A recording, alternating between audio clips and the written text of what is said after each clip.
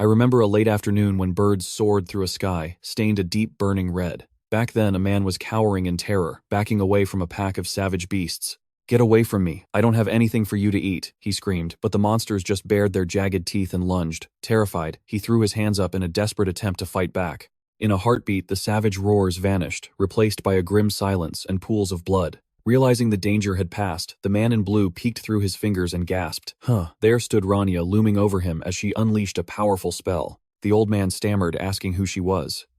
Right at that moment, the system suddenly announced that the Ash Mage Rania Vanchaias had been deployed. She thrust her hand forward, releasing a surge of mana that blasted the beasts 1,000 meters away. In the past, Rania had made a deal with the stars to escape the Demon Lord. She continued her relentless and merciless assault on the creatures.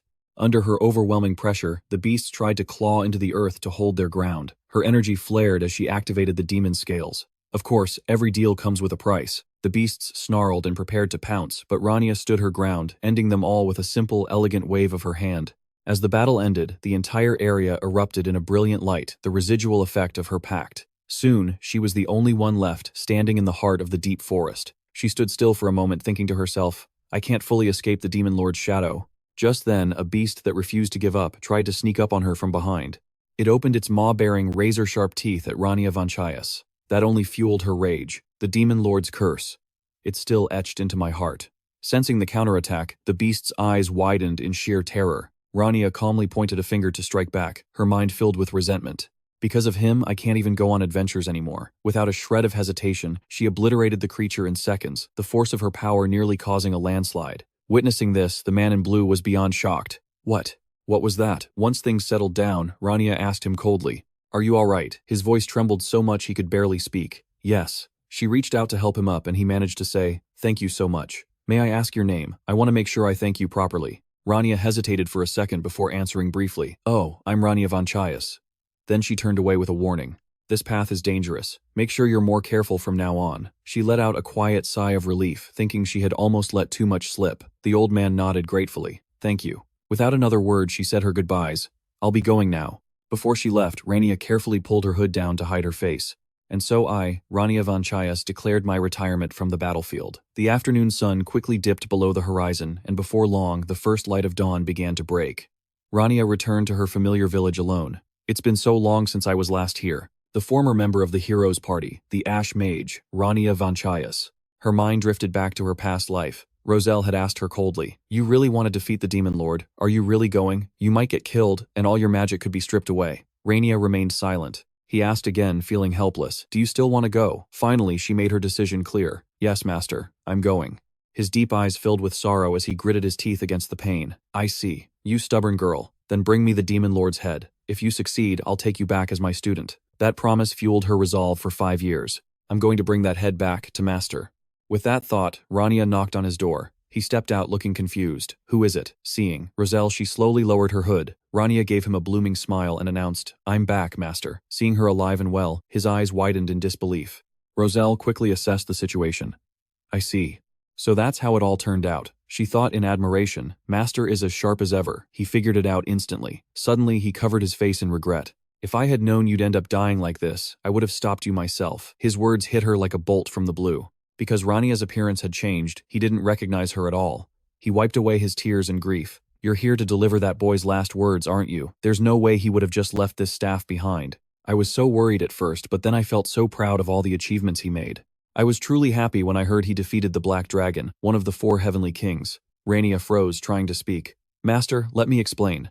She tried again, her voice thick with emotion. "Master, it's me, I'm Rania Vanchaias." But Roselle wouldn't believe a word of it. "You don't need to try and comfort me like that."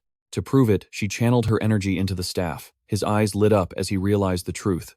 Is this Rand's gray mana?" Roselle asked, his voice shaking. "Is it really you?" She confirmed it again. "Yes, master, I'm finally back." Suddenly, a bolt of energy streaked past her neck, instantly splitting a massive log in half. He turned his back to her and said coldly, "Come inside." Rania followed him, sporting a somewhat forced smile. Once inside, Roselle Vanchaias slowly began to explain everything. He had been writing various letters to himself. To Roselle, the exemplary master of the Grey Tower. To Roselle, professor at Alpha Academy. To Master Roselle, the esteemed teacher of the Ash Mage. A flood of responses had come in. The Ash Mage had announced her retirement. Professor, do you have any idea where she is? I'll get straight to the point. The magic tower wants to meet the Ash Mage to appoint her as an elder. He shouted in frustration. Look at this, I've received over 100 letters from all over the place. Are you an idiot? Why would you just announce your retirement out of nowhere? You didn't even contact me. And now I'm stuck dealing with this mountain of mail. I honestly thought you were dead. Now that he saw she was safe, Roselle Vanchaias made a final decision. Bring them here. I'm burning every single one of them. Before he could, another letter arrived. Another one. It was from the principal of Alpha Academy, Aaron Van Tieren. Just another normal letter. The letter read, To my dear friend, Roselle, spring is arriving at Alpha Academy, the cradle of all knowledge. Are you prepared for the upcoming semester? I'm writing this not as a principal, but as a close friend. Roselle Vanchaias, do you know where your student, the Ash Mage, is hiding? You know, don't you? These new students are the talents who will rule the next era. The professors are practically jumping out of their skins with anxiety. We have to find the Ash Mage as soon as possible. At the very least, tell me where he is. Without hesitation, Roselle Vanchaias handed her the stack of letters and made a demand. Burn them. Before she acted, Rania asked again in a strained voice, Are you sure, Master? What if something goes wrong? But he didn't seem to care. What could go wrong? Stop talking nonsense and just burn them. There's still so much more. Roselle let out a soft sigh. How did this end up happening to me? Rania scratched her face and let out an awkward chuckle. Well, as you can see, after I left the heroes' party, I got drunk, got into a fight, and then I turned into this. She hesitated, wondering how she should even explain it. Sometime before this, she had been brutally attacked. Utterly exhausted, Rania collapsed, coughing up blood relentlessly.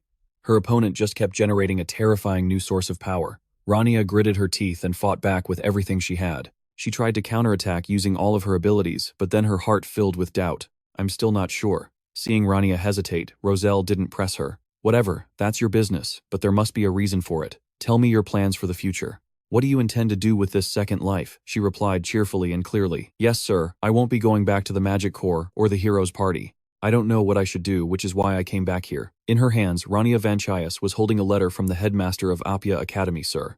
Roselle Vanchaias stroked his beard, staring at her without a word, then spoke curtly. Just consider it a personal favor to an old friend of mine. The letter was essentially an inquiry asking if she would come to Apia Academy. The beautiful morning sun shone brilliantly down on the palace. A voice suddenly rang out. Do you have a suitable candidate for the new professor position? Following that, the headmaster of Apia Academy, Aaron Van Tieren, exclaimed in shock. Really? Roselle stroked his beard and affirmed confidently. That's right. You could say this is one of the most promising candidates in the capital. You'll be surprised when you see this person's abilities, no doubt about it. Hearing this, Aaron thought to himself with delight. He must be talking about the Ash Mage. I can't wait. With that, he decisively suggested, then let's sign the contract immediately. A moment later, Roselle Vanchaias provided some information as he spoke. She is my newly adopted daughter. Her skills are very stable. Suddenly, Aaron cut him off. What about the Ash Mage? He paused in confusion for a few seconds. What are you talking about? I don't understand. And then Roselle continued. The child's name is Rania Vanchaias. She has a firm grasp of the fundamentals and excellent skills.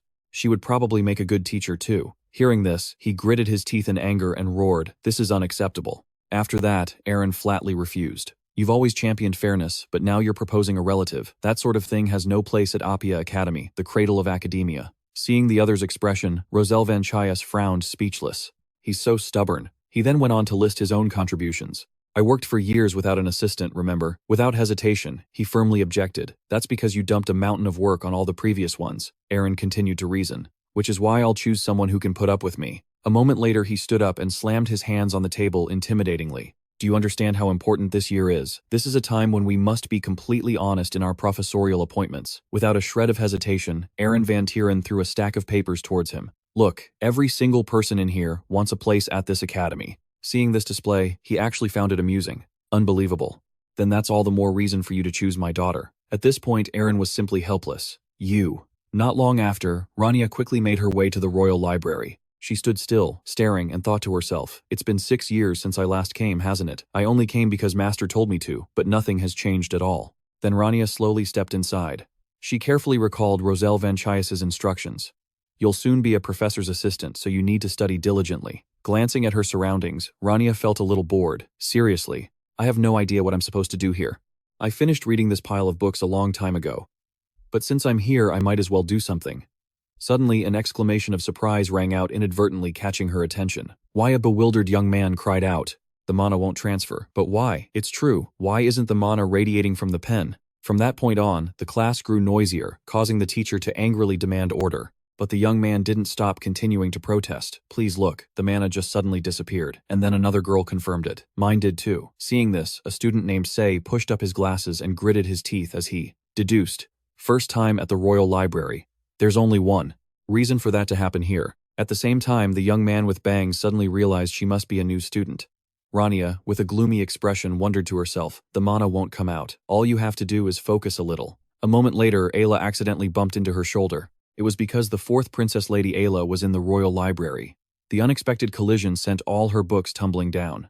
Rania asked with concern, "Are you okay? I'm sorry, I was lost in thought." Despite this, the girl just replied coldly, "It's fine." At that moment, Ayla's hands were slowly picking up a stack of papers. Rania stared, not looking away for even a second. It was then that she could confirm it. The fourth Princess Ayla was a child beloved by the stars. Back to the conversation between the two men. Aaron nonchalantly mentioned that such a great person wanted to enter the academy. He gleefully examined every part of the application file. "I heard you've received reports on the recent war situation." As soon as he read that, Roselle was immediately impressed. "Yes, it seems the knights on the front lines have been defeated. That's because the Ash Mage withdrew. That's why the princess has to start learning magic now." After a moment, Aaron asked curiously, "So where exactly is your student now?" As soon as she secretly guessed the other girl's true identity, Rania became incredibly flustered. Rania Vanchaias. Rania Vanchaias. There's no doubt about it. That's the fourth princess. 6 years ago, every time she came to the library, she would ask me to teach her. She's grown so much since then. Seeing her standing motionless, the girl asked, bluntly confused, "Why are you just staring at me like that?" Rania immediately snapped out of it, embarrassed. I'm sorry." Then Ayla continued, "That robe, are you a mage?" Rania affirmed with certainty. "That's right. Everyone here wearing a robe is a mage, aren't they? How meaningless." And then she fell silent, listening intently as the girl explained herself. "When they recruit more incompetent mages who have no problem-solving skills and don't know how to analyze magic. Useless fools not like him. How many more people have to be sacrificed because of mages like that?" While listening, Rania carefully picked up the remaining pieces of paper. Ayla asked curiously, her voice sharp, "You call yourself a mage, but do you really understand what that means?" She thought for a moment, before answering hesitantly, "I think so." Having received her answer, Ayla pretended not to see and looked away. "Sorry to bother you. Thanks for picking it up, even though I told you not to." She turned and left without a second thought. Rania reached out to pick up the last piece of paper. Here's another one." She politely handed it to Ayla again, but she still felt something was off. There was still one missing, and then Ayla decisively took the paper back from Rania Vanchaias' hand. "Isn't this a warding circle?" For a moment, she didn't want to let go. A second later, Rania cut straight to her questions. "This circle was created by a skeletal being. Wasn't it?" Ayla froze, breaking into a cold sweat. Who is this person? She knew, just by looking at it, that this was the warding circle of the ancient Seaball Lich. "You destroyed the Knight Squadron. This is a very difficult barrier to dispel. Even the mages who aren't on the front lines are trying to find a solution." With that thought, she affirmed without hesitation, "That's right, you know a lot. If you're not going to dispel it, can I have it back? Though I don't think you can dispel it." However, everything went against her expectations. Rania was calm and confident.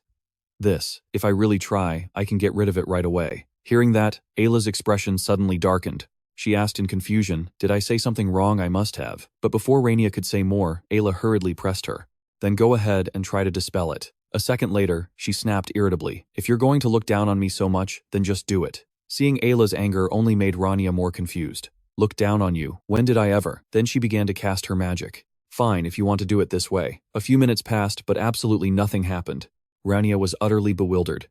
Why isn't it working? The mana." Seeing her confusion, Ayla spoke in a cold voice, "Trying to use mana here. Do you have any idea who I am? Is it because of the limitation of the stars? Did the stars grant me control over the energy of the mages around me? Sorry. Just a moment."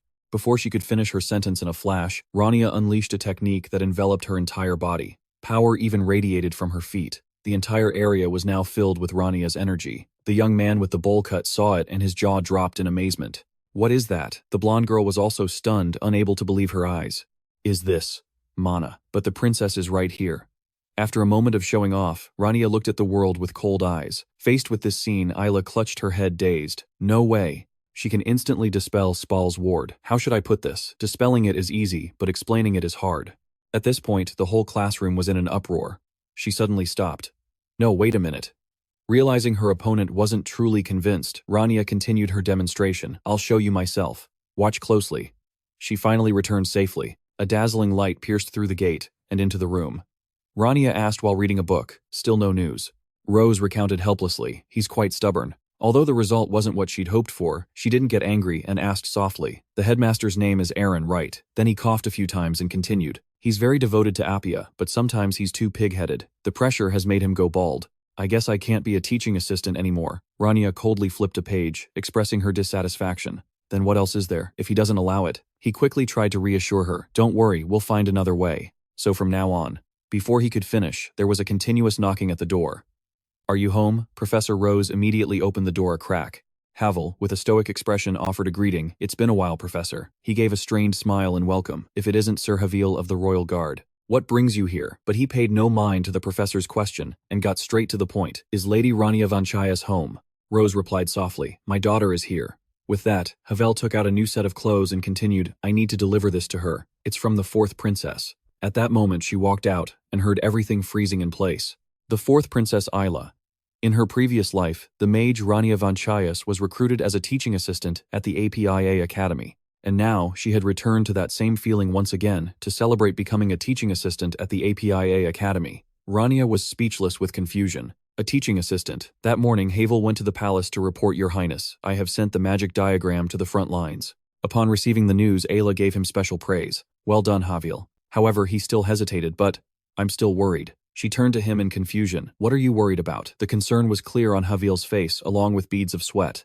"I'm worried about that person, Rania Vanchaias, and the defensive magic diagram of Seaball that she analyzed. I'm worried it won't be used properly on the front lines." After speaking, he clutched the magic paper tightly, anxiously making excuses. "I apologize for speaking out of turn." Isla sighed and let it go. "It's fine. It's natural for you to think that." Then she rested her chin on her hand, deep in thought. "That is the main topic of today's meeting. I'm sure everyone will have a lot of questions." Not stopping there, Havel added softly, "I heard that all the masters of the magic towers will be in attendance." She slumped, completely drained of energy, and replied, "That's right." This in turn made him even more curious. "Do you think that girl will be able to handle it?" And then Isla assured him with certainty, "Of course she will. Just trust me." With that, she gazed into the distance with a glimmer of hope. Everything will go smoothly. Back with Rania, she held up the outfit in alarm. "I have to wear this," Rose demanded in a stern voice. "The princess sent it to you as a gift. Put it on and let's go." Despite this, Rania was still a bit skeptical. "Did you mention a meeting with the masters of the magic towers?" Thinking back, he suddenly remembered. "It seems they've given my recommendation some serious thought. And I also heard that a new student will be accompanying the delegation from the magic towers. They're probably waiting for you. They're looking for your weaknesses, and the princess will be there too. Keep up appearances. Hurry up and put it on." At this, she could only sigh and comply. "Yes, sir." As soon as she put on the outfit, she couldn't stop looking at herself in the mirror. Then she lowered her face and thought to herself, "Why on earth would she give me this outfit? It looks exactly like the one she was wearing when I taught her magic at the Royal Library, doesn't it?" Her eyes narrowed, a flicker of suspicion appearing. Could it be? But Rania's assumption was quite negative. She probably just had too many and gave one away. A moment later, Rose called out loudly, "Are you ready yet?" She immediately turned to leave. "Yes, I'm on my way." Outside, the air was fresh, and flower petals were falling. Rose and Rania now stood together before the palace. Seeing Isla fidgeting, Havel commented, "You seem very nervous. The people from the Grey Tower will be here soon. I can't blame you for being worried." After that, he chuckled and said smoothly, "You keep tapping like that, it's making me anxious." Hearing this, Sally propped her chin on her hand and scoffed. "It seems you've gotten so old your eyesight is failing you. This isn't nervousness. I'm perfectly at ease. You've completely misread the situation." Hearing this, Wai Toai gritted his teeth in fury. "Of course I'm old. I don't waste my fortune on magical potions and risk my life just to look young like some people." Despite that, she nonchalantly retorted, "My face has always been youthful." Witnessing this, the other man was helplessly speechless. "Have they forgotten why we're here? They're at it again." A moment later, Sai cleared his throat and announced Professor Roselle Vanchaias has arrived. With him is Assistant Professor Rania Vanchaias. As they appeared, everyone tilted their heads in curiosity. So that's her, the one responsible for the power disparity between the towers.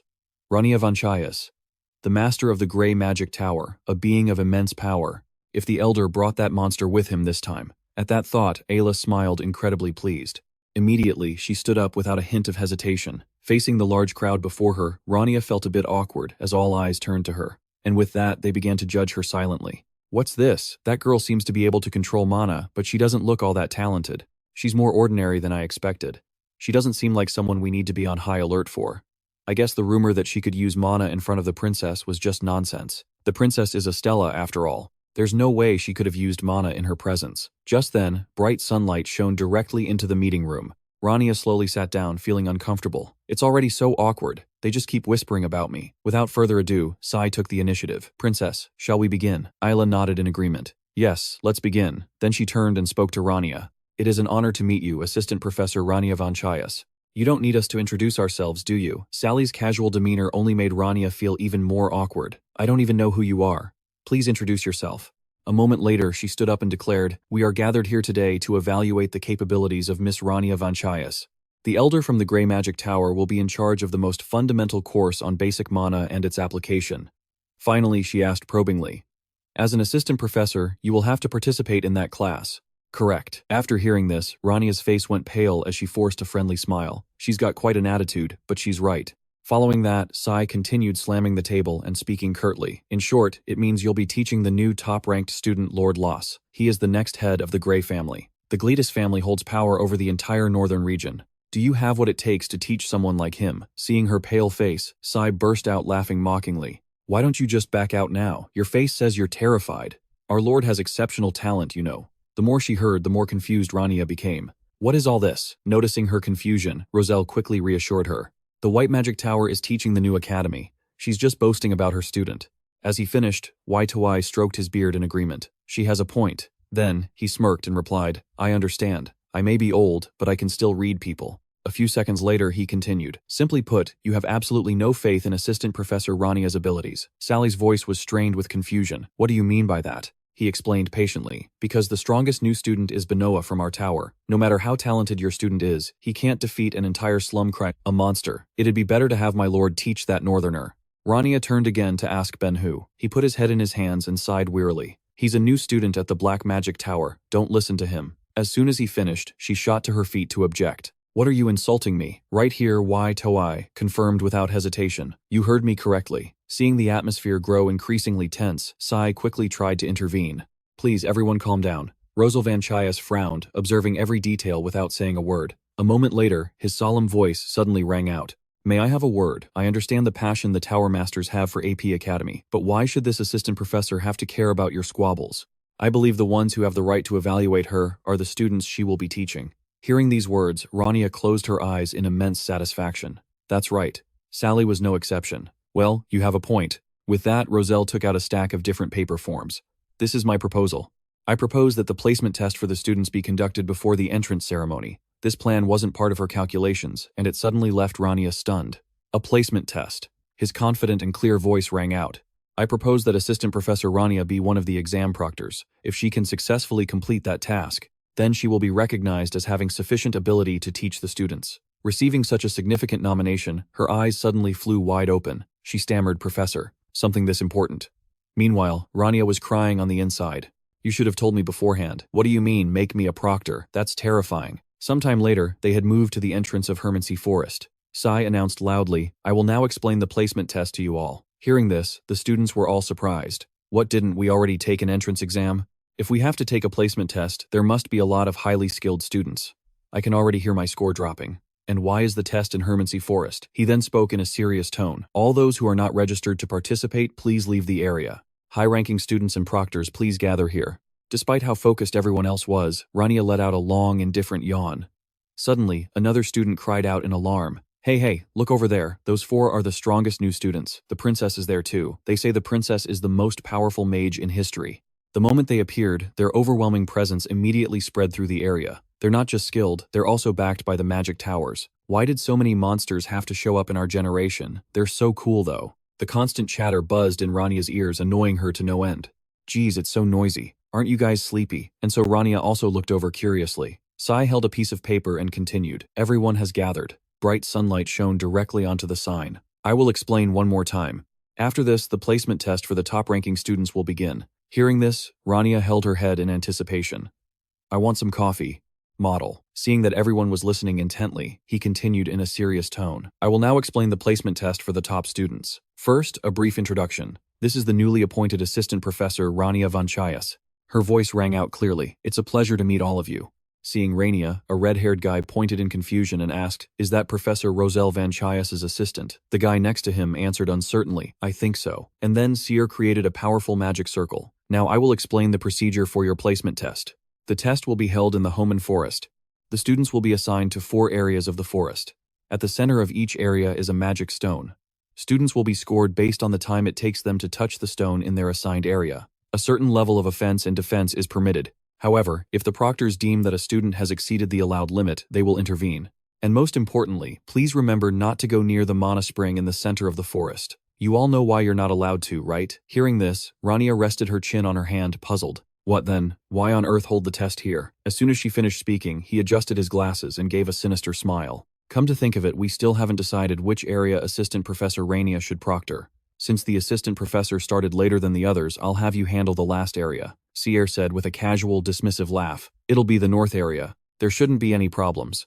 I'm sure you'll do a fine job. Hearing this, the students all gritted their teeth, worried for her. They're sending a newbie to that area. Without any further discussion, he had made the decision himself. Alright, the placement test for the top students will now begin. As soon as the assignment was given, a guy with a buzz cut quickly left. I'm heading out first, see you later. The other girl waved back, goodbye. At that moment, each group stood neatly within their own magic circle. Rania still hadn't fully processed it, continuously muttering to herself that she was going to the north area. Just then, Sierre suddenly called out Assistant Professor Rania. As she turned, she had a bad feeling. This guy keeps smirking at me. But she maintained a perfectly normal expression. Yes, what is it? He played the part of a helpful senior. I have a few things to explain about the north area you were just assigned. With that same smirk, he added, that area is a special one just like you. Benoa of the Black Magic Tower and Langray of the White Magic Tower. Those 2 students have been assigned to the north area. Think you can handle it? You don't really think you're up to the task, do you? The interests of the Magic Towers are caught up in this. If either one of them gets hurt, their towers won't just sit by quietly. Even though she was being cornered, Rania resolved not to give up. I've waited for years to become Professor Rania Vanchaias' assistant. There's no way I'm letting some nobody steal that position from me. But he wasn't finished. Sierre then softly asked for a favor.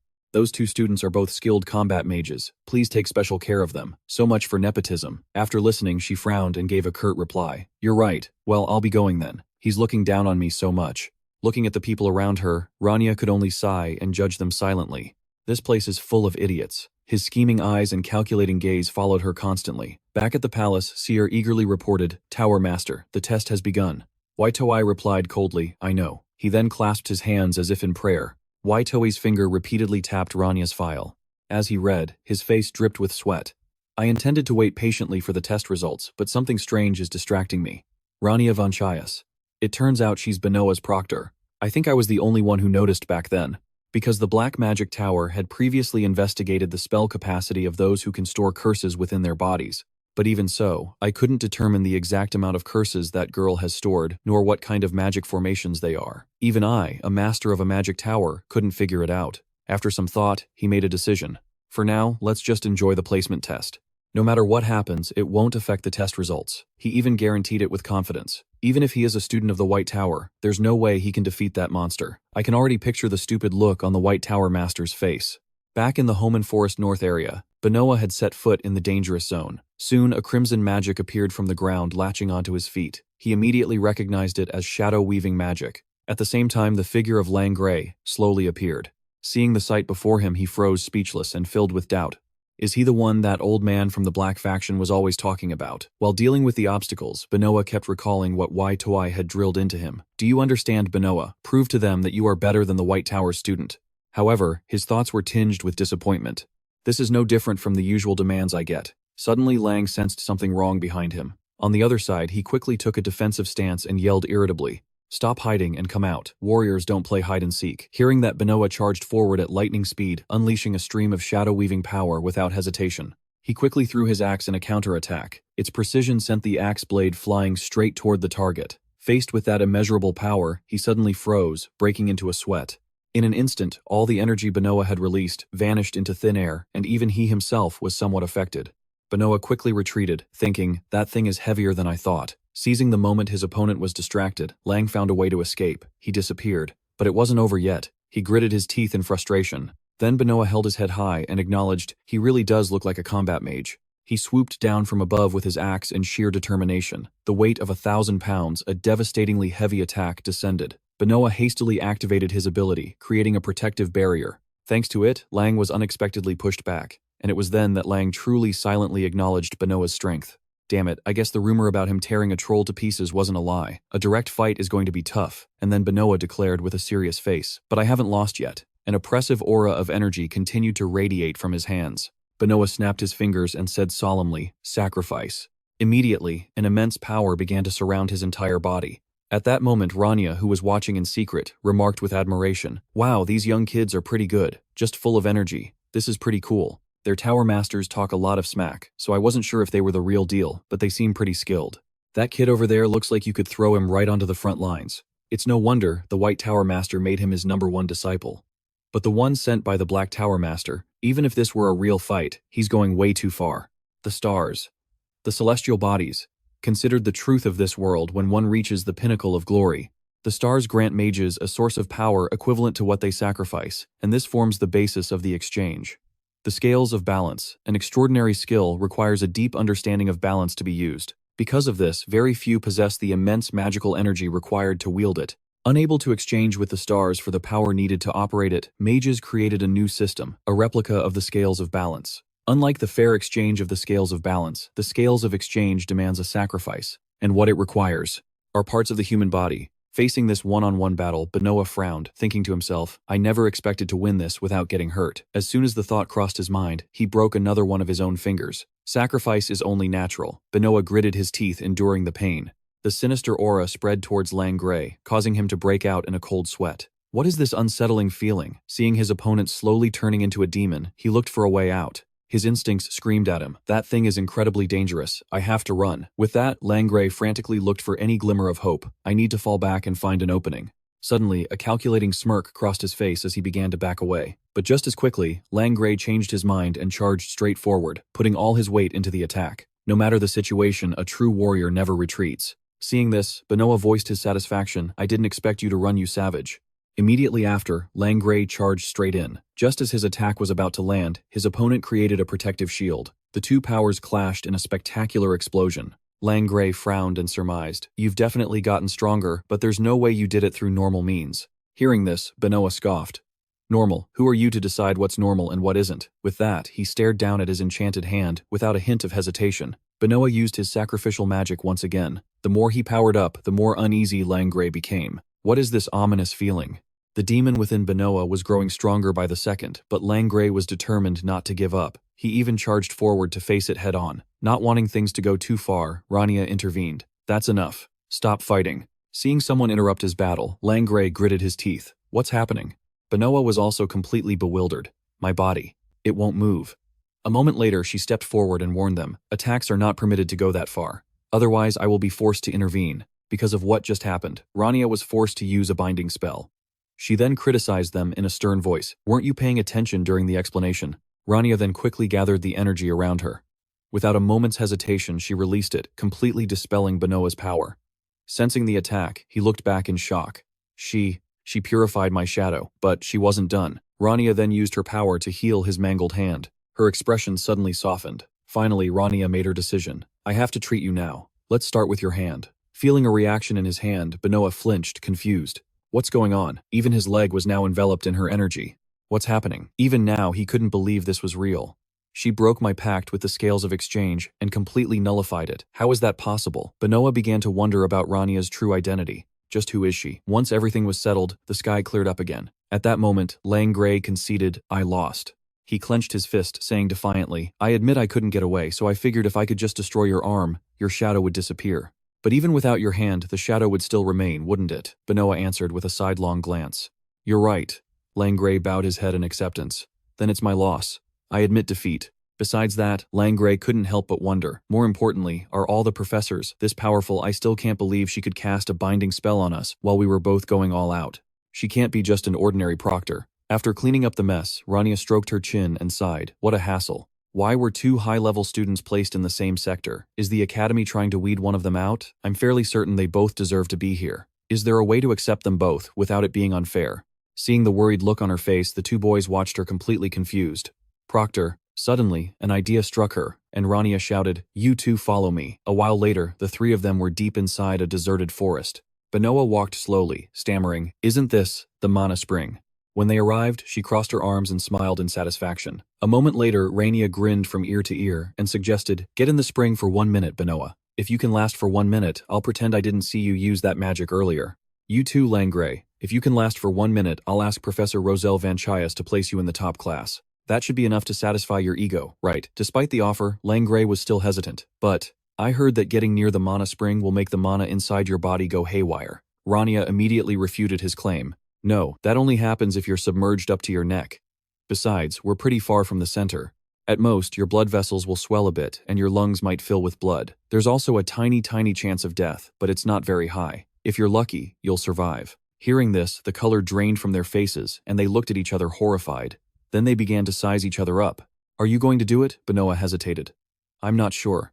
Langray's voice trembled as he agreed. "I'm not sure either."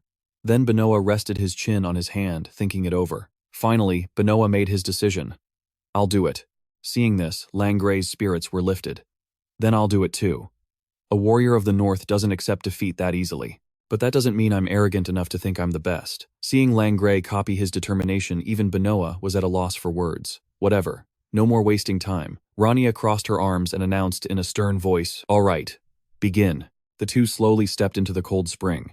The first step had been taken. Benoa happily thought to himself, easier than I thought. But things didn't go so smoothly. They were suddenly hit by some kind of immense pressure, making them grit their teeth in confusion. Not only that, but his neck was also being squeezed tight. "What's happening? I can't breathe." Langray was no exception. Watching the two of them being physically tormented, Rania calmly continued to count. A moment later, she opened her eyes and reminded them, "If you can't take it anymore, just let me know, all right?" And so Rania calmly sat back to enjoy the show. By now, veins were popping all over Langray's face as he gritted his teeth and continuously coughed up blood. Meanwhile, Benoa was still clutching his neck, enduring the pain. She was the only one sitting comfortably on the cliffside, toying with the rippling water, and with them. Meanwhile, Havel's group had also advanced deep into the outskirts of the mana spring. After a short distance, they stopped panting heavily. He gently wiped away his sweat and wondered, who were those summoners from before? "How the hell are we supposed to fight them?" The young man next to him immediately exclaimed, "Who would have thought those four would be so strong?" A moment later, Havel clutched his head in confusion. Even for an inheritor of gray magic, being that strong is a bit much. Just then, a suspicious blue aura spread through the forest, leaving them uneasy. "Hey, doesn't this place feel weird?" He clutched his neck and said uncomfortably, "My body feels strange too. I can't breathe anymore." Seeing this, his friend quickly realized the problem. "Hey, stop right there. This way leads to the mana spring." Havel exclaimed in shock. "What, we have to turn back? If we go any further, we might start coughing up blood. There aren't any crazy mages just wandering around nearby." The sky was still as clear as before, and Rania calmly continued, counting the number approaching 50, 45, 46. With each number, Benoa endured another wave of pain. 47. Langray was no exception. He gritted his teeth, his glare terrifying. 48. By the time she reached 49, both of them were becoming exhausted. However, her expression remained innocent as she counted 50, then 51, 52. At that moment, an immeasurable power enveloped Langray's body. Just then, he suddenly remembered what his master once told him. "What do you feel when facing Mother Nature's terrifying blizzards, fear and hopelessness? Do you know what they call those who overcome them? Great warriors. The true warriors of the North." Every time a number was spoken, the madness inside Langray surged. 57, 58, 59. He was straining so hard that his eyes began to bleed. Soon the count reached 60, and Langray reached out his hand, as if pleading for help. At this point, his body completely exhausted, finally collapsed. Rania quickly caught him, silently praising him. "He's pretty good at enduring this. I was originally going to pass him if he just endured for 30 seconds. He was at a disadvantage after all. He held on with his entire body, and even dared to take 3 more steps down." Then she glanced over at Benoa with amusement. "Looks like this one's more reckless than the other. He looks pretty strange too, even using sacrifices to try and endure." To prevent things from going too far, Rania pulled him ashore herself. "I'll acknowledge your determination. We're done here. Come on up." As soon as he touched the ground, Benoa's entire body became paralyzed. This kid passed out cold too. She crossed her arms, stared at the two of them, and thought to herself, "Come to think of it, a long time ago, I also tried and failed." She felt a bit conflicted. A moment later, Rania held her head high, lost in a distant thought. "The question is, what would happen if I tried it now?" The reason this forest is called Homen Forest is because of the ancient Homen tree that the ancient dragon mage gifted to Apia Academy. Beneath the tree is a spring filled with mana. To put it simply, it's a large amount of mana concentrated in one place. With that, Rania very carefully placed her foot onto the surface of the spring. She calmly took step after step without any hesitation. As you get closer, the mana here resonates with the mana in your body, and that resonance very quickly turns into oppression. After that, Rania began to hesitate. It was around this point, wasn't it? Just then, the reflection of Rania from her past life appeared clearly on the surface of the spring. My blood vessels were screaming. When the resonating mana crushed them and me, I went mad. The hallucinations were relentlessly tormenting. From that, she wondered to herself, 84 years have passed since then. I wonder how much I can withstand now. It's true, I attacked the Demon King's army in their territory and withstood their demonic energy. But this is a mana spring. I'll get a taste of it soon enough. A moment later, Rania's eyes suddenly widened in utter surprise. Before she knew it, the spring's water was up to her waist. I'm already in the middle of the spring. She let out a small smirk. I have to admit it. Thanks to this challenge, Rania felt truly satisfied. Everything I've been through wasn't for nothing. Not long after, Rania returned and reported the situation. As soon as he heard the news, Sierre shot up and slammed his hand on the table in anger. What is the meaning of this? You're saying no one from the northern sector passed the test. He gritted his teeth, unable to accept it. At this rate, I'm going to be blamed for this test. Facing Rania's quiet hesitance only made Sierre even more irritable. What's with that look on your face after failing them both? Are you trying to provoke me? After that, he crumpled the paper in his hand, blaming himself. Since I'm the one in charge, this is going to be my fault. But that wasn't all. Roselle suddenly stroked his beard and spoke up. It's not that no one passed. At that, Sierre immediately cut him off. If you're planning to defend her just because she's your daughter, before he could finish his sentence, the man quickly interjected. I believe you've already seen the report. Roselle then slowly pointed out the strengths of the two students. Langray demonstrated excellent senses and strong psychological fortitude. Benoit is proficient in both magic and combat. It could be said that both of them deserve a proper education. Therefore, the proctor recommended that both students be placed in a high-level class. Is that not correct? And then he decisively presented a piece of paper brimming with a powerful aura. This is the headmaster's letter of approval for those two students. Both completed their evaluation based on individual skill, without any influence from the White Tower or the Black Tower. Therefore, these two students will be placed in the same class. Isn't this all thanks to you? Hearing this, Sierre was suddenly so moved he was at a loss for words. A moment later, Sierre's voice trembled as he spoke. Yes, just as you say, sir. Upon receiving the good news, his spirits immediately lifted, and he announced in a clear voice, this meeting is adjourned. Seeing that Rania was secretly impressed. Living like that. I'm surprised he doesn't find it tiring or unfair. Just then, Roselle clasped his hands behind his back, tilted his head and praised her. Well now, your performance in the placement test was excellent. Rania chuckled and replied, it was actually pretty interesting. The way they use magic is quite similar to mine, but they primarily rely on physical attacks. A mage should be using magic though. From this, Roselle deduced, they must be combat support mages then, but she still wasn't satisfied. I don't like it no matter what she thought. If those kids had enough magic skills to survive on the battlefield, they wouldn't have had to suffer so much. Seeing her complain, the man was speechless with helplessness. This kid, doesn't she know she's the one who inspired the combat support mage class Rania, however just kept her head down and sighed. Before she could finish, he gently shooed her away. Stop grumbling and go down to the infirmary to see how those two kids are doing. Hearing that, she immediately agreed. Yes, I'm going. At that moment, Rania felt a bit unsure, thinking to herself, the infirmary should be around here, right? Just then, she ran into two people, black and white. Following that, Rania sighed, confirming her suspicion. I knew it. A second later, the woman scowled and began to question her. Aren't you Rania Vanchaias? How dare a proctor who can't even properly supervise a single test show her face here? Seeing Rania's lack of reaction, White sneered condescendingly. It seems you're looking down on me, aren't you? Even though this is academy grounds, I am still the master of a magic tower. A common mage like you should by all rights show me some respect, but what do? You scowl at me and act like you own the place. Her expression turned menacing. Looks like I'll have to beat some manners into you. Right after that, White brutally stomped on Rania's foot. She belittled her at the same time. You have no achievements to speak of. You barely scraped by to get this position. I'm only doing this for that old man's sake. Feeling disrespected, she glared back, filled with indignation. Suddenly, Rania turned to stare intently at Black, causing him to curse inwardly with fear. That crazy woman. Doesn't she know who her enemy is? Doesn't she understand who's the most dangerous one here? I have to stop her before things get worse. Black awkwardly tried to intervene. Hey White, stop it. However, the fury within White only intensified, and she even began to unleash her power. As soon as the energy was released, he immediately screamed in alarm. Damn it, this woman's completely lost it. What are you doing, White? And then that energy shot directly at Rania. Despite this, she remained calm, her face darkening as she stood to face it head on. As the spell was released, White gloated. You don't need to scream like that. I know how to control my own power. Who do you think I am? Just as she finished speaking, the ceiling suddenly collapsed, leaving her stunned. The entire space was thrown into chaos. White anxiously looked back, her mouth agape. Suddenly, she snapped angrily. "Hey Black, don't just steal my spell like that." Black, not yet understanding the situation, wondered what's going on. He didn't bother to explain, instead marveling to himself. Unbelievable. She easily stole White's spell, and then doubled its power. Right now, I didn't even notice that she had activated all the enchanted charms she had stored up. At this point, White still hadn't grasped the situation. She continued to criticize. "Why would you do that? Hey old man, I'm talking to you." Upon seeing Rania appear, Black cleared his throat a few times. With that, he sighed and turned to leave. "What good will it do to vent your anger here? Don't ruin your own image." The more White heard, the more indignant she became.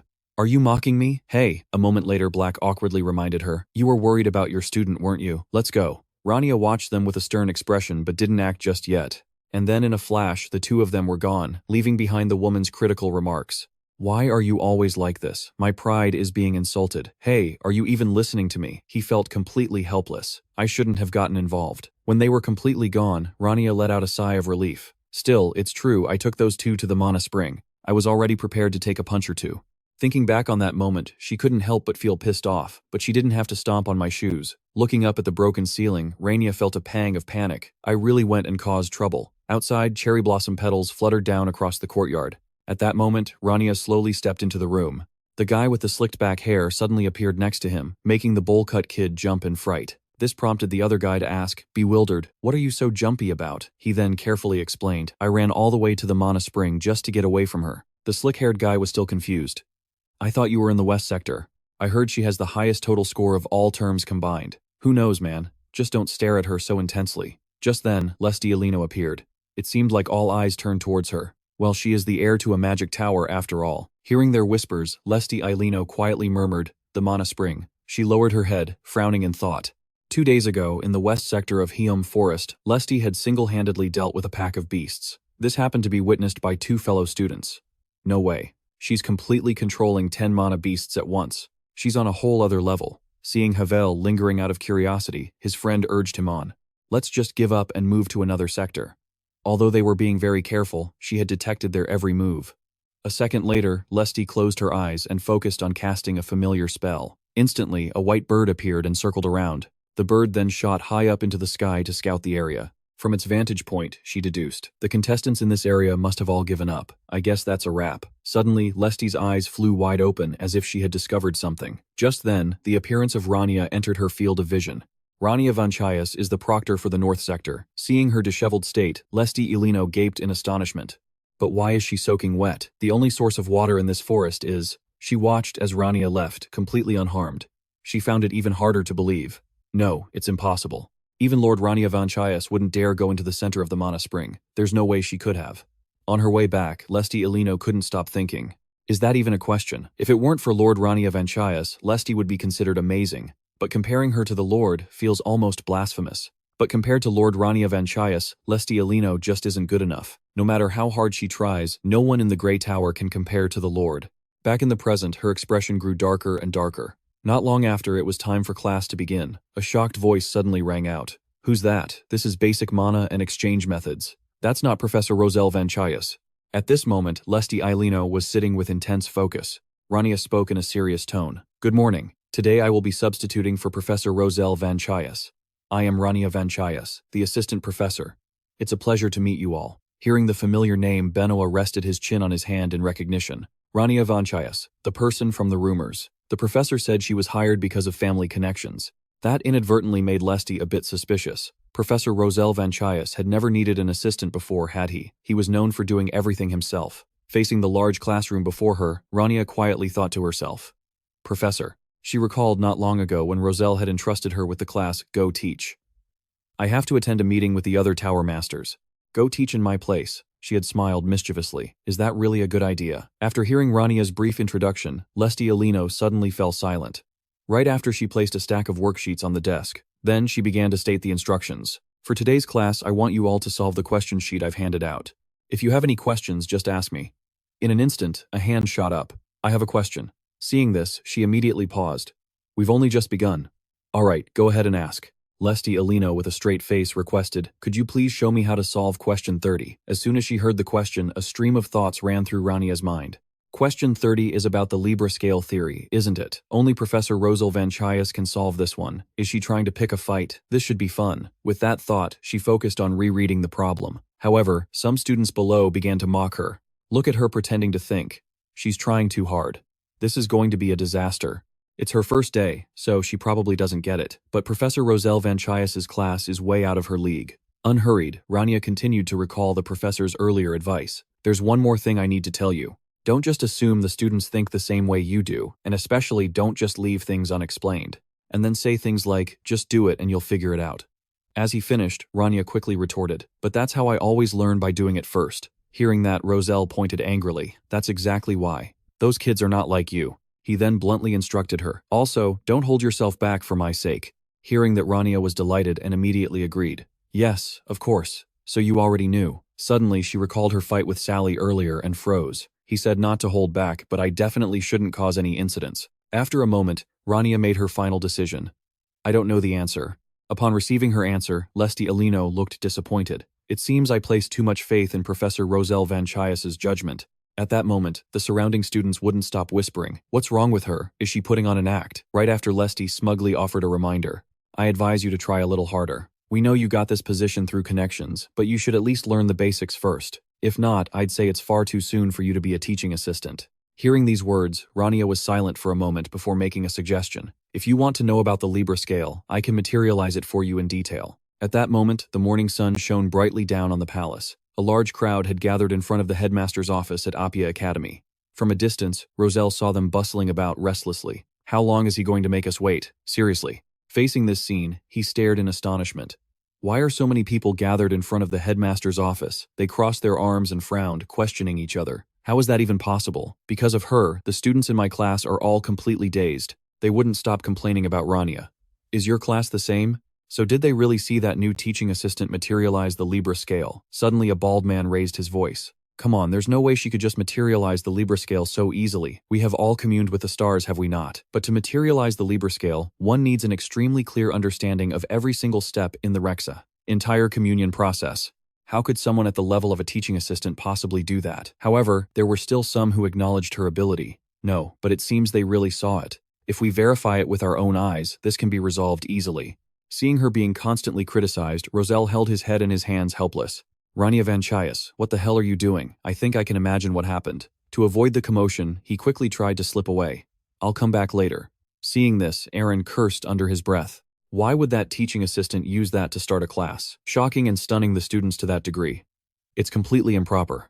That damn professor caused all this trouble and is nowhere to be seen. I have to get this situation under control. And so he stood up, slammed his hand on the table and proposed, everyone be quiet. If you doubt that assistant, then you should verify it yourselves. I will use my authority as headmaster to have Miss Rania Vanchaias teach an open class.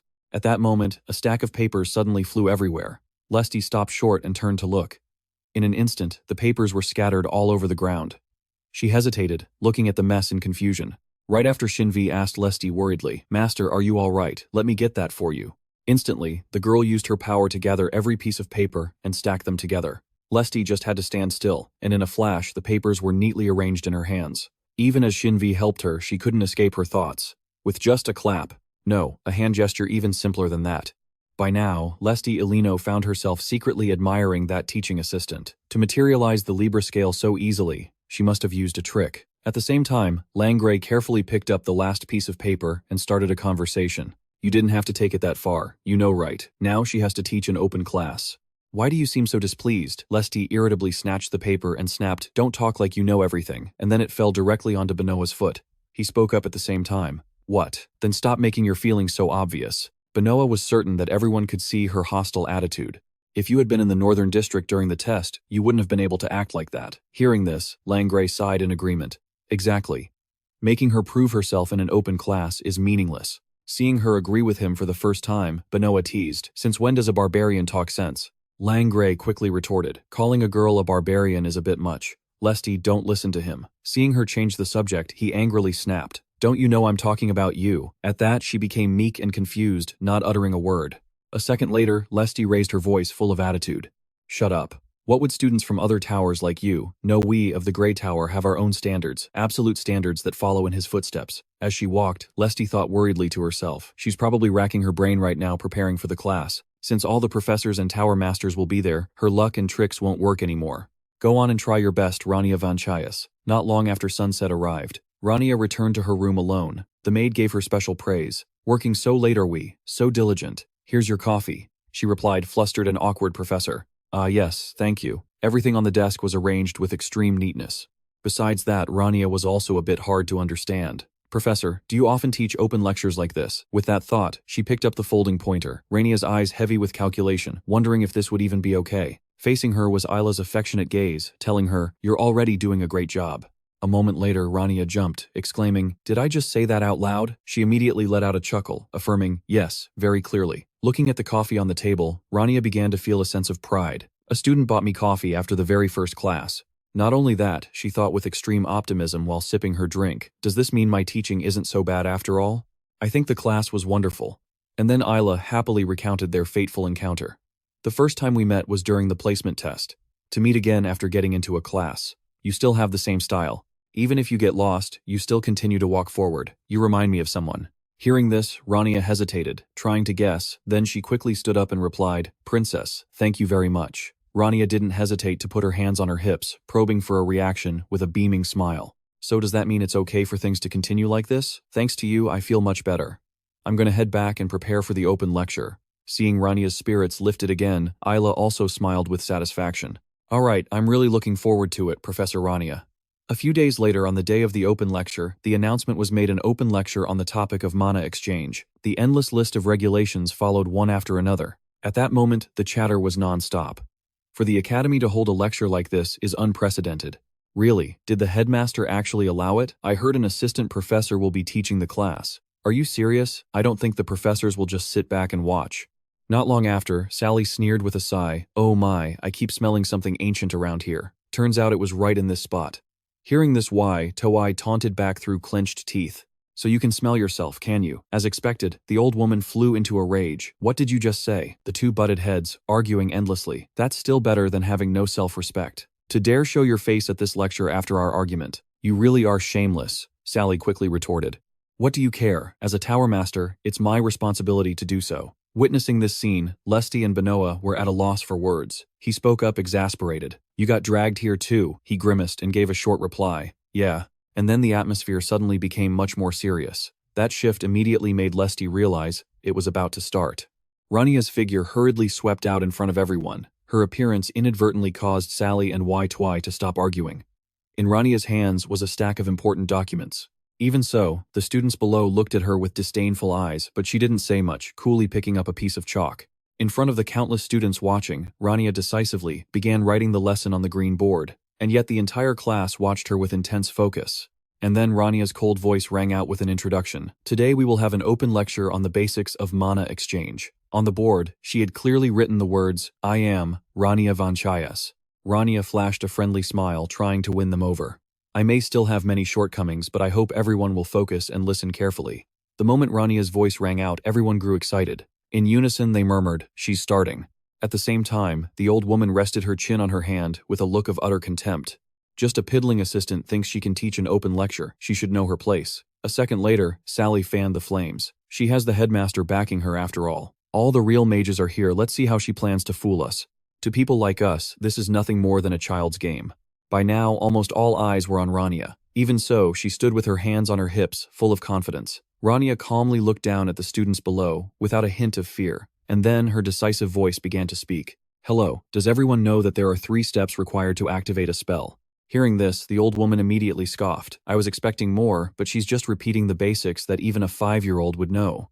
Starting like this is not a good sign." Then Sally's eyes drooped, thinking to herself, "Right, even if she's powerful, it's useless. The real problem is that knowing something and teaching it are 2 completely different things. Everyone here has centuries of experience in both practicing and teaching magic. How can such a naive child catch up to what took us ages to learn?" Just as she finished that thought, Rania closed her eyes, focusing on controlling her power.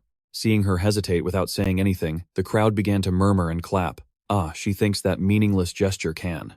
Instantly, a brilliant light erupted, causing some people to gasp in astonishment. "Wait, no way. One of them slightly lifted his glasses to get a better look. Is this what the students said they saw? However, a bald man slammed the table in disapproval. Using tricks in the classroom is unacceptable. Hey, don't stand in front of me, I can't see anything. That light shone directly into Sally's eyes, leaving her stunned. The flow of power within Rania expanded with each moment. It was an extremely high-level spell, used to communicate with the stars of Libra. Directly witnessing the brilliant scene before them, everyone seemed to be struck dumb. A second later, Rania continued, I will now demonstrate the first step to activating a spell.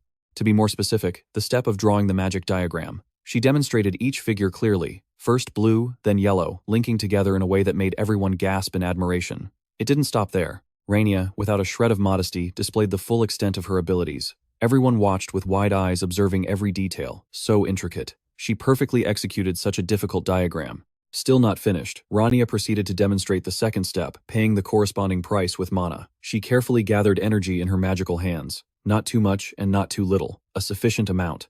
The exact amount of mana required to balance both sides of the scale. Soon all the sources of energy had intertwined. As she spoke, Rania demonstrated, finally, you must direct the spell with precision. Without any hesitation, she shouted the incantation in a loud, clear voice. Burn. At this point, Rania had diligently guided them through every single step. These are the 3 steps necessary to activate a spell. In that moment, the entire hall fell dead silent. Even Lestialino couldn't believe this was real. Beside him, Sally had to quietly admit that her eyes were not deceiving her. The spell is incredibly stable. I can even feel the star's mana within it, which means she has complete control over that absolute power, exactly as she wills it. When a mage uses a spell dozens, hundreds of times, the light of that star begins to linger within it. It's an incredibly extraordinary phenomenon, meaning the spell has been elevated to a new level. It's called absolute power. So that's how it was. Isla was incredibly pleased and satisfied. I knew she wouldn't let me down. Following that, Rania declared in a loud voice, I'm certain everyone here is well aware of these 3 steps. We walk the path of magic, but why do we call it that? As the name suggests, it is a path. While walking it, we also hone it. We read every book within reach to master it, and we spend countless hours proving our mastery. The deeper they delved into the matter, the more everyone seemed to realize a fundamental truth, and even Yitoi was no exception. Her voice continued to ring out. I only need to explain this much because we are all fumbling through an infinite space. We must not forget the foundation of the path we've chosen. This is our foundation. At this point, it seemed everyone's perspective began to change. Sai clenched her fists, intently absorbing every single word. Are you just going to repeat the same point over and over, return to the true heart, and master the basics? That's what you mean, isn't it? This isn't even in the books. Noticing her strange attitude, Los glanced over curiously. Having been hit where it hurts, Sai angrily slammed the table to show her displeasure. This lowly lecture. Seeing the volatile situation, he quickly intervened. Tower Master. Thanks to him, she stopped herself from causing a scene, her eyebrows just furrowing as she said nothing more. Finally, Sally closed her eyes and clapped in agreement with Rania. Seeing her side with Rania for the first time left Langray bewildered. Seeing the Tower Master's reaction, he also stood up without a moment's hesitation. The girl sitting behind him was left gawking in astonishment at this incredibly rare sight. At that moment, Isla also clapped, looking completely satisfied. Have broke out in a cold sweat, stunned. Lesti, however, remained serious, lost in thoughts she couldn't express. At that moment, Rania stood alone under the brilliant light of her power. Even she was doubtful about receiving such recognition. Finally, Rania let out a small, satisfied smile. In that moment, she placed her hands on her hips with delight and spoke up. What I've just said was the content of this lecture. The basics of mana exchange. I will now conclude my lesson here. Meanwhile, inside the Grand Academy castle, students were excitedly chattering. That's Rania Vanchaias, right? Yeah, she's so beautiful. Man, I should have gone to the open class. Her scales of balance is just too perfect. Although this was just a rumor, Professor Rania later walked anxiously beside Rose, her thoughts tangled, feeling as if all eyes were on her. I wondered what I'd done to suddenly get called to the headmaster's office, but then he just started rambling about handing the academy over to me, and he even said I was the future of the mage world. His attitude completely changed. Just then, Rania slowly glanced to the side. She leaned in close to him and whispered softly, "Sir, you seem very happy." Hearing this, Rose gave a gentle smile. Do I, going back in time, C had solemnly admitted I must acknowledge what deserves to be acknowledged. I just don't understand why you didn't come to me when you possess such incredible abilities. But we are human and can make mistakes due to misjudgment. In my name, as the master of the White Tower, I will turn those mistakes into opportunities and welcome you to the tower. Consider it carefully. It's not too late to join. Even now, I recall how both the headmaster and the masters of the White and Black Towers tried to recruit her. Not to be outdone, Yitoi shrugged and retorted, unlike someone else, I recognized her power from the very beginning. I could sense she was no ordinary person through the spells within her body. Someone attacked her due to their own ignorance. But if you come to me in the Black Tower, I guarantee that will not happen. I believe it's a much better offer. Rania replied helplessly. Yes. Just then, Roselle curiously took the initiative to ask Neckelt, what do you think? Want to go straight to the Grey Tower? I'd love to see the looks on those old fossils' faces. She refused decisively. No sir, I don't want to see them at all. He laughed loudly, and then gently reminded her, I see. I bet they're dying to meet you. You never know when they might show up, so always be on your guard. Rania promised politely. Yes sir, I'll be careful. The scene shifts to a bleak, cold, snowy mountain region. Inside the castle, Langgray's father was reading a letter in his hand with deep longing. Dearest father, are you doing well? It's been a month since I joined the Apia Academy. Every day I realize there are so many things I need to learn, and I've seen how arduous it is. Meanwhile, Rania stood at the podium, giving serious instruction. Do it like this. When the spell activated, he confessed in a daze. It's really difficult. I can't understand anything at all. Absolutely nothing. But what makes me feel better is that I'm not the only one. She looks just like a painting, by the way. Father, the path of learning magic is long and arduous. The scene shifts to her office. She wearily tossed a book onto the desk. This is terrible. When did the room get this messy again? Looking at the mountain-like pile of books, Rania sighed in frustration. She clicked her tongue and justified it to herself. Whatever. I'm too busy and don't have time to clean. With that justification, Rania let out a sigh of relief and sat down in her chair to enjoy some private time.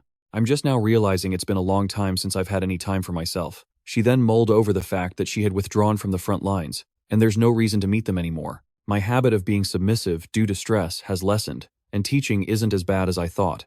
No one is asking any questions, which proves the class is going well. After that, Rania decided to just relax and rest. Right at that moment, Lestialino knocked politely on the door.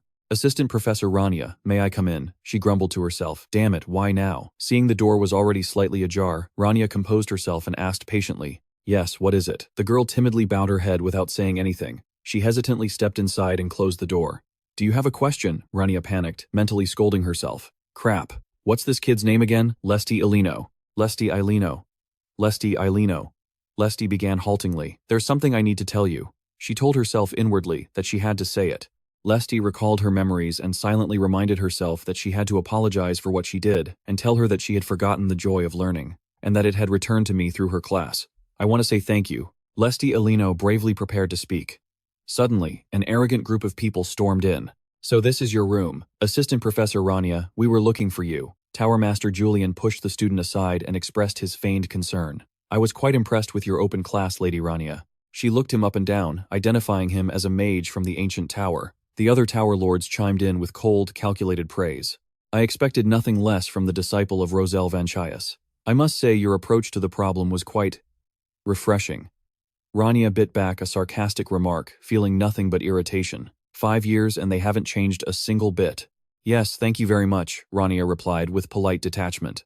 But they wouldn't let it go, continuing to shower her with empty compliments. The magic you displayed in that classroom was truly exquisite. You've reached such a high level at such a young age. We truly look forward to seeing what else you can show us in the future. She cursed under her breath, fuming. Shut it. It's been 5 or 6 years since we last met, and you haven't changed at all. You're still trying your hardest just to get one over on me. I can't believe these old fossils actually dragged their asses all the way here. Just then, Rania's attention shifted behind them. What is that girl doing? Lestialino clumsily bumped into one of the tower lords, sending her stack of books crashing to the floor. Eek Lesti let out a terrified cry. She bowed her head in a panic as they stared her down. I am so sorry. The tower lord spat out a cruel insult. And you're just a useless brat. Hearing that, Lestialino began to tremble uncontrollably with fear. Witnessing the scene, Rania's brow furrowed in displeasure. The old man then turned back to her offering a saccharine smile. Now then, Assistant Professor Rania, won't you accept our offer to become a new Tower Lord? Rania rejected him flat out. Forgive me, but I have business to attend to, so please, leave for the day. The Tower Lord stood there stunned. What did you say? She gave a sharp, clever smile to de-escalate the tension. This is a place for learning, not your personal tower. Our students should be the priority, don't you agree? Rania smiled brightly as she showed them out, her tone dripping with hidden meaning. Do get home safely now. Feeling slighted, they grumbled insults as they walked away. Then Lestialino spoke up timidly. Professor Rania, she gave the girl some thoughtful advice. You should take that path to the main stairs. That way you won't have to run into those people again. The girl whispered softly. Professor. Rania quickly slipped into her office and gave a dismissive wave. I told you I was busy, didn't I? I'll listen to whatever you have to say next time. Bye now. Without another word, she slammed the door shut. Lesty stood outside, dazed. Wait, what did she mean? Wasn't she talking about me when she said she was busy? Meanwhile, inside, the office drops of blood began to hit the floor. Rania smirked at her own blunder. I completely forgot. She clutched her chest, struggling. Ugh, here it comes again. The scene shifts to a frozen battlefield, the front lines of Kilma's Canyon. Thousands of soldiers lay scattered across the ground. Amidst the chaos, a resilient commander screamed at the top of his lungs, even if it costs your lives, hold the formation, keep fighting. In the ranks, a young, exhausted soldier gripped his weapon. Looking up at a colossal monster, he let out a weary sigh. How much longer is this battle going to last? Can we even survive this hellhole? I really want to rest. Just as the words left his mouth, something blurred past like a gale of wind. It shattered the stone monster into 1,000 pieces. Whoa, the boy gasped in shock. Recognizing a familiar sign, he cheered with excitement. That's Lamia's arrow. The archer, Lamia is here. The entire squad erupted in joy, shouting, It's Lamia! The woman herself grumbled in annoyance. This is so irritating. Lamia pulled herself together, drawing her bow to fire. Using mana infusion for an arrow like this is such a waste. Instantly, a flaming arrow streaked through the air. Seeing the signal to attack, the warriors charged forward. The holy archer is with us, charge. The boy fell to his knees, breathless. Can we actually win this? A moment later, he felt a healing aura radiating from his left. He looked up, wide-eyed. Bathed in light stood a gentle woman. Saintess Sarah, he cried out. Then his eyes locked onto the final figure, a face he knew all too well. He cheered at the top of his lungs. It's Lord Kai from the Heroes' Party. Kai delivered a masterstroke, sending the crowd into a frenzy of joy. The Heroes' Party had arrived. As time passed, the suffocating tension faded into silence. The warriors began to celebrate. We won. We actually won. Send word of our victory. We've defeated them. The Heroes' Party is incredible. As Kai was lost in thought, Sarah called out his name. She clung to him, acting all cute and needy. Are you even listening to me? The stench of these undead is all over my clothes and I can't get it out. Can we go buy something new? I've already worn this outfit twice. Lamia frowned and cleared her throat. Ahem, knock it off. This battle could have ended much sooner if we had that half-dead mage with us. Sarah smirked, her tone dripping with disdain. Well, I suppose he was useful, but he's probably on his deathbed by now. If I wasn't there to help him, he never would have survived that curse. Cut to the city at night. Rania was walking through the streets alone. She shivered, wondering to herself, how am I even still standing? Suddenly a wave of pain hit her. She clutched her chest in resentment. Damn it. Not again. This cursed mark. She touched her chest, calling upon her ash power. A moment later, the black traces surrounding her heart began to slowly dissolve. Rania sighed, staring at her palm. I honestly don't know how I've managed to keep it suppressed this long. But this isn't a permanent fix. She scowled, complaining to the empty street. Damn it, why do I have to be the one dealing with this? Rania let out a tired, mocking laugh. I managed to buy time by trading a portion of my life to hold back the Demon King, only for the curse to embed itself in my heart. Well, I guess I brought this on myself. She focused, trying to recall her destination. I think his house is somewhere around here. A moment later, she spotted the place. Ah, found it. She looked around and mused to herself, still as gloomy as ever. Inside, Caddy jerked his head toward the door as it swung open unexpectedly. I wonder what noble guest would visit at this hour, the old man said curiously. You've certainly picked up some odd habits since we last met. Caddy turned to greet her. Rania Vanchaias. Rania snapped back, clearly annoyed. Do you think I ended up like this because I wanted to? You don't have to be so mean to a friend you haven't seen in ages. After observing her, Katie made a sharp assessment. Your appearance has changed, your soul is altered, and what's more, you have a curse driven straight into your heart. Caddy got straight to the point, his voice filled with concern. Just what exactly has happened to you over the last 5 years? Rania Vanchaias looked back at the busy streets. A few weeks ago, in a narrow alleyway cluttered with debris, drunks were sprawled out among the ruins. Inside an inn, Rania Vanchaias was cursing up a storm. Damn it, she buried her face in her hands. Why am I being treated like this? The Ash Mage, former member of the Heroes' Party, Rania Vanchaias, the one hailed as the greatest mage in the kingdom and the successor to the Grey Magic Tower. I gave up a brilliant future and started that journey 5 years ago. But Rania Vanchaias wasn't happy, sullenly nursing his drink. Damn it, he looked at his staff in shame. I never imagined I'd get kicked out of the party. I'm too ashamed to even face my master. Just then, Rania Vanchaias spotted a striking red-haired woman. His eyes widened in horror as he stared at his enemy. It can't be. That woman is the succubus queen Bosleb. What is she doing here at a time like this? She hummed a little tune as she walked down the alley. Bosleb cheerfully opened the door to an inn, then turned her head and called out sweetly. This way, warriors. They were completely entranced by Bosleb, their minds clouded. She slowly walked inside, offering a friendly reminder. Now, keep calm and enter in an orderly fashion. Bosleb flashed a satisfied smile, turning and muttering in a ravenous tone, "Looks like I'm going to eat well tonight." At that very moment, Rania Vanchaias stealthily approached the location. He stopped just as Bosleb swayed invitingly. "Come on over, don't miss your step." Without a word, Rania Vanchaias channeled power directly into his arms. He resolutely cast his magic and charged forward without hesitation. Startled, she spun around, and Bosleb hastily dodged the attack in a panic. The door slammed shut instantly, and all the mesmerized men collapsed to the floor. From inside, she demanded loudly, "Wait, who are you?" But Rania Vanchaias didn't care, coldly unleashing a chain spell. He aimed the magic right at Bosleb's face, casting Formula Enhancement Counterspell. Rania Vanchaias dispelled her technique with Countershield.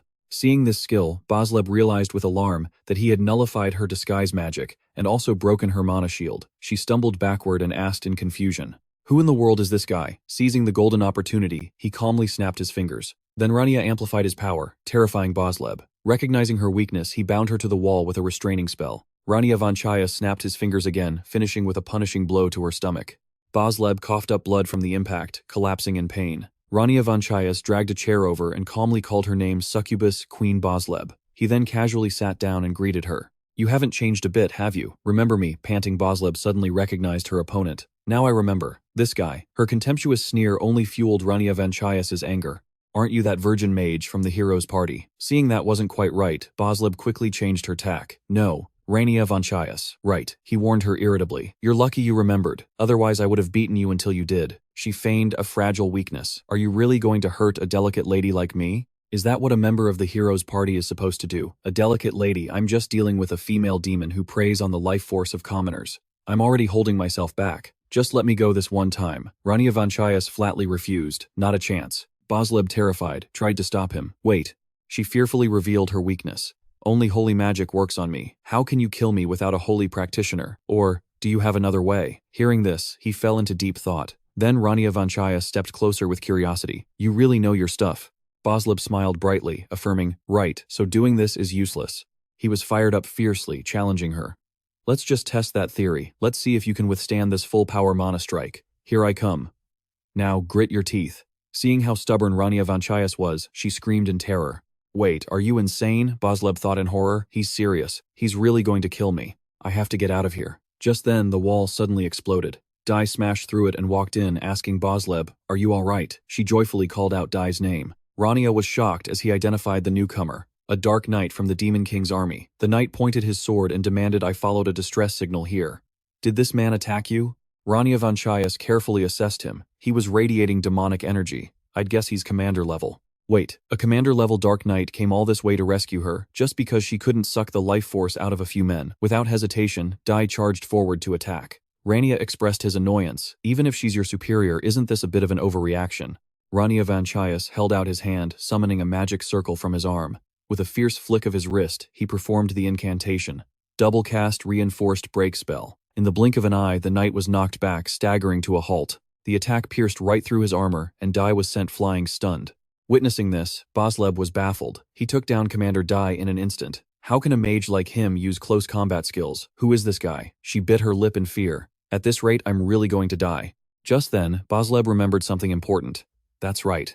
The gem. She recalled the moment she was given strict instructions. Don't ask what this gem is. Just fill it with the life force you absorb. Bosleb analyzed the situation grimly.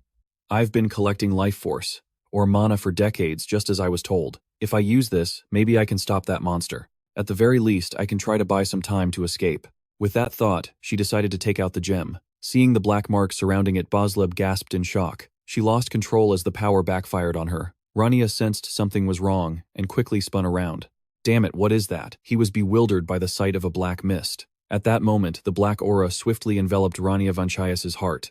He clutched his chest in pain. Rania Vanchaias coughed up blood in astonishment, doubling over in a fit of violent coughs. After scanning his surroundings, Rania Vanchaias shrewdly confirmed his suspicion. There's no doubt about it. This black mist is the same monster I encountered 3 years ago on the dark battlefield. A monstrosity born from a collection of curses.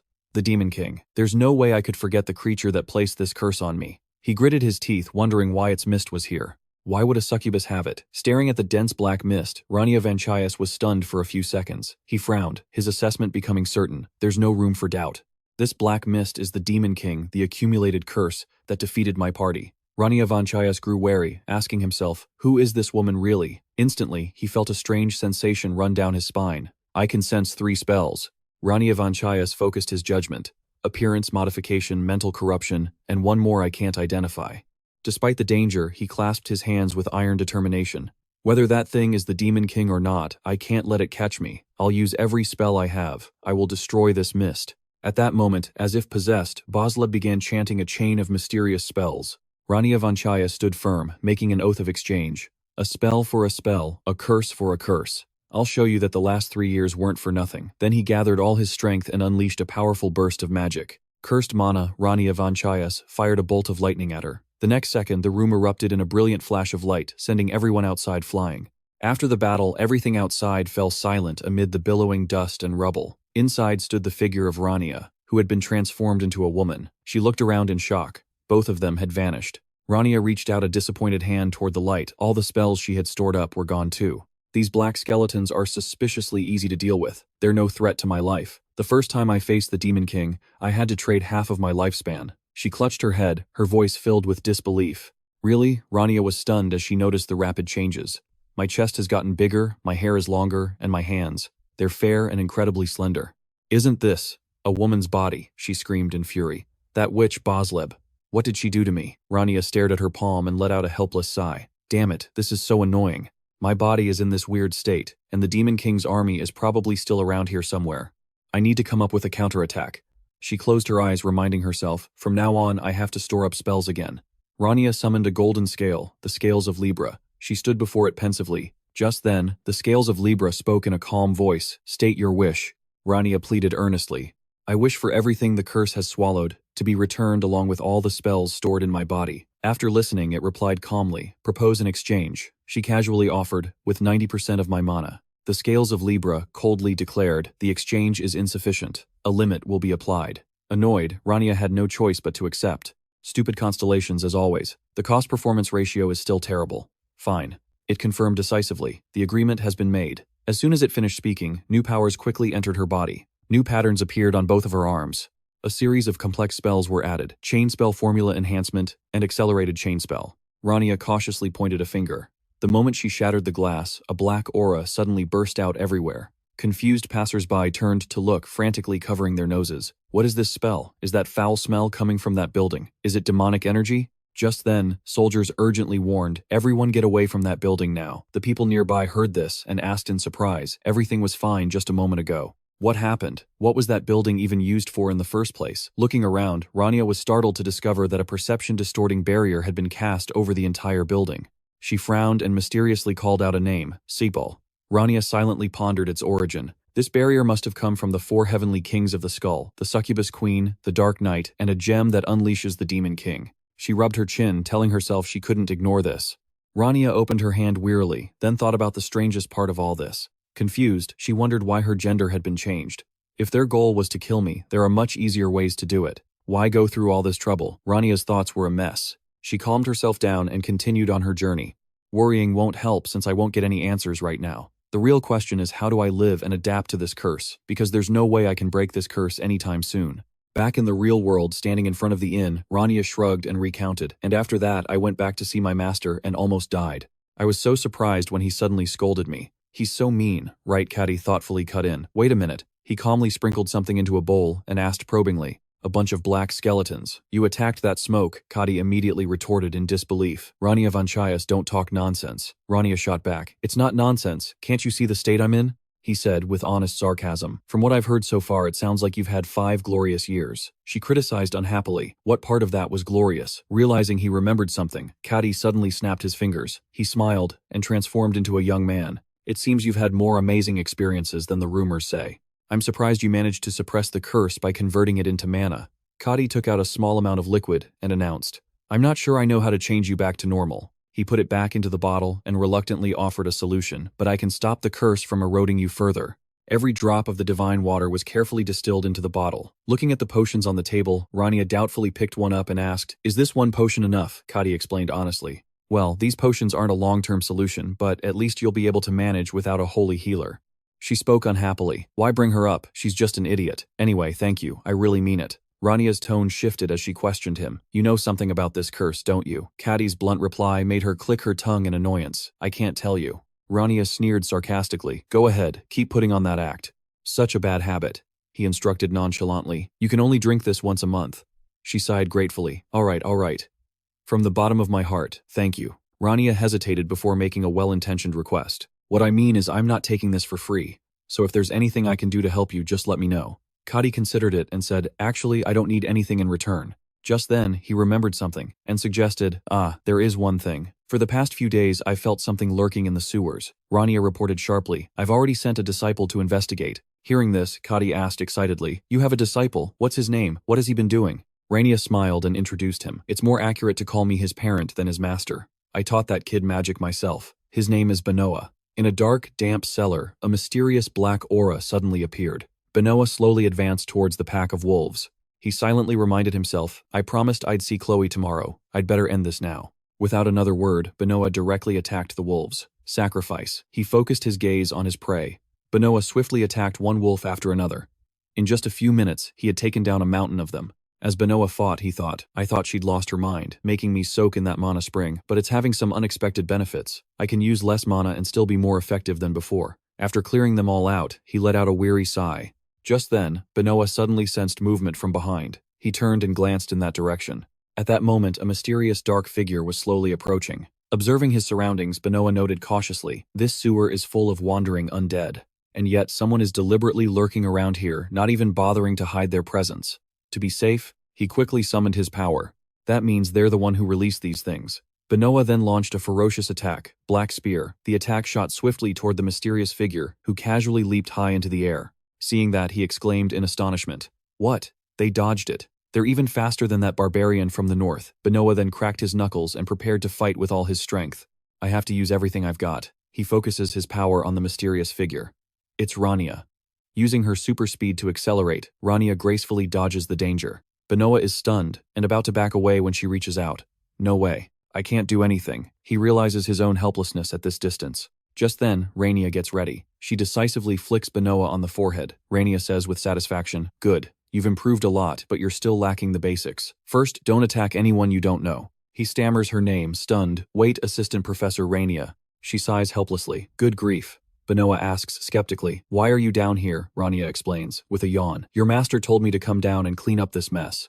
He continues in disbelief. Master, you mean Mr.? Katie from the magic potion shop. She snaps her fingers in confirmation. That's the one. Rania casually clears a path and shares frankly. He and I go way back. At this, Benoa asks curiously, How old are you? I mean, you two don't look like you're the same age. She answers hesitantly, I'm 27. Actually 21. Rania adds thoughtfully, Why is there something you want to say? He quickly denies it. No, nothing. Then Benoa ventures to probe further. Can I ask you something? What did you do before coming to the academy? He wonders in confusion. She's an incredible fighter. Her movements are so unique. A scholar could study their whole life and not be able to move like that.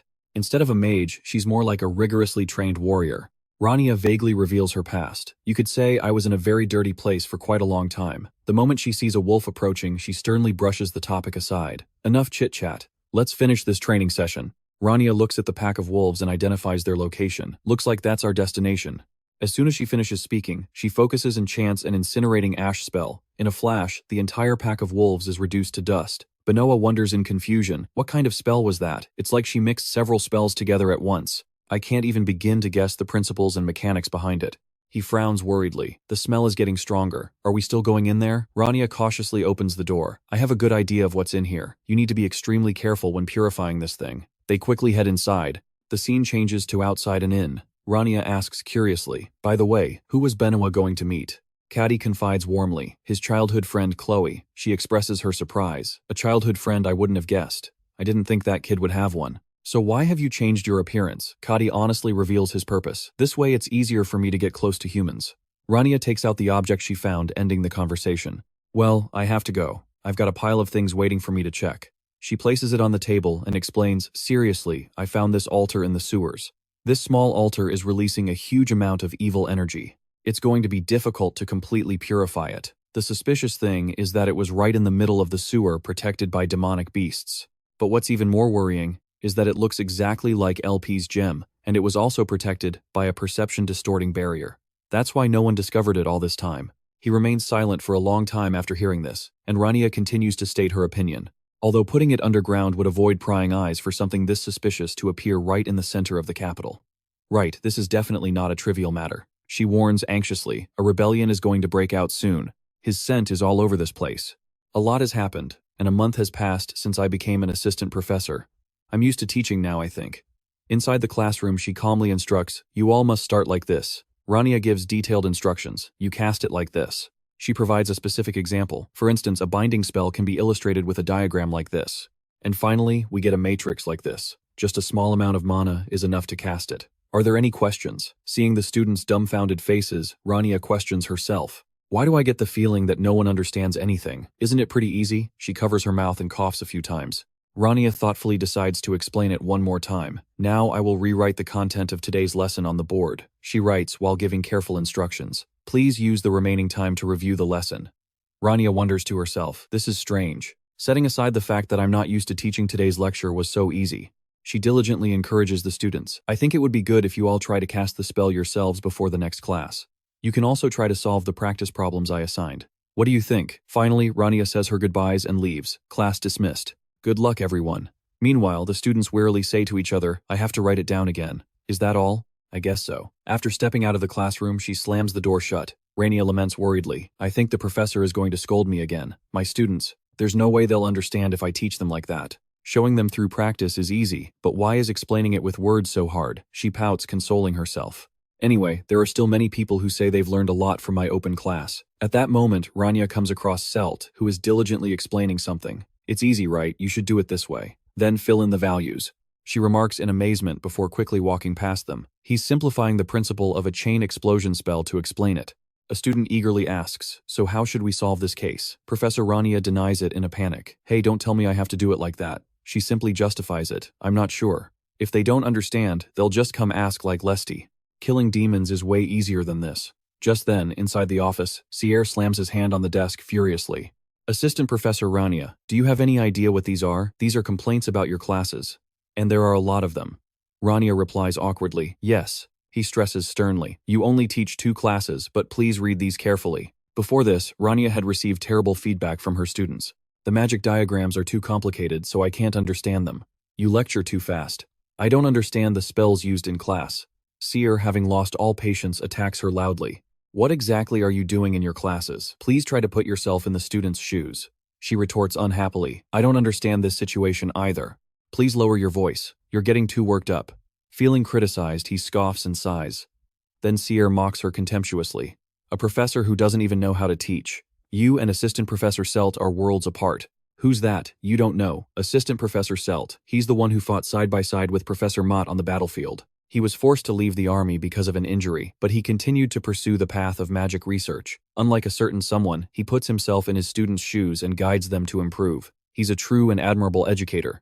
The scene shifts to a bustling coffee shop, where Lesty Elino gently pushes the door open. A friendly employee greets her. Hello, feel free to sit wherever you like. She nods and replies, hi. As soon as she walks in, Lesty Elino overhears stressed-out students complaining. Assistant Professor Rania's class is insanely hard. I don't understand a single thing, she says. In the end, I had to ask Assistant Professor S to finally get it. Professor Rania Vanchaias' class is much easier to understand, but he gives way too much homework. She looks around, annoyed. Why is this coffee shop always so crowded? Just then, Lesty Elino happily pulls out a chair. Perfect, there's still an empty seat. She silently prays. I hope whoever's sitting nearby isn't loud. Just then, Lang Gray cheerfully calls her name. Hi, Lesty. Startled, she turns her head. Lesty says coolly, Lang, you're here too, he confirms enthusiastically. Yep. Lang naively continues, I'm drinking black water. She corrects him doubtfully. By black water, do you mean coffee? He innocently remarks that it seems to be what they call it. This isn't a simple matter, Lesty observes thoughtfully. He's putting on such a noble expression. There must be a reason he's drinking it. Noticing the documents on his table, she asks Lang curiously. He explains honestly, this is homework I just got this morning. I haven't been able to solve it yet. I came here because some of my classmates said they study at this coffee shop and drink black water when they're stuck. Hearing this, Lesty furrows her brow and wonders. So are there no coffee shops in the north? She stares blankly at his dirt-smudged hands. This makes Lesty Elino recall her own past when she had to work hard on her homework. Even though she shed tears, she still had to reluctantly finish it. Now Lesty Elino takes the initiative to guide him. What don't you understand? You need to use the same method as— She warns him sternly, I'm only going to say this once, so listen carefully. Langray replies flustered, yes ma'am. Lesti Alino enthusiastically offers a hint. If you ask Assistant Professor S about this incantation, he'll explain the theory behind it. You can also consult books on this topic. At that moment, Rania is drinking tea with an annoyed expression. It's that name again. Selt. Lesti, and even you too. Seeing the confused look on my own student's face is enough to realize that I'm a terrible teacher. At the same time, female students' faces light up as they spot the person they were looking for. He's here. They cheer in admiration. Assistant Professor S. The students begin politely. We're so sorry to bother you during your break. May we ask you a question? He smiles confidently. Of course. What seems to be the trouble? She wonders to herself, is that Assistant Professor Selt? He states firmly, I can help. It's related to the field of combat. Rania watches with interest, her eyes fixed on him. Let's see just how skilled you are. The scene shifts to Apia Academy Indoor Training Area number 2. Just then, a terrified student screams, get out of the way. Next, a teacher shouts angrily, that's enough you pathetic thing, get up now. Professor of Practical Magic, Mahath Klepet scolds, you can't even grasp the basics. If this were a real battlefield, you'd have been dead long ago. A student mutters unhappily in complaint. Even if it's practical combat, why do we have to fight a magical beast all by ourselves? It's so extra. It would be better to have an assistant professor teach the class than him. This is exhausting. When is this going to end? And why are they even raising magical beasts anyway? Hey, doesn't it look a little strange? Don't be scared. It's restrained by control magic, so it won't do anything. The words were barely out of their mouth when the magical beast suddenly lunged forward like a starving tiger. The students were stunned into silence, then they began screaming their heads off. Meanwhile, back at the coffee shop, Rania observes furtively, is that Assistant Professor Selt? Alright, show me how skilled you really are. A timid student asks a question. So what should I do when applying it unconventionally? As he does this, she questions herself with doubt. Fundamentally, that's the same as what I teach in class. What's the difference? He's not analyzing this part. That's right, apply the formula to this spell, and yes, you can skip this important section entirely. Rania puts her teacup down and makes an assessment. But his students look clearly much happier. They're showing a clear understanding of the material and are making progress. What on earth is he doing differently? Why do I feel this indescribable unease? The back of my neck is prickling. After finishing their questions, the two female students bow respectfully. Thank you so much, Assistant Professor. He smiles and waves goodbye. Selt calmly speaks up. I believe this is the first time we've truly met, isn't it? Assistant Professor Rania, can I help you with something? Rania asks in surprise. You know who I am, he replies wittily. Of course, you've been a hot topic at the academy lately. Please have a seat. Rania sits down flustered. Selt takes the initiative, sensing her mood. You seem to have something on your mind. I'd be happy to talk with you if you don't mind. Rania gets straight to the point. You seem to teach students in a way they can understand. Do you have some kind of trick? He responds humbly to the compliment. I'm honored you think so highly of my methods. It's not really a trick, but students are still just children. Faced with many paths, they don't know which one to choose. And even after they choose a path, they often stop midway and doubt their own choice. What I'm doing is teaching them my way. Selt emphasizes. Just as my master taught me. Rania nods thoughtfully. I see that's a heavy topic. Just then he suddenly remembers something and offers to help. Oh, that's right. I've studied a bit of educational theory. If you'd like, I can recommend a few books for you. If you're free this afternoon, why don't you stop by my laboratory? Rania confirms casually. My schedule is pretty open. Pleased Selt pushes the door and confirms the plan. Great, I'll take you to the lab. As the two of them stroll outside, he asks hesitantly, may I be so bold as to ask you a question? Lady Rania. She replies warmly. Yes, go ahead. Selt timidly asks about her relationship. Could you tell me how you met Professor Roselle? Just then, Chaias angrily cuts in. Selt, what do you think you're doing here? Seeing the other man advancing aggressively, he becomes suspicious. Professor Mahath Klepet. She rubs her chin, recalling a thought. That guy. What's his name? Also mentioned him. Selt explains flustered. I was just talking with Assistant Professor Rania. The man shouts unhappily, reprimanding him. There you are, always doing useless things. How could you be so careless with the control magic? Mahath Klepet throws a stack of documents on the ground and snaps. Another magical beast went crazy in the classroom. If you can't even do your job properly, maybe you should just go back to the battlefield. Did you think just by putting on some expensive clothes, you'd become a scholar? This is your final warning. Make sure the research is accurate and get that report to me by tonight. Seeing his dazed expression, Rania asked with concern, are you okay? He scratched his head, acting like it was no big deal. Yeah, this is pretty normal for me. The girl picked up the documents and explained helplessly. Professor Mahath Klepet wants to teach the students through experience. Since he wants us to learn through real combat, he's making us raise magic beasts in the lab. But lately, the research has completely stalled. Rania listened and commented with a bit of awe. Well, practical experience is important. But they're raising magic beasts in there, he mumbled something mysteriously. In the end, it was all because of that research. She asked curiously, what was that? Why did you jump like that? Oh, it's nothing. Thank you so much for helping me pick these up, he said apologetically. These must be pretty heavy. Rania replied with determination. It's fine. I'm actually quite confident in my physical strength. He nodded respectfully. All right, I won't stop you then. The scene shifts to the edge of the training forest. A powerful aura suddenly brushed past the leaves, piercing straight through a tree trunk. Benoa panted restlessly, unable to put his mind at ease. I can't stop thinking about that suspicious altar. One look, and you can tell it gives off a very bad vibe. Assistant Professor Rania didn't say a word about it. Suddenly, Lang appeared surprised. I didn't expect anyone to be here already. He slung his axe over his shoulder and asked friendly, do you train in this forest often? Your accuracy has improved a lot since last time. How exactly did you train during the break? Do you have a tutor outside the academy? He turned to leave, acting indifferent. Why do you care? At that same moment, dozens of beasts were hiding in the shadows, spying on them. Benoa boasted excitedly. It's not like nothing happened. I bet you can't even imagine that I actually went down into the sewers, right? Langray challenged him with a grin. Wanna spar? He quickly agreed. Sure. Benoa stopped and suggested, let's make it a competition. He cracked his wrists and gave a warning. Thinking about the magic beasts appearing in Apia, he expressed his doubts seriously. That shouldn't even be possible. How do we decide the winner? By counting ears. No, collecting them takes way too much time. How about whoever kills the most wins? You northerners are so weird. The pack of beasts lunged forward threateningly. Benoa asked decisively, are you ready? Langray replied firmly, ready. They both shouted with high spirits, let's do this. The scene shifts to dormitory building 5 of the Apia Academy. Inside, a student complained, annoyed. The wind is so strong today I can't sleep with all that noise. Just as he finished speaking, something smashed through the wall. They stared in absolute horror. What is that? It's moving. After getting a better look, a boy screamed in a panic. It's a magic beast. That can't be right. There's a barrier around the academy. They looked at each other confused. Professor Mahath Klepet uses magic beasts in his classes. You might have a point. But then the boy scrambled to get away. We need to run first. Seeing the horrific sight, he asked in terror. Hey. Are they multiplying? Before they could react, the beast pounced on them. Suddenly, blood sprayed everywhere. A boy asked blankly, wait. Why doesn't it hurt? Then, Lesti, Elino calmly stepped out to announce the situation.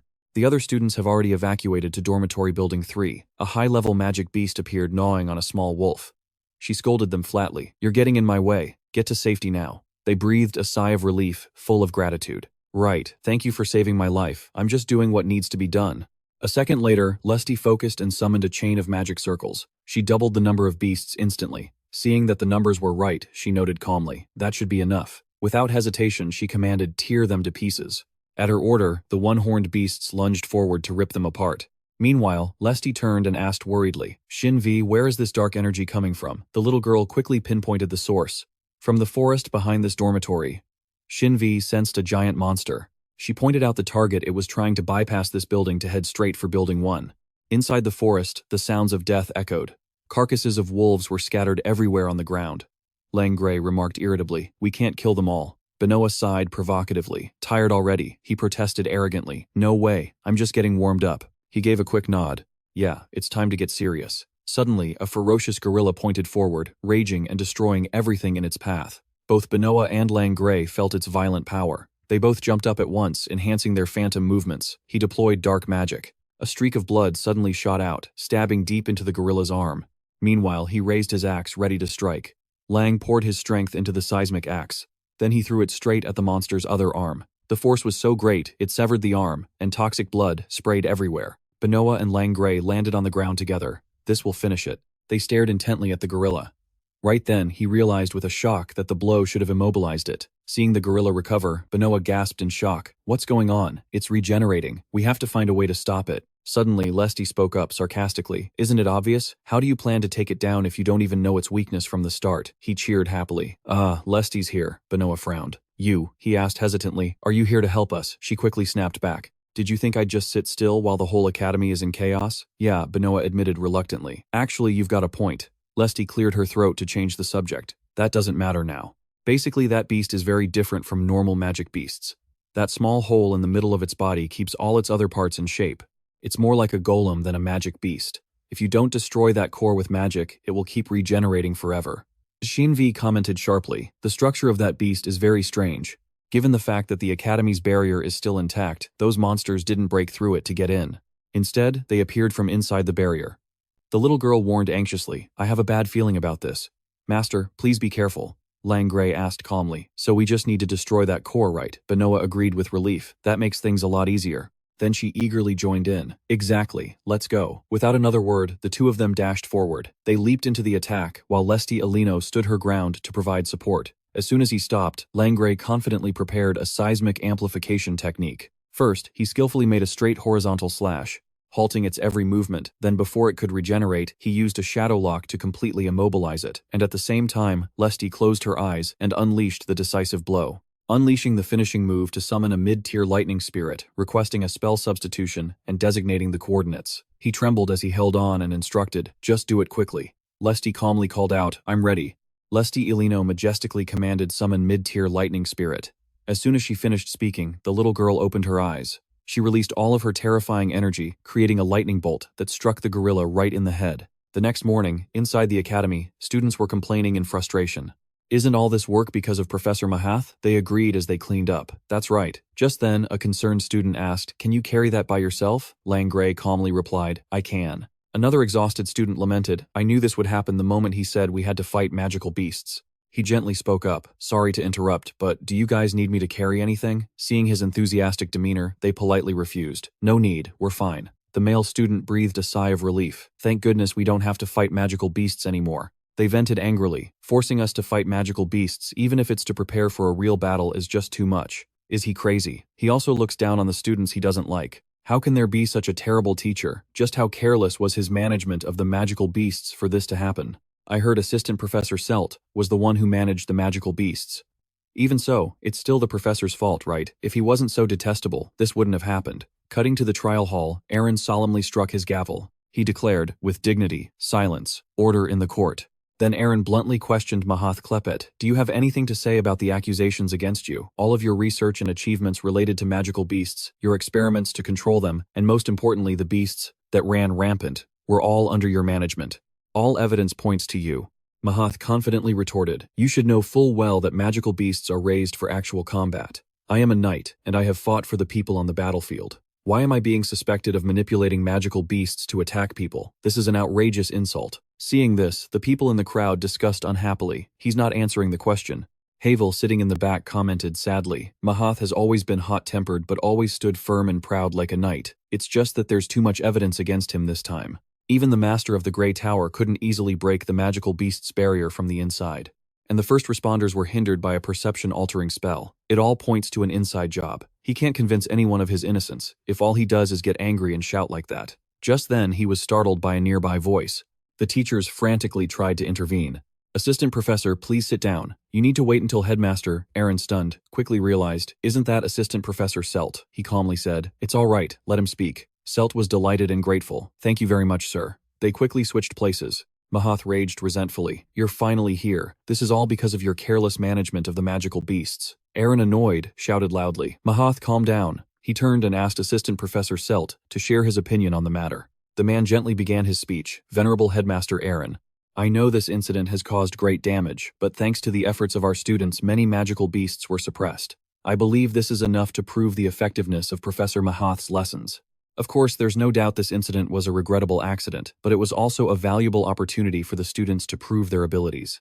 If you intend to assign responsibility, then let me bear it for the negligent management of the magical beasts. After listening, he nodded and argued back. I understand your point. But you know, many have objected to raising magical beasts. If all he needed was an opponent for the students, he didn't need to use magical beasts.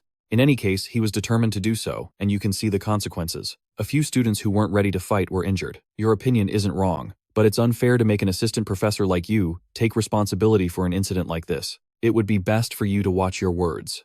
Then Aaron announced his verdict without mercy. Mahath Klepet, you will be held in temporary custody until this matter is resolved. Hearing this, the fire of rage in Mahath's heart burned fiercely. He roared with unabashed anger. How dare you insult me, Headmaster Aaron? The people around him hastily tried to calm him down. Professor Mahath, please calm down. Mahath struggled and shouted, let me go. I am a knight of this kingdom. Cutting to the princess's bedroom in a dream, a mysterious voice entrusted, my dear, go find it. With it, find it. She woke up, dazed and groggy. What was that? At that moment, the morning light shone through the window frame. Standing by the table, Isla wondered in surprise. That revelation was clearly different from the previous ones. Is this the first time the stars have given me a revelation as if they were talking to me? What are the stars trying to tell me? What should I be looking for? Just then, Havil bowed respectfully. You are awake, Your Highness. She smiled and greeted him. Good morning, Havil. He cautiously reported the news. After the hearing, Professor Mahath has been placed in temporary custody. His class will be temporarily taken over by Assistant Professor Selt. Isla asked as she walked. Is no one else being investigated? Havil concluded seriously. As of now, Professor Mahath is the only suspect. She thoughtfully confirmed. I see. Seeing Ayla's distracted state, he worriedly asked after the princess. She stood before a door with complex thoughts. I don't understand what the stars want to reveal, but I feel like I was guided here. The stars must be guiding me. Isla proactively knocked on the door. Excuse me, Assistant Professor Rania. A girl warmly invited her in. Yes, please come in. She opened the door a crack and earnestly said, There is something I wish to discuss with you. As soon as she entered the room, Rania apologized shyly. Please excuse me, my room is a bit of a mess right now. Feel free to step on anything on the floor. Isla, unbothered, replied softly. All right. She turned expectantly. You've come at a good time. I'm preparing for the next lesson. You can take a look and see if you understand it. I've tried to simplify it in my own way. She was baffled, looking at the numbers on the board. Simplify what Ayla cleared her throat, expressing her helplessness. I'm the type of person who understands magic diagrams instinctively. I'm afraid I won't be of much help. Rania crossed her arms, looking gloomy. Is that really true? She asked, skeptically. It seemed her mind had changed ever since that open class. Confused, she asked back. What do you mean? Isla looked at the stack of books and speculated. Are you looking for books to prepare for the next session? Rania smiled and shook her head. These aren't mine. Assistant Professor Selt lent them to me. Hearing where they came from, she suddenly felt a strange wave of dizziness. Inside the quiet lecture hall, Selt introduced himself cheerfully. Good morning, everyone. I'm Assistant Professor Selt. I'll be filling in for Professor Mahath Klipet for the time being. For now, we're going to pause the practical combat lessons against magic beasts and focus on the fundamental theories of combat magic instead. Hearing this, Lesti Alino instinctively looked up. Benoa rested his chin on his hand, remaining silent and expressionless. He continued teaching the theory, just like any other day. Once the lesson ended, she began to gossip curiously. I heard the Magic Beast Lab was shut down, and Assistant Professor Selt is covering all of Professor Mahath Klepet's classes. The students seem to be really enjoying it. Seeing Langray lost in thought, Lesti asked Nechelt, Is something bothering you? He replied with an irritated expression. Yeah, I can smell something rotting around here. She asked in confusion. A rotting smell. Lesti followed up skeptically. Isn't there any other way to handle this? Are you saying the problem still hasn't been solved? Langray nodded firmly. That's right. Benoa agreed sharply. I feel the same way. I've had my own run-in with those magic beasts before. Manipulating that many beasts at once is impossible even for a professor. Someone else must be behind this. He emphasized. It's just a hunch, though. I don't have any proof. You agreed with your teammate's opinion. I think so too. Just then, Isla walked up slowly and shared her serious perspective. We haven't seen the end of this story yet. Lesti Ailino gasped in shock, Princess. The scene shifts to the academy at night, where she is looking around anxiously. Are you sure about this? Princess Ayla confirmed calmly. Yes. I trust your intuition, Lord Langray. Lesti Ailino spoke up hesitantly. But isn't this Assistant Professor Selt's laboratory? Ayla spoke her mind resolutely. Lord Langray has a very special kind of intuition. Even in northern folklore, they say there's definitely something else behind a door like this. She continued hesitantly. It's not that I doubt your words, but... Right then, Isla felt an intense surge of power. Her index finger was trembling slightly. The stars were guiding her here, acting as a sort of premonition. It was dangerous, but she had to keep going. Isla focused as she turned the doorknob. The stench here was overwhelming. Once they stepped inside, everything had to be brought to light. After scanning the room, Langray made a deep observation. These magic beasts were collected and locked in this cage. And they're clearly being suppressed by mind control magic. Princess, maybe we really should head back, she suggested firmly. No, I'll take full responsibility, so please investigate this room as thoroughly as possible. Benoa looked left and right with confidence. Nothing can truly escape my sight. He gestured toward a dark corner. You check over there. Isla frowned as she touched a layer of dust. This has to be the place. While she was reflecting cautiously, someone was lurking by the door. If even Assistant Professor Selt isn't the culprit, then there must be something important hidden here. Suddenly, Selt spoke up elegantly. Hello there, he asked with feigned surprise. Why are the four of you here so late at night, even you, Princess? Is there something I can help you with? Rania looked at them completely bewildered. What are they doing? Langray stepped forward and confronted Assistant Professor Selt directly. I need you to clear some things up. In my opinion, were you the one who released those magic beasts? He recoiled in shock. How could you slander me like that? Benoa demanded an answer harshly. Explain why you're accusing me of such a thing first. Langray emphasized seriously. There's nothing concrete, but my gut tells me that's exactly what happened. You carry the stench of those magic beasts on you. Assistant Professor, please don't corner him like that. At that moment, Lesti Ilino asked softly, why are you here, Assistant Professor Rania? She explained calmly, I just came by to return the books I borrowed. Rania smiled and advised, come on now, it's quite late. You should all go get some rest, okay? I mean, look at the time. We can talk about this later. Isla flatly refused. I'm afraid that won't do, Assistant Professor Rania. She declared with the honor of her family that the stars were in agreement with Lord Langray. It is my duty to investigate Assistant Professor Selt. Rania sighed wearily. Fine. So the stars are involved now. As soon as she finished, Selt immediately spoke up in praise. I'm truly impressed. Hearing this, Langray startled and jerked his gaze toward the back. Langray warily gripped the sword behind his back. Selt confessed solemnly, it was me. There's no doubt about it. I'm the one who released the magic beasts. Yes, I was behind it all. Isla asked gently. Assistant Professor Selt, can you explain why you would do such a terrible thing? He looked despondent, seemingly willing to tell the story. Of course. Professor Mahathklepet was trying to find a way to create magic beasts with human intelligence. Hearing this, she asked in shock. He did what Selt sighed as he described Mahathklepet's blind obsession. He had reached the limit of how many beasts he could control, but something drove him to become consumed by his research. Over time, he began hoarding small magic beasts to use as test subjects. And that's when that unfortunate incident occurred.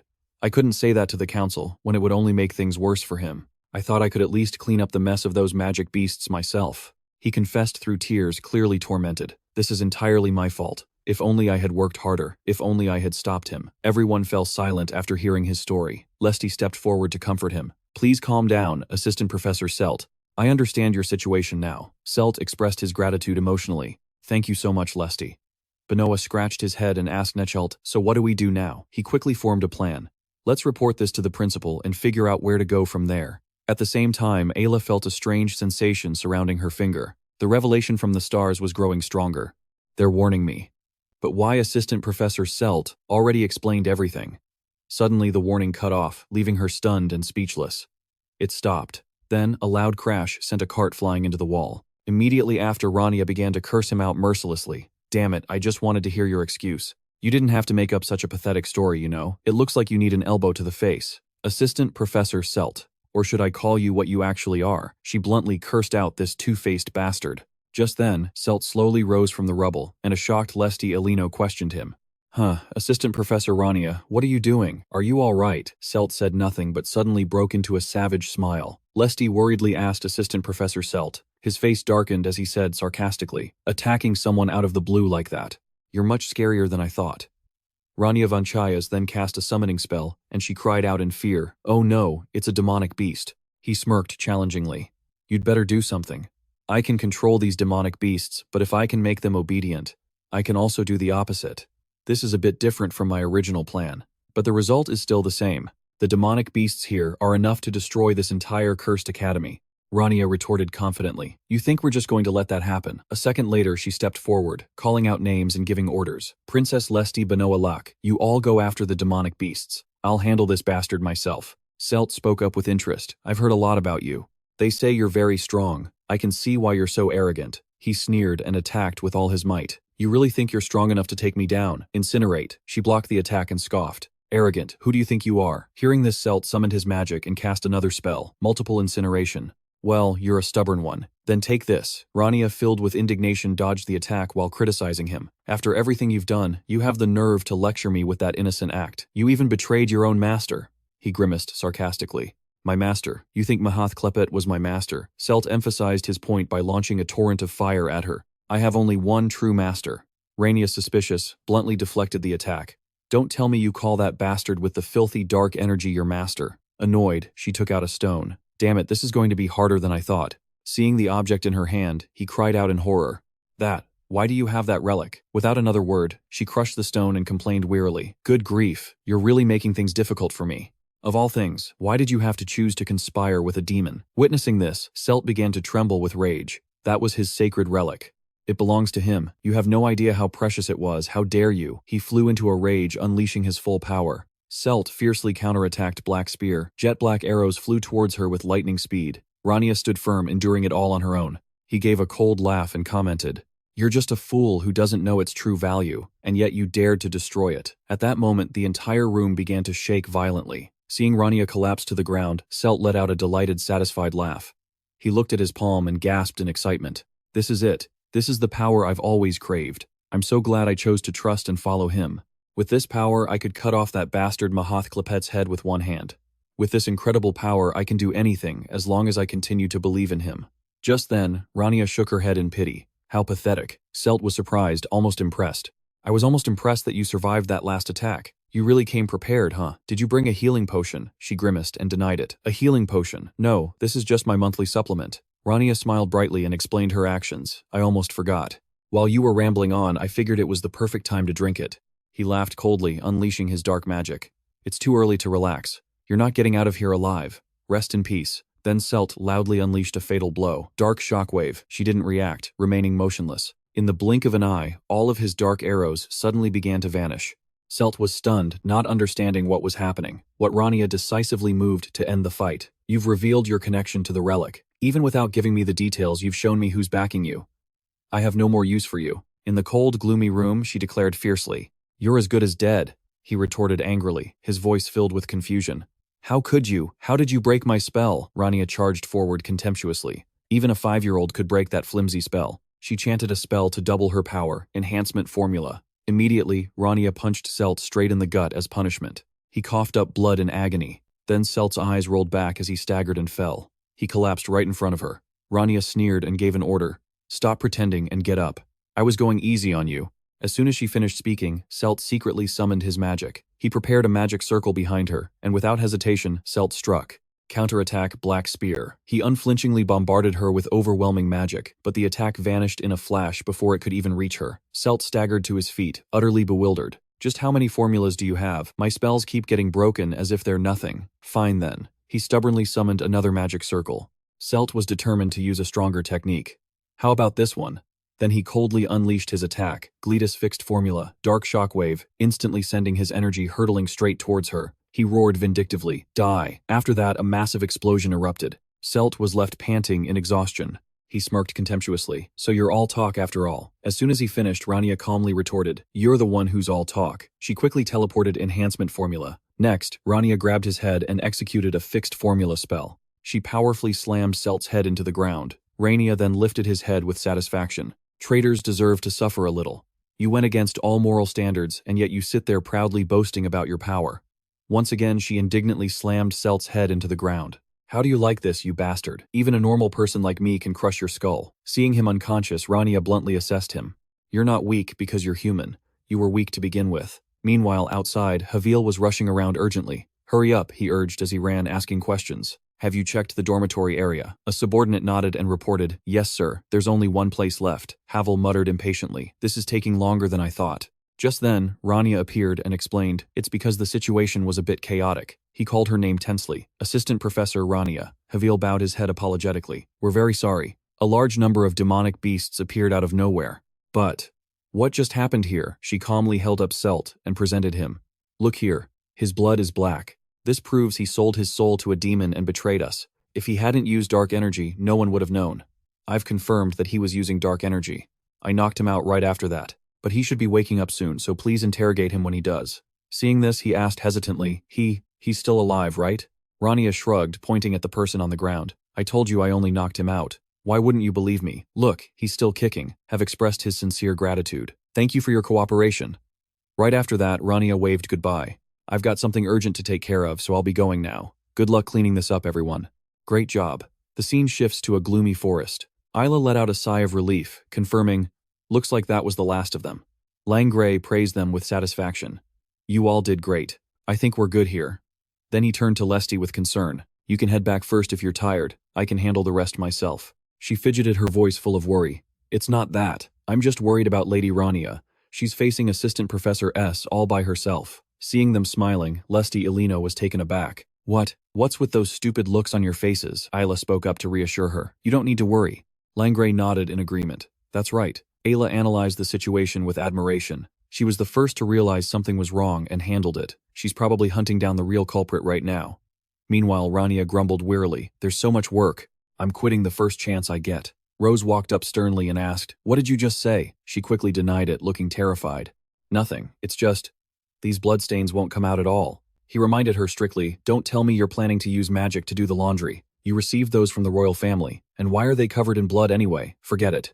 Rania gave a forced smile and replied softly, "Yes, sir." As she was washing the clothes, Rania wondered to herself, "I wonder if they made it home safely. They're sharp kids. They won't let my teaching go to waste. If I keep lecturing them just because I'm lost in thought." She suddenly gasped. It tore. Rose started nagging and scolding her. "You silly girl, I told you to be careful," Rania stammered. I'm sorry." The next morning, everyone at the academy was buzzing with confusion. "I never would have thought Assistant Professor S was a traitor." "You mean he's the one who framed Professor Matt?" "Probably. I'm not sure. How could there be a traitor in this school? This is unacceptable. We have to do something." At the same time, inside the principal's office, a staff member reported seriously, "Dormitory number 5 has been repaired." Also, there are reports that Assistant Professor S regained consciousness this morning. The interrogation is scheduled for this afternoon. Hearing this, Aaron asked curiously, "Who will be conducting the interrogation?" The staff member immediately provided the info. "It will be Lord Have, sir." He nodded in confirmation. "All right, then the matter will be handled well." "What about the classes?" The official continued the briefing. "Several combat classes and basic magic classes have resumed. Of course, we aren't using magical beasts anymore, and Assistant Professor Rania is currently teaching a class as well." A female teacher recounted worriedly, "We asked if she wanted to postpone today's class because of the accident yesterday, but she said it wasn't a big enough deal to bother." The scene shifts to the magic classroom. Rania was deep in her lecture about trajectory, radius, mass, and velocity. Finally, to define and shorten the concept, she casually called on Langray. "What magic is this?" He answered hesitantly. "It's a high-level focused damage spell, ma'am." Rania nodded. "Correct. It's a commonly used magic circle. Mages memorize and use it without understanding why it's formed, almost like a habit." She pointed out the importance. Memorizing the magic circle is effective to a point, but understanding it brings out so much more. Rania scratched her head in confusion, feeling like she was going crazy. "Is it because I'm just not used to this?" She cleared her throat and coughed a few times to compose herself. Rania gently changed the subject. "Right, we can use yesterday's accident as an example. The Academy faced some trouble recently, but thanks to all of you, everything was resolved. Understanding magic circles so you can fully utilize them is just as important as being aware of a problem and acting flexibly to solve it. You all worried for nothing. It's okay, it's perfectly fine, just give it a try." Hearing this, the students happily began their lesson. She took a deep breath and set her resolve. "All right, let's keep going." After the class ended, Rania remarked cheerfully in the hallway, "This isn't so bad after all. Even though I don't exactly consider this an easy life, quite the opposite actually. At least they haven't fired me." Just then, she spotted a strange group of people with unusual patterns on their swords and flags. Rania stared blankly, wondering about the symbol. Looking at the mysterious figures in red cloaks, she pondered, "Isn't that the emblem of the royal hounds?" Rania's mind was a mess of thoughts, but she decided to ignore it all and turned away. "Whatever, I don't care. I'm going to get some coffee." Back at the academy, in a dark dungeon, Have asked sternly, "Where is S?" The guard guided him politely. "Right this way, sir." The guard then called out loudly from outside the cell, "Hey S, wake up." He tried to rouse him. Suddenly, S began screaming like a madman. "The Prophet will punish you all." His eyes were bloodshot as he shrieked, "The Prophet will punish you all." Seeing this, Have stayed alert and ordered, "Stand back." He then confessed in shock, "This can't be. I had no idea his mind was already this broken. It's being taken over by a very powerful energy." The guard added fearfully, Is he dead?" Have stated firmly, "No, he can't die yet." "All right, take him to the cathedral." While they were moving him, Have muttered suspiciously, "The Prophet. I only have 2 clues leading to him. First, he could be an Aya or as an influential figure. Second, he's colluding with demons to obtain that powerful energy." He gripped his sword and thought to himself, "No matter who he is, I can't fight him alone." At that moment, Have's eyes widened in surprise. He stammered, You've arrived." Looking at the majestic group before him, Have greeted them cautiously. The scene flashes back to Kadia Palace 7 years ago. Have grabbed Isla's hand in a panic and ran. She sobbed, looking back and wondering, "Why would Gera do this to me?" He urged her frantically, "Princess, don't look. That isn't Gera anymore. He's just a filthy traitor." The royal mage, Gera, screamed out in madness, trying to lure her back. "Come here, princess. I only need you. Just you. The Prophet promised me an immortal army in exchange for you. Now come here." Have bravely stepped forward to shield her. "Princess, don't listen to him. Run." Ayla had no choice but to run while crying. She shrieked in terror, "Please save me. Someone please." Just as she finished her sentence, something blew a hole in the wall behind them. Ayla gritted her teeth and turned around trembling. Through the smoke, Rania Vanchaias stepped forward and asked with concern, "That's a lot of smoke. Princess, are you all right? I've come to save you." Ayla stared blankly, remembering that moment from the past. Duke Rania Vanchaias had suddenly appeared. He took down the traitor in an instant. who died and immediately vanished. I wonder what he's doing here now. Just as Isla called out the name again, Rania, who was drinking tea nearby, suddenly choked. Duchess Rania Vanchaias. She nervously thought to herself, I think I just heard the princess's voice. At the same time, the students were chatting excitedly. I bet Princess Isla did that too. That's awesome. Rania sighed in frustration.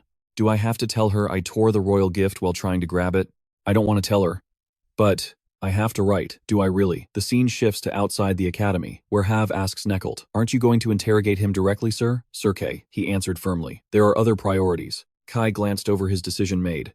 I have to find out why there's still dark energy here. He was stunned. Dark energy. He noted that it was so faint it would take a lot of experience to even notice, but it was definitely still here. After walking around the students and the buildings, Hav wondered to himself, I can't feel anything. But if it's Sir Kai. Even before he became a hound, his nickname was the Pursuer. He could locate a target in an instant, and he fought on the front lines with the hero's party. He concluded with conviction, if Sir Kai says he can feel dark energy, then it's true.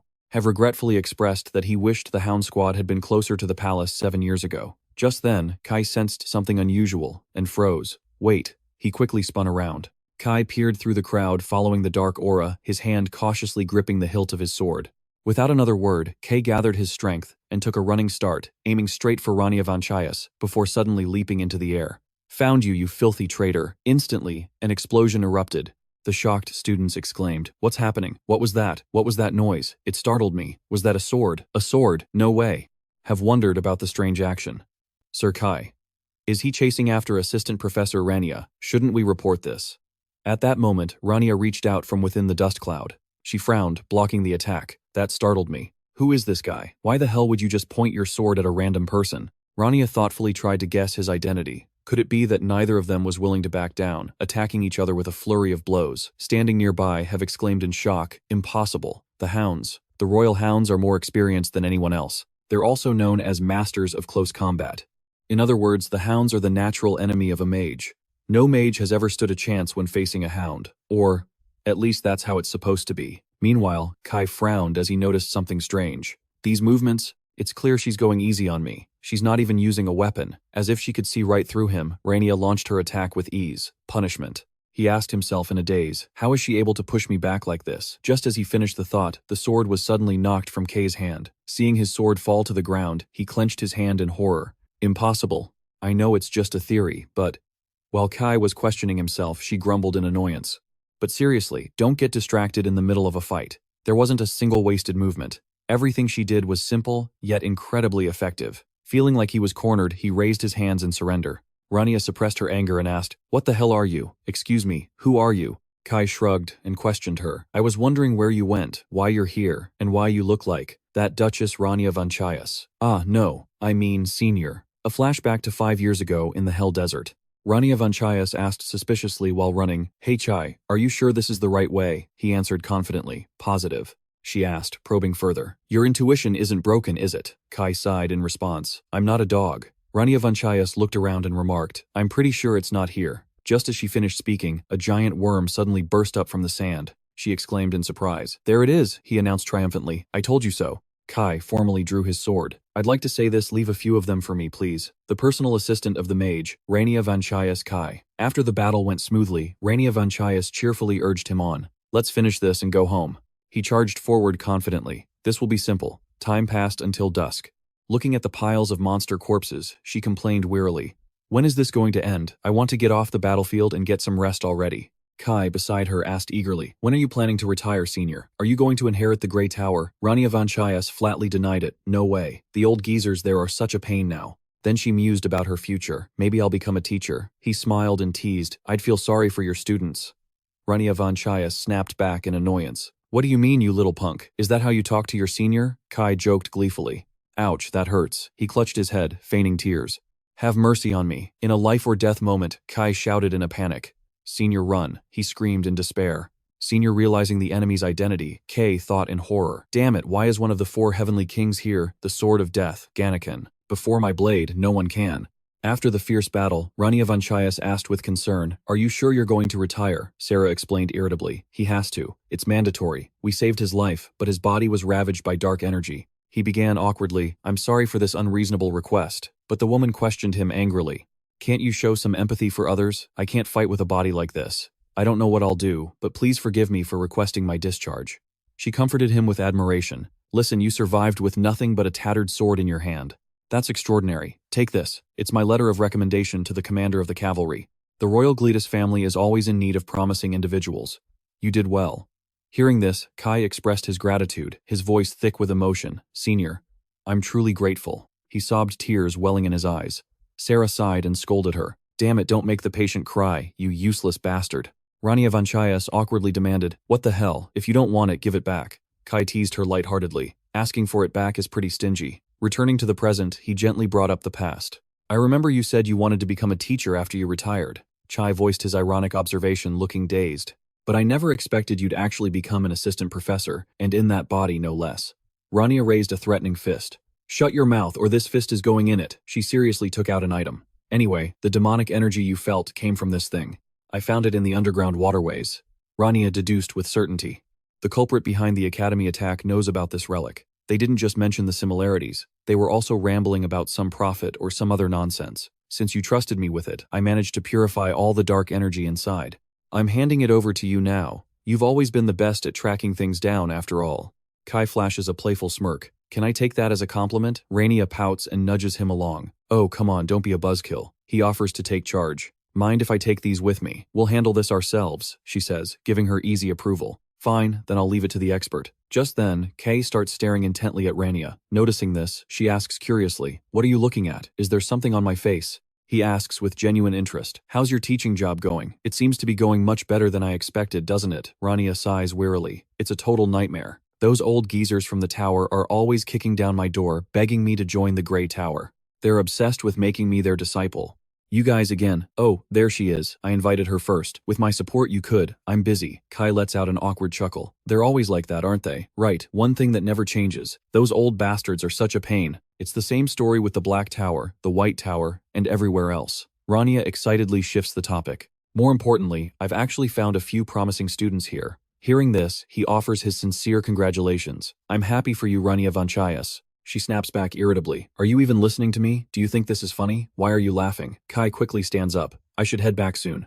I just meant, I'm glad you finally settled in here. He admits with a sense of relief, I didn't think I'd ever get the chance to say that. When I heard you were kicked out of the heroes' party, I was worried sick about you. Rania begins to speak sadly. That wasn't. Kai cuts her off teasingly. Of course, you're not the type of person who would just sit back and accept being fired.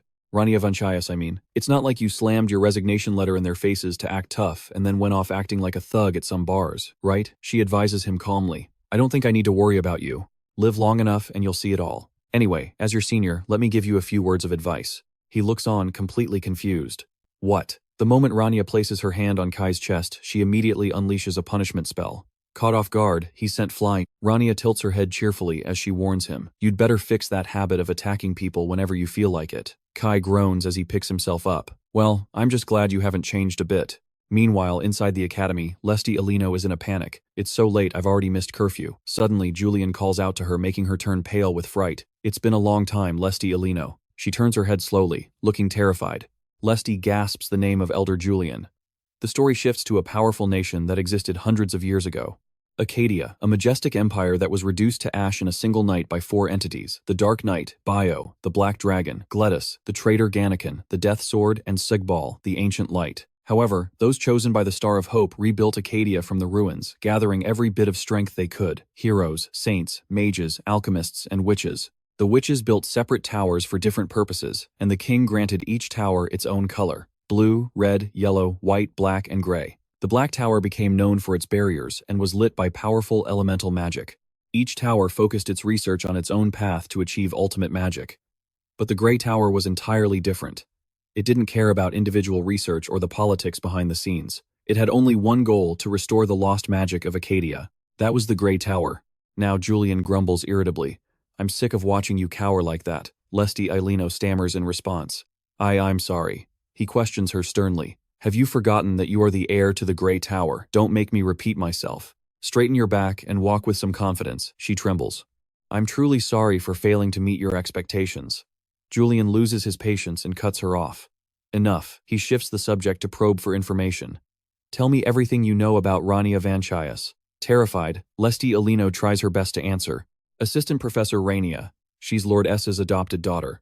She teaches mana fundamentals. She's usually either in her office or at the cafeteria. Julian interrupts her coldly. Enough. Do you think I want to hear that useless trivia? I never expected much from you, but your sheer stupidity makes me worry for your future, she asks in shock. You mean, at the Grey Tower? He smirks as he confirms. Exactly. Everyone should know the value of a recommendation letter from me. The next morning at the campus cafe, students have filled every available seat. Everyone is asking each other anxiously, have you studied yet? Is it time for exams already? Rania sips her tea and notes, this cafe has been so crowded lately. She recalls the advice she was given earlier, I think you should return to the Grey Tower Senior. Rania muses to herself, the tower, huh? At the same time, the students groan in frustration. The professor hasn't even gone over the exam format yet, has he? Not at all. Oh man, my parents are going to kick me out of the house if I fail this exam. Classes have been so hard lately. I thought I was the only one who felt that way. She looks around irritably. I need to find somewhere quiet. It's too noisy here to focus on my thoughts. Noticing a strange reaction, Rania wonders, wait, why are they all suddenly leaving? Where should I go next? Or, wait, what's this? What's going on? Right then, Julian walks up solemnly to greet her. I'd like to have a private word with you. It's a pleasure to meet you. Assistant Professor Rania, I am Julian of the Grey Tower. Rania warily analyzes the situation. All right, I wonder what he wants. The elders must be pretty desperate to send Julian to see me. Aside from my master who has zero interest in politics, Julian is the most influential person in the tower. He gets straight to the point. I know you're busy, so I'll be blunt. I'm here to give you this. As a witch, you surely understand what this means. Seeing the card, she freezes for a few seconds. I don't understand why you're giving this to me, Rania says sharply. I heard that the Grey Tower maintains a balance between the 6 elders. Are you trying to cause a conflict? Julian notes with annoyance. So you've done your research.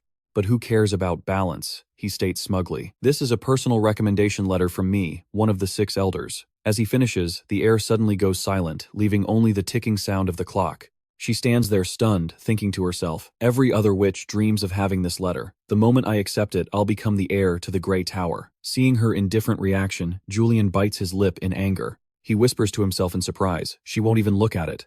I can't tell what the hell she's thinking. Swallowing his anger, Julian speaks up. I must say I'm impressed by your attitude. I think you already know what you need to do.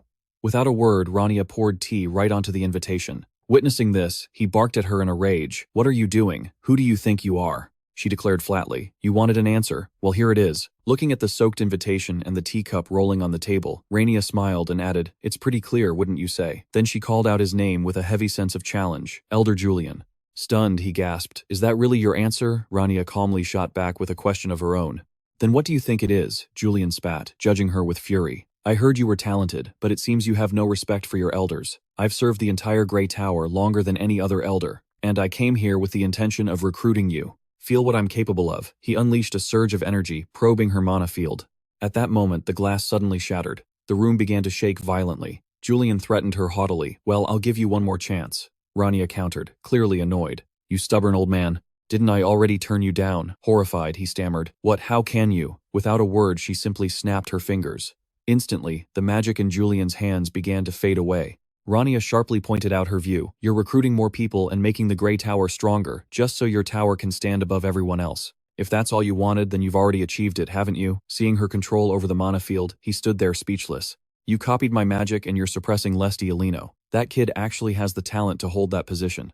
Rania noted seriously that it might not have surfaced yet, but an elder of the Grey Tower shouldn't let a talent like that slip away. Are you so blinded by power that you can't see the truth? She warned him with a bright smile. That's not good, Elder Julian. Rania walked out leisurely and stated with absolute certainty, that kid is the perfect fit to inherit the tower. I can guarantee you that. At the same time, Shinvi called out in worry, Master, you're destroying your own body. You need to rest. Master. Lesti Alino muttered weakly, I need to try harder. Achieving something is what I need right now. She recalled the harsh words, what a disappointment.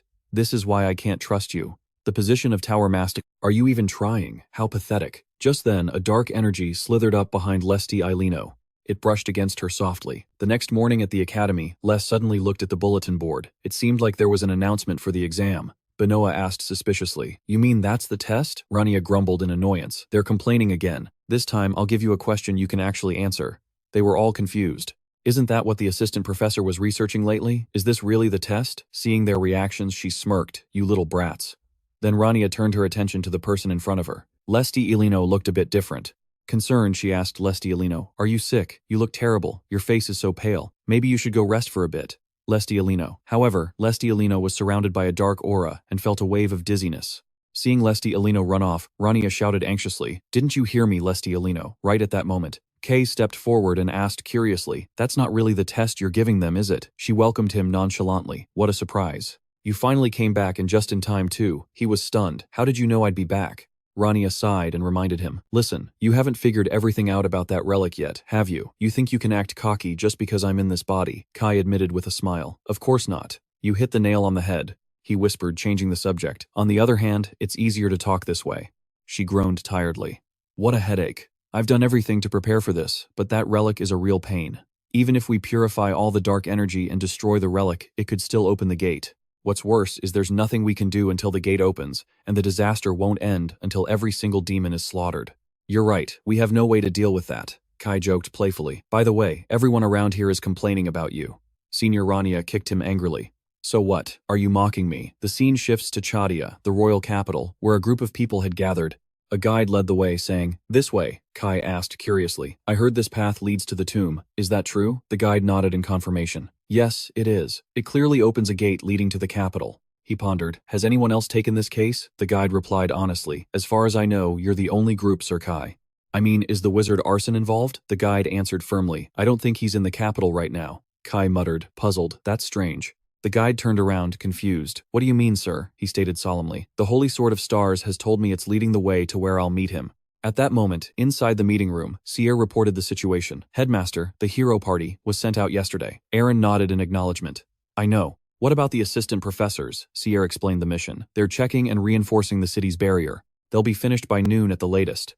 He gave a stern command. "Very well. Make sure everything else is completed as well." A teacher asked, "Is there anything else we need to do?" Aaron shook his head. "No, that's all for now." He thought it over and analyzed. According to the hounds, there's no way to stop the shrine from opening. It's inevitable that it will open a gate to the other world through a medium. It's hard to believe such a thing is lurking within the academy. Even if we can't stop the shrine from opening, we must do our absolute best to minimize the damage. Aaron emphasized their roles. "As a teacher and the headmaster of this academy, I have a responsibility to protect the students." Meanwhile, the students were struggling with a mountain of assignments. One student cried out in frustration, "This is insane. These books aren't helping at all. We should have seen this coming when she said she'd give us the questions. What is this magic circle in the middle? Wait, isn't that the diagram used for the highest level of defensive magic?" Benoa asked, worried. "How are you holding up?" The two of them stared anxiously at their blank notebooks. Les felt helpless. "I don't understand any of this." Then he turned his attention to the person next to him and asked Lestiolino curiously, "Did you figure out the answer?" The female students whispered among themselves, "What's wrong with her? Why are you staring at her like that? She's probably just exhausted." Langray spoke up, with worry. "I have a bad feeling about this." Someone teased him. "Is your instinct acting up again? Just finish the test, man." Langray warned him somberly, "Don't underestimate the instincts of a northern warrior." Benoa snapped back angrily, "Then use those damn instincts of yours to finish the test." While the students were drowning in pessimism, she walked past them silently. "Who could possibly answer this? I bet no one can." The dark aura surrounding Lestiolino grew thicker and thicker by the second. After a while of hopeless arguing, a student got fed up, saying it was getting nowhere. "That's enough. Let's call it a day. What's the point of knowing the question if we can't even answer it?" Everyone left worried. "The problem itself is the problem, isn't it? Are you an idiot or something? What a hassle. What's the problem here anyway?" Just then Kay laughed. "Is someone spouting nonsense?" Rania casually replied, "Too many to count." She grumbled. "I spent so much time preparing for the test." He asked in astonishment. "You mean that horrible problem?" Rania explained. "Do you have any idea how hard it is to create a test? You wouldn't understand the struggles of a teacher. But that's not important right now. All we can do is wait for the altar to appear." Kai nodded in agreement. "You're right. This isn't something we can prepare for in advance." He hesitated, about to bring something up. "Ma'am." Rania Vanchaias wondered. "What is it? Why are you making that face?" Kai carefully revealed. "To support us. They've summoned the hero party." She burst out laughing in ridicule. "Geez. And here I thought it was something important. Did you think I'd fly off the handle over that?" he admitted timidly. "Well, to be honest, yes." Rania was not pleased. "Who do you think I am? You think I can't separate my personal life from my work? It's better to have them around anyway, since they can clean up whatever's left behind." Kai was stunned. "You're going to make the hero party do cleanup duty." She stretched and changed the subject. "This time I have a better understanding of the medium."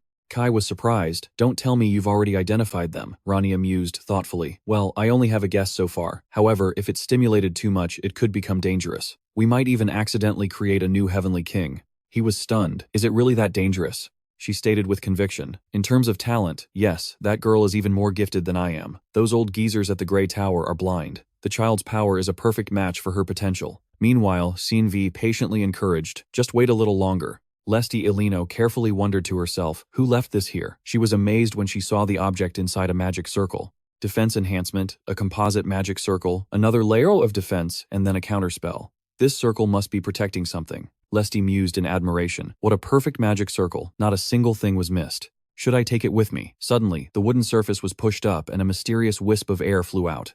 Seaball quickly enveloped her. You cowardly heir of the Grey Tower. A startled Lesti Ilino called out Shinvai's name, but he didn't give her a chance to react, pushing her into the mysterious place. Go where you belong. While bound, she heard a voice call out, Lesti. She recalled her childhood when admiring children surrounded her. Lesti, what are you doing? Let's go this way. You're amazing. Lesti Ilino is this. A spirit summoning spell. Her master affectionately patted her head. That's right, very smart. Do you know its name? The Innocent, Lesti replied. The book said she's a wind spirit. He reminded her gently, it'll be sad if you call it that. Call it Sinvi. Then Lesti Ilino's master asked Lesti Ilino, would you like to learn magic under my guidance? You have a gift, enough talent to lead this era.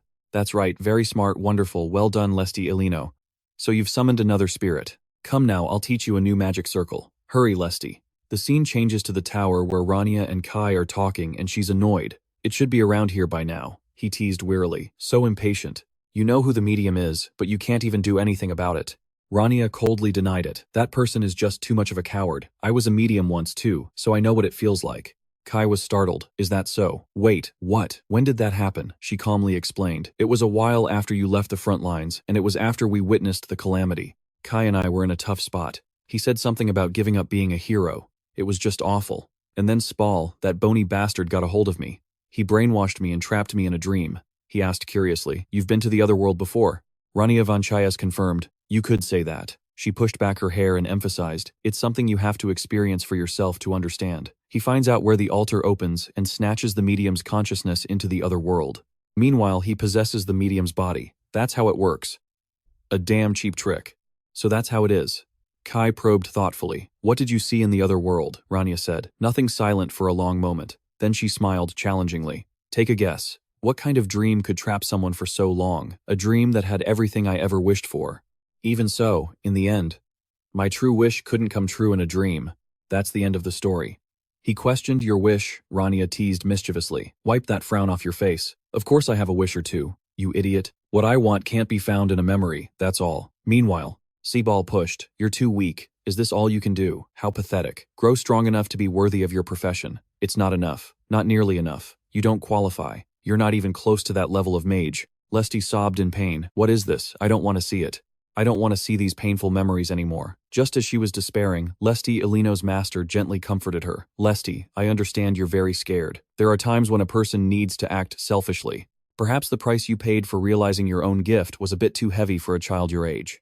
However, things are different now. As soon as he finished speaking, the outside world began to shake violently. Rania announced tensely, it's starting. Kai asked naively, the medium is a student right. Do you think they'll be able to resist it like you did? Rania was confident, of course. The girl has lived in the Silver Tower for 3 years, so don't underestimate her spirit. Mages are arrogant creatures. One way or another, we've all got a crazy streak. Just then, Lesti Ilino woke up and repeated with resilience. Even the elder said as much. A mage doesn't live in the past. They must look ahead and live for the future. She called out resolutely to Shinvi. Instantly, a small ray of light pierced through the clouds. The loyal little one flew in master.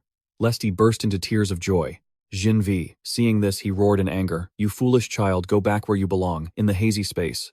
Seaball was surprised. This child. How did you manage to wake up? She replied firmly. You're the ancient wizard, Seaball. He regretfully warned her. If you had been a little more obedient, I would have given you an easier path. Hearing this, Lesti Ilino fell silent and clenched her fists. She focused on chanting a spell, consecutive summons. After careful observation, Lesti raised her hand, preparing to attack. There was no color here except for the color of his mana, a colorless space from another world. If so, I can probably still fight. After all, this is a great place for summoning. She used her will to launch a psychic attack. Instantly, a horde of demonic beasts rushed in to tear him apart. Seaball countered with amusement. Aren't you satisfied with this dream? Lesti's eyes widened in shock. That easily, he reached out his hand menacingly. Sleep a little longer, little girl, until the end of all things. She panicked, thinking to herself, no, if this keeps up I'll lose consciousness again. Is there a way? Just then, a magic circle suddenly appeared. Lesty was astonished. What is this? Is this Professor Rania's protection circle? She was so moved her eyes welled up with tears. It's real. So you were always watching over me. Hearing the familiar name, Sibal furiously roared. You again, you cursed ashen bastard. Carry out the curse. This is clearly outside interference. Rania calmly denied it. It's not outside interference. There's nothing unusual about this, he screamed with resounding hatred. Again and again, I knew it was you, you relic. Lesty Alino covered her ears in discomfort as the barrier simultaneously cracked and shattered. Skiball raged. When will you ever leave me alone? She immediately activated the magic circle. Rania focused energy into her hand, smiling as she stared intently. She cheerfully commanded the Houndhead. Find him. Kai complained helplessly. Did you have to use such harsh words? As soon as he accepted, Kai's gaze pierced through every forest. He wiped the blood from his nose and signaled, he's marked. See that beam of light? Rania thanked him warmly. Thanks, great job. Now please take care of the demons down there. Kai retorted sarcastically. Aren't you taking advantage of people a bit too much? I was going to do it anyway. He leisurely jumped down. Let's go for a drink when this is over. At that moment she remarked contemptuously, is this coward trying to run away again? Seeing the aura trying to escape, Rania issued a fierce challenge and quickly flew up. Dream on, full speed. She nimbly teleported with lightning speed. Rania gave chase aggressively. Don't run, fight me, you brat. Time for your punishment. Meanwhile, inside the academy, the professors were busy treating the students' injuries. Suddenly, C burst through the door. Oh, headmaster, a teacher reported worriedly. Skull's barrier has covered the entire academy. This could take a while. Just then, a window suddenly cracked open, and a stream of dark energy immediately infiltrated the room. They were bewildered, not understanding what happened. The barrier is gone. Who could have done that? In the forest, a weak hand clung to a tree trunk. Lesty trembled as she looked around. Seagal's barrier had been broken. She thought wearily, I don't know why, but I have to get out of this area first. If I get caught again, I'll never escape. As Lesty Alino was caught, she asked in surprise, who is it? Recognizing her rescuer, Lesty Alino called out happily, Professor Rania. The professor praised her and chanted a spell. You tried very hard. Lesty Alino teleported into a gloomy space. Sibal issued a challenge. Are you planning to fight me alone, you despicable cursed pile of ash? Again and again and again. You always ruin my rituals, my plans. If it weren't for you, the child of the stars would have become the saintess of the Star Shadow Shrine. And if the barrier on the battlefield hadn't been broken, your capital would have been mine. You brat haven't even lived for 100 years, so how do you break my barriers so easily every time? Hearing this, Rania smirked mockingly. His inferiority complex is the same as ever. Huh. How annoying. She shrugged provocatively. If you knew I was targeting you, you should have tried a little harder. It's so easy to beat you that I just enjoy doing it. Meanwhile, in the academy courtyard, the number of demonic beasts was increasing. The students looked around cautiously as Kay gave a worried warning. It seems they've started summoning low-level monsters. He decisively assigned tasks. Sarah, you go heal and protect the students in the infirmary. Lamia, go help the knights face the Dark Horde. Kai touched the hilt of his sword. As for me, then he slashed away the creatures surrounding him.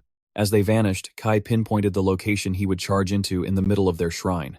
At that moment, Skal furiously cursed, you disgusting Ashen One, Rania Vanchaias. Rania Vanchaias, the Star Shadow has cursed you, so why are you still alive? How could you alone withstand the curse of the Supreme Being? How can you still be human? As he finished speaking, the entire space fell silent. Just then, Rania suddenly burst out laughing. She spoke up irritably. So, this is what you meant, huh? Rania began to unleash her power. Enhance. She decisively transformed her body and muscles, strengthening her physical abilities. Then Rania snapped her fingers to get his attention. Hey Skullface, aren't you that type too? I just realized that I'm the originator of the support mage class. She stomped her foot excitedly. This fighting style was created specifically to defeat you. Rania leaped high into the air majestically. That's the problem. She poured power into her fist. Punishment. Unwilling to lose Spall, conjured a protective membrane. Rania punched the shield hard but couldn't break it. The ancient sorcerer Spall, one of the 4 heavenly kings. To defeat an irrational figure like this, I must first analyze my own reasoning. I've shortened my casting time, stored magic circles, and even attached them to my body. I prioritize direct attacks to avoid being bound by attribute conflicts. Then I just dash forward, charge in, and attack at close range, always on the front lines. She focused her strength on breaking the barrier. Rania declared arrogantly, if you were a swordsman or an ancient dragon, I might have given up. But how can a mage like you possibly defeat me? She leaned in to deliver a finishing blow. In a moment of crisis, he quickly unleashed his rampant power. As he spoke, a violent explosion erupted. She stood up and questioned back. That rope you used to wrap around your neck, is that life force?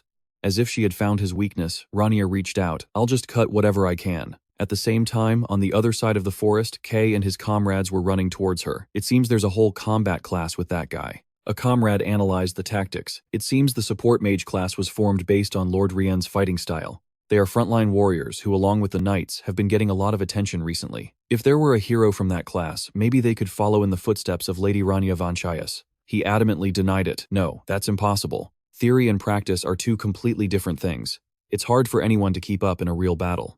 No matter how many strengthening spells you use, the human body still has its limits. I can use Starlight to break past those limits, but Starlight is only for the chosen few. Is that guy using mana instead of Starlight? He truly lives up to the name of the Grey Cyclone, a man even heroes couldn't defeat. Right then, Rania summoned a mysterious power, the Scales of Libra. I have something I want to trade. She tentatively expressed her desire. What I want is my body, and its very flesh. It asked curiously, and the trade, Rania hesitantly offered her mana, and the Scales of Libra quickly sucked it in. Suddenly, a surging power erupted all around her. Sabal clawed at the ground in a rage. That disgusting color gray, dull, hideous gray. He lunged at her, his fury threatening to consume her. Turn to ash, turn to dust. At that exact moment, Rania finished him with a single spell, Bone Infestation. Amidst the battle, a soldier reported joyfully, Sir Kai, I've handled all the slaves inside the building. He nodded in acknowledgement. Good, let's wrap this up. Kai gave sharp orders. They might have been summoned from within. Search every inch carefully. He was stunned to feel the massive mana that had blanketed the entire forest finally subsiding. Who would have thought an event involving SB would end so quickly? Kai muttered to himself, hoping everything else would go just as smoothly. Meanwhile, he sped up his pursuit. Back there, Sabal repeated in shock. Bone Infestation. He stared at the shell he'd used to imprison her. Seaball was flabbergasted. What the hell is this? Even after being swallowed by that darkness, Rania shouted as she pounded on the barrier. Hey, what do you mean by that darkness? Golder in it. She shattered the shield and marched forward aggressively. First a curse, now darkness. What the hell is it? He questioned her, filled with doubt. You don't even know, Rania mocked him with a smirk. You don't know what it is and you still managed to block it. You're talking nonsense. If I'd actually blocked it, would I look like this? Is your half-dead brain so rotted that you can only come up with petty curses like this? Sabal was stunned. I don't understand. That curse should have consumed you. It should have eroded your body and left you coughing up blood every night. Rania snapped her fingers confidently. I've already taken care of that. A second later, a flame flickered. He barked in disbelief. How? How dare you? With that much mana, you can even control the darkness of the Death Sword. How is this possible? You've never even set foot in the lands of shadow. Without a word, she nonchalantly crushed the magic. I just felt like it. Seaball screamed. He lunged forward shouting die. Rania provoked him, sounding disappointed. How boring. Don't you want to dissolve into ash anymore? Seaball shrieked in a frenzy. I said, die. She dodged the attack, annoyed. This crazy bastard. Realizing his dangerous intent, Rania deduced, is he trying to drag me down into the mana spring? What did he trade just to use the Dark Forest's mana? Surely it wasn't his own life force. Regardless of what it is, if that thing explodes, Apia will be wiped off the map. In the worst case scenario, the capital might go too. Why is it always like this with the Demon King's army? Staring at the secret before her, she muttered in frustration. Why do they always have to hide these things? Rania thought to herself. There are no limits to trading with the stars. But that doesn't mean there aren't loopholes created by the limits of the spell itself. Right then, she spotted it with joy. Found it. Rania focused intensely and began chanting formula enhancement. Magic. Reinforcement. Muscle. Stamina. She threw a decisive punch at the barrier, and it immediately began to crack. Rania sighed, expressing her inner feelings. Honestly, I've been a bit bummed lately. It feels like support mages these days have no real foundation. She stepped forward slowly. A mage's style. Their foundation, and the basics. I want to show you what that really looks like, even if it's a bit late. He shouted unhappily. Enough, stop this right now. Rania snapped her fingers again. A blue flame quickly spread, engulfing Sabal in agonizing pain. Kai was stunned by the sight. What is this? He confirmed. It has to be him. His teammate asked curiously, are you talking about Lord Rania Vanchaias? Kai nodded. Only he could leave a trace like this. They stood in silence, looking at the wreckage below the cliff. Seeing him teleport, his teammate called out in confusion, Sir Sai. He frantically searched every corner. Where is he? Where are you? As soon as he saw a silhouette, Kay whispered Rania Vanchaias. However, standing before him was Rania. The two locked eyes for a long moment, their expressions completely different. The atmosphere suddenly became awkward. Kai asked confused, who are you? Without a word, Rania ordered bluntly, get out of the way. Didn't you hear me? Move it. In her memories, Rania Vanchaias once carefully advised Rania Vanchaias, "A mage must be someone who considers every move with extreme care. They must perform dozens of calculations, hundreds of times a day. You must judge every situation with logic instead of emotion. So always stay calm and keep an objective perspective. Even if someone makes you furious, think about the consequences instead of how satisfying it would be to hit them." Back in reality, she pleaded desperately, "Please, just move." Rania clenched her teeth, dying to slap him. Can't I just give him one good smack? Stabbing him once would feel so much better. She knew the fallout would be a massive headache, but just one. Kai asked hesitantly, "Who are you?" He grabbed her arm firmly. "Answer me," Rania cursed in a rage. "You crazy dog." Suddenly she was confused. Wait. Why doesn't this guy recognize me? Rania was on high alert. This bastard has the same thing as see, the eyes that can see into the soul. She struggled, feeling irritated. Those soul sight abilities are no joke. Let go of my arm. Let go of me right now, Rania mocked him with disdain. I didn't expect the so-called hero to turn into such a jerk. Realizing his actions, Kai bowed his head in apology. I apologize for my rudeness. I just didn't expect anyone to be so hostile towards someone they know is the hero. She sneered sarcastically. Oh, so that's why you're a hero. How rare. An apology from a hero. He questioned her suspiciously. So, who exactly are you? This place was overflowing with magic just a moment ago. Why did you come to a place like this? Rania stammered, trying to make an excuse. Even a professor needs permission. Just then, Chai said a name that made her freeze. Rania Vanchaias. What does this have to do with Rania Vanchaias? He asked curiously. Even after retiring, he still came here. She snapped back. What the hell are you talking about? Kay showed a lingering regret. I should have come sooner. He asked with concern. You don't look well. If I'd known this would happen, it would have been better if we came together. Back after the war, Kai had asked. Hey, are you hurt somewhere? Rania had replied casually. Not at all, kid. I didn't even get hit before I finished it. He'd persisted. But you look so exhausted. Your face is all bruised. She criticized him helplessly. Well, that's probably your fault. Kai stood there blankly, telling himself he didn't know what was happening. But if I say one more word, I'll probably end up like Spall. Rania was annoyed. She really wanted to hit him again. He asked in surprise, was that Sabal? She looked at her palm and replied with a bright smile. What are you standing there muttering about? Do you think skeletons can bleed? Just then, Sarah ran over in a panic. Oh my gosh, Kai, are you okay? Kai rubbed his face with a weary smile. I was just thinking about something. She asked carefully, is everything settled? What about Sibal? Lamia watched in confusion.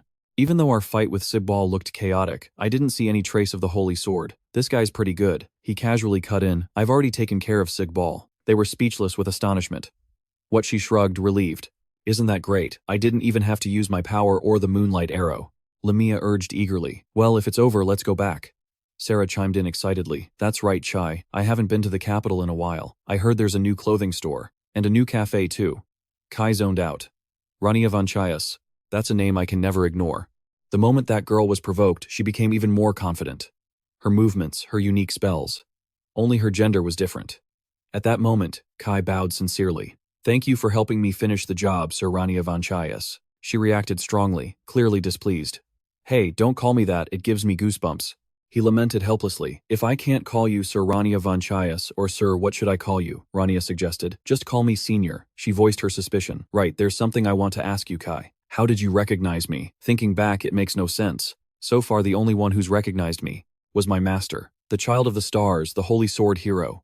None of them recognized me. A person's body and soul cannot be interfered with in any way. The stars, the very laws of nature, have decreed it so. And to interfere with that law, one must break common sense, an existence unbound by the rules. Perhaps only the Demon King could do something like that. He stammered in response. Well, because of the specific nature of my work, I have a habit of remembering people's small movements and habits. During our previous fight, you displayed more than 10 of those habits. Would you like me to elaborate? It's on page 13. Looking at the book in his hand, Rania shuddered in disgust. No, that's too creepy. Get rid of it. She sighed, remarking to herself, if he were blessed by the stars, he probably wouldn't have recognized me. That's the message the stars would send. What is this curse? What is that darkness? But one thing is certain, the stars do not recognize me as Rania Vanchaias. My intuition tells me that girl is Rania Vanchaias, but why do the stars insist she isn't? Kai decided to act on his own. It's time. He stared blankly for a few seconds. It was just an illusion. The next morning, a boy joyfully spread the news throughout the streets. Breaking news, another horrific demon attack at Apia Academy. Witnesses report a black barrier covering the Hermes forest. A black barrier, does that mean Sigbal appeared? The people buzzed with excitement. Who could possibly face Scubbal? It must be the hero Kay chose, and the royal hounds are there too. They successfully stopped and pushed back the boom barrier of the 4 great heavenly kings. Thanks to them, there were no casualties, right? Having a hero party in the kingdom is truly a blessing. Public opinion was largely positive. Meanwhile, inside the royal palace, amid stacks of disheveled books, Isla frowned as she explained, but the royal hounds have a different opinion. Is that right? Havel confirmed. Yes. The subjugation of Spall makes it clear. He says it was not the hero party's achievement. As the press reported, the scene of the battle with Siegball was clearly devastated. However, most of the traces were from magical collisions believed to be the marks of a series of chain attacks. Crucially, no traces of the Holy Sword or Starlight were detected. Instead, an energy resembling ash was found in many places.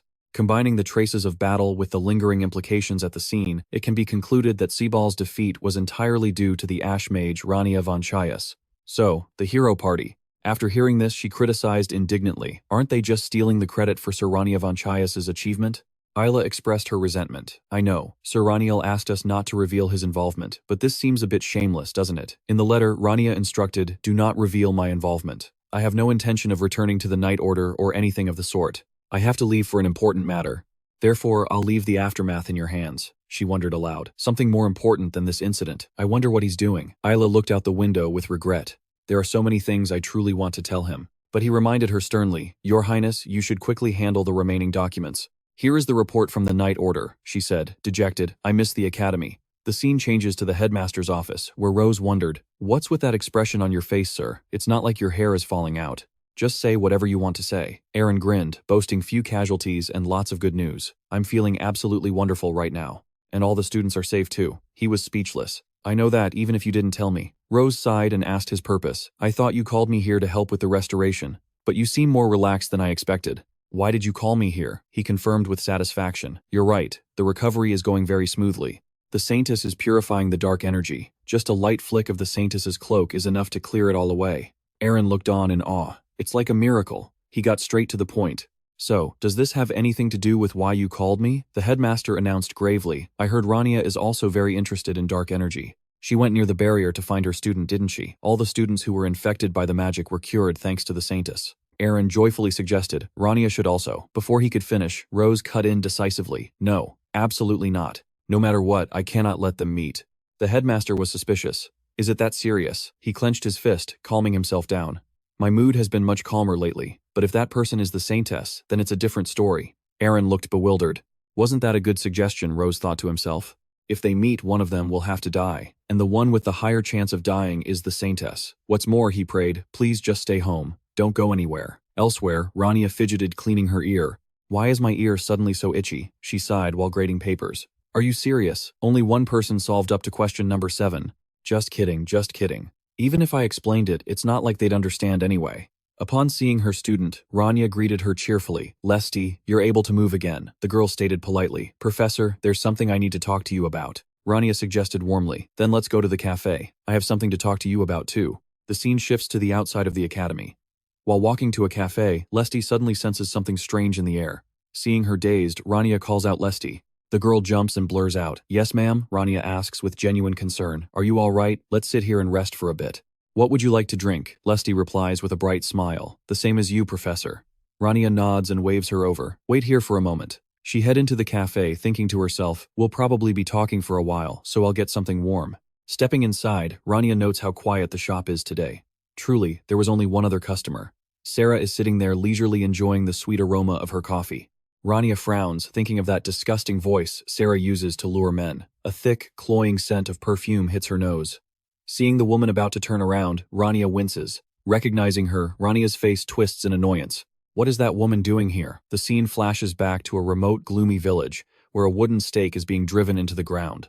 Rania Vanchaias turns back in shock. What did you just say, Sarah? Crosses her arms arrogantly. Are you guys deaf or something? Since your ears are clearly useless, I'll say it one more time. She coldly declares, use this entire village as bait. Sarah then kicks a piece of wood, looking annoyed. Why does this have to be such a hassle? She continues with her haughty attitude. A saint like me getting my hands dirty. It's just not right. Sarah orders without a shred of emotion. Set traps in this village. Use the villagers as bait, so they'll be trampled by the demons while we wait for the right moment. Rania grinds his teeth and growls. Keep talking. She questions him with a sneer. Is there a problem with the plan? It's efficient and fast. You wouldn't understand anyway. With your 0% faith. It's right there in the first chapter of the Holy Bible. When you are willing to offer your flesh and blood to God, your soul will be guided to a place of eternal purity. They are creatures destined to be sacrificed for the sake of the divine. As soon as she finishes, Rania Vanchaias crushes the wooden stake in his hand. The moment Sarah finishes her conclusion, he angrily grabs her face. I am the representative of God. Rania Vanchaias warns her sternly, you'd better stop this nonsense right now. Exactly which damn star are you even worshipping? He had mentioned something about making a deal with a star. Faith isn't something valuable enough to be used as a bargaining chip. This is your first and last warning you, mad saintess. If you ever dare to utter those words in front of me or Kai again, I'll make you experience exactly how everyone in my and Kai's hometown died. The Holy Mothers are those who convey the will of the stars to the earth. Hair the color of cherry blossoms, a gift from the gods. Pale blue eyes that look like newly blooming leaves, and a perfect figure and power carved by the gods themselves. Back in the present, the woman looks at herself in the mirror and admires her reflection. No matter how many times I look, this appearance of mine is truly a blessing. No wonder others throw such envious glances my way. Just like this person here. A voice rings out, would you like anything else, miss? Affection, jealousy, admiration, these are the emotions she feels she deserves. Sarah tilts her head and requests, 2 cups to go, please. I want to bring some for my teammates as well. She notices the person glaring at her. I don't really have any enemies, though. Sarah wonders in confusion. That's definitely someone I don't remember meeting. Why are you looking at me like that, she wonders. Suddenly, she makes a confident guess that makes Rania freeze. Could it be that you're a fan? Sarah steps forward, lost in her own delusion. She must be so moved to meet me that her expression has completely distorted. Yeah, that must be it. Rania is utterly stunned. A fan, Rania, is filled with disgusted rage. I knew you were crazy from the start, but how? How can you say that with such a straight face? She flatly rejects her. Sorry, but I'm not superstitious. Hearing this, the woman gets angry. Immediately after, a cup of coffee is accidentally spilled. Sarah fakes an apology. Oh dear, I'm so sorry. She steps on the coffee cup and explains her actions. My hands have been idle for too long, so I slipped. Rania accuses her furiously. You're the one who started this. Without another word, she reaches out. Seeing Rania grab her hair, Sarah panics and struggles. What do you think you're doing? Let go of me this instant. I said, let go. As soon as the woman challenges her, Rania pours the entire cup of coffee over Sarah. Sarah screams. Do you have any idea who I am? Lesty, waiting outside, asks anxiously. Is everything okay in there? At that moment, Rania mockingly smiles. Oops, my hand slipped. My bad. She gives a sarcastic grin. You're a saint, aren't you? Surely you'll forgive the mistake of this lowly fan, right? Sarah screams in rage, while Rania walks out happily. Ugh, so annoying. What was that even about? She wears a satisfied smile. That felt great. Rania speaks warmly. Sorry to keep you waiting, Lesty. She then slowly sits down beside her and invites her tenderly. Now, let's hear your story, she says softly. Lesty and Rania sit together on the long bench. Rania takes a sip of coffee and gets straight to the point. All right, don't be shy. Just speak your mind. Lesty holds her cup with trembling hands. Professor Rania. She then asks, have you ever met Lord Rania Vanchaias? Hearing this, Rania lowers her eyes and answers. Of course, many times. Is there something you're curious about? Lesty reminisces for a moment and then asks what she wants to know. Everything. What kind of person was he? Not only that, Lesty Alino wonders how he lived as the next master of the Grey Magic Tower. Sensing Lesty Alino's feelings, Rania smiles and says, to me, you're quite a bit like him. Lesty Alino's eyes widen as she listens to the explanation. The Grey Magic Tower seems like a very dangerous place. Rania continues. He was constantly provoked by mages of his own age. He was always being scolded and criticized by the elder mages. They always used his background to look down on him, so he had to achieve a great many things. So many that they couldn't say a word anymore. After a moment of silence, Lesty Alino asks again, where did Lord Rania Vanchaias come from? Rania replies, he was a lowly mage who had lost his hometown. The elder mages thought that background was too filthy and wouldn't even touch him. So, with the determination to crush them, he rose to the top. Rania Vanchaias' rebellious attitude flashes through her mind. It's too dry, I can't eat this. Just shove it down your throat. You people have no idea who you're messing with. Outwardly, she continues speaking. Even so, he didn't want to dishonor the one who took him in. He wanted to prove that person had made the right choice. That's why you're so desperate to hold on to this position. Am I right? Rania reflects. Your relentless effort reminds me so much of him. Lesty Alino is still curious and continues to ask questions. So, Professor Rania, it seems like you were very close to Lord Rania Vanchaias. It's almost like you were right there with him. Hearing this, Rania flinches, accidentally splashing coffee onto her own face. She wipes her face while letting out a forced laugh. Is that so? Rania then adds reluctantly. Anyway, what I mean is, you're doing a great job. Lesty Alino's face lit up with joy as she thanked the professor. The professor handed Lesty a key and said, I'm glad I could help. And this is a gift to congratulate you for placing first in the midterm exam. I've been meaning to tell you, she continued. It's the key to the third locker in cabinet A3 in Sir Rania Vanchaias' research room in the Grey Magic Tower. Lesti took it, staring at the key in her hand in a daze.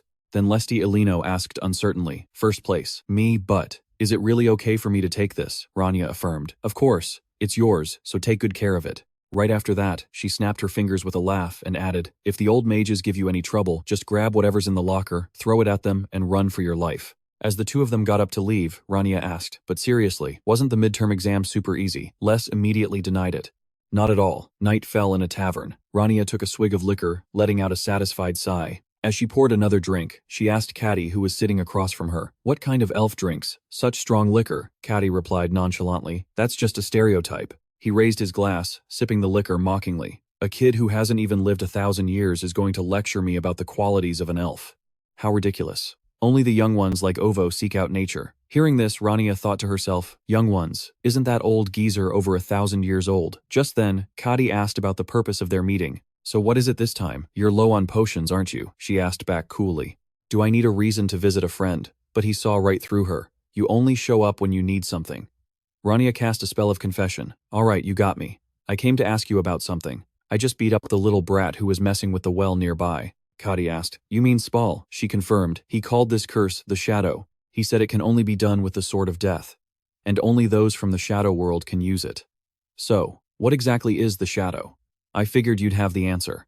As expected, Caddy knew about it. "I do." But he couldn't give her the answer.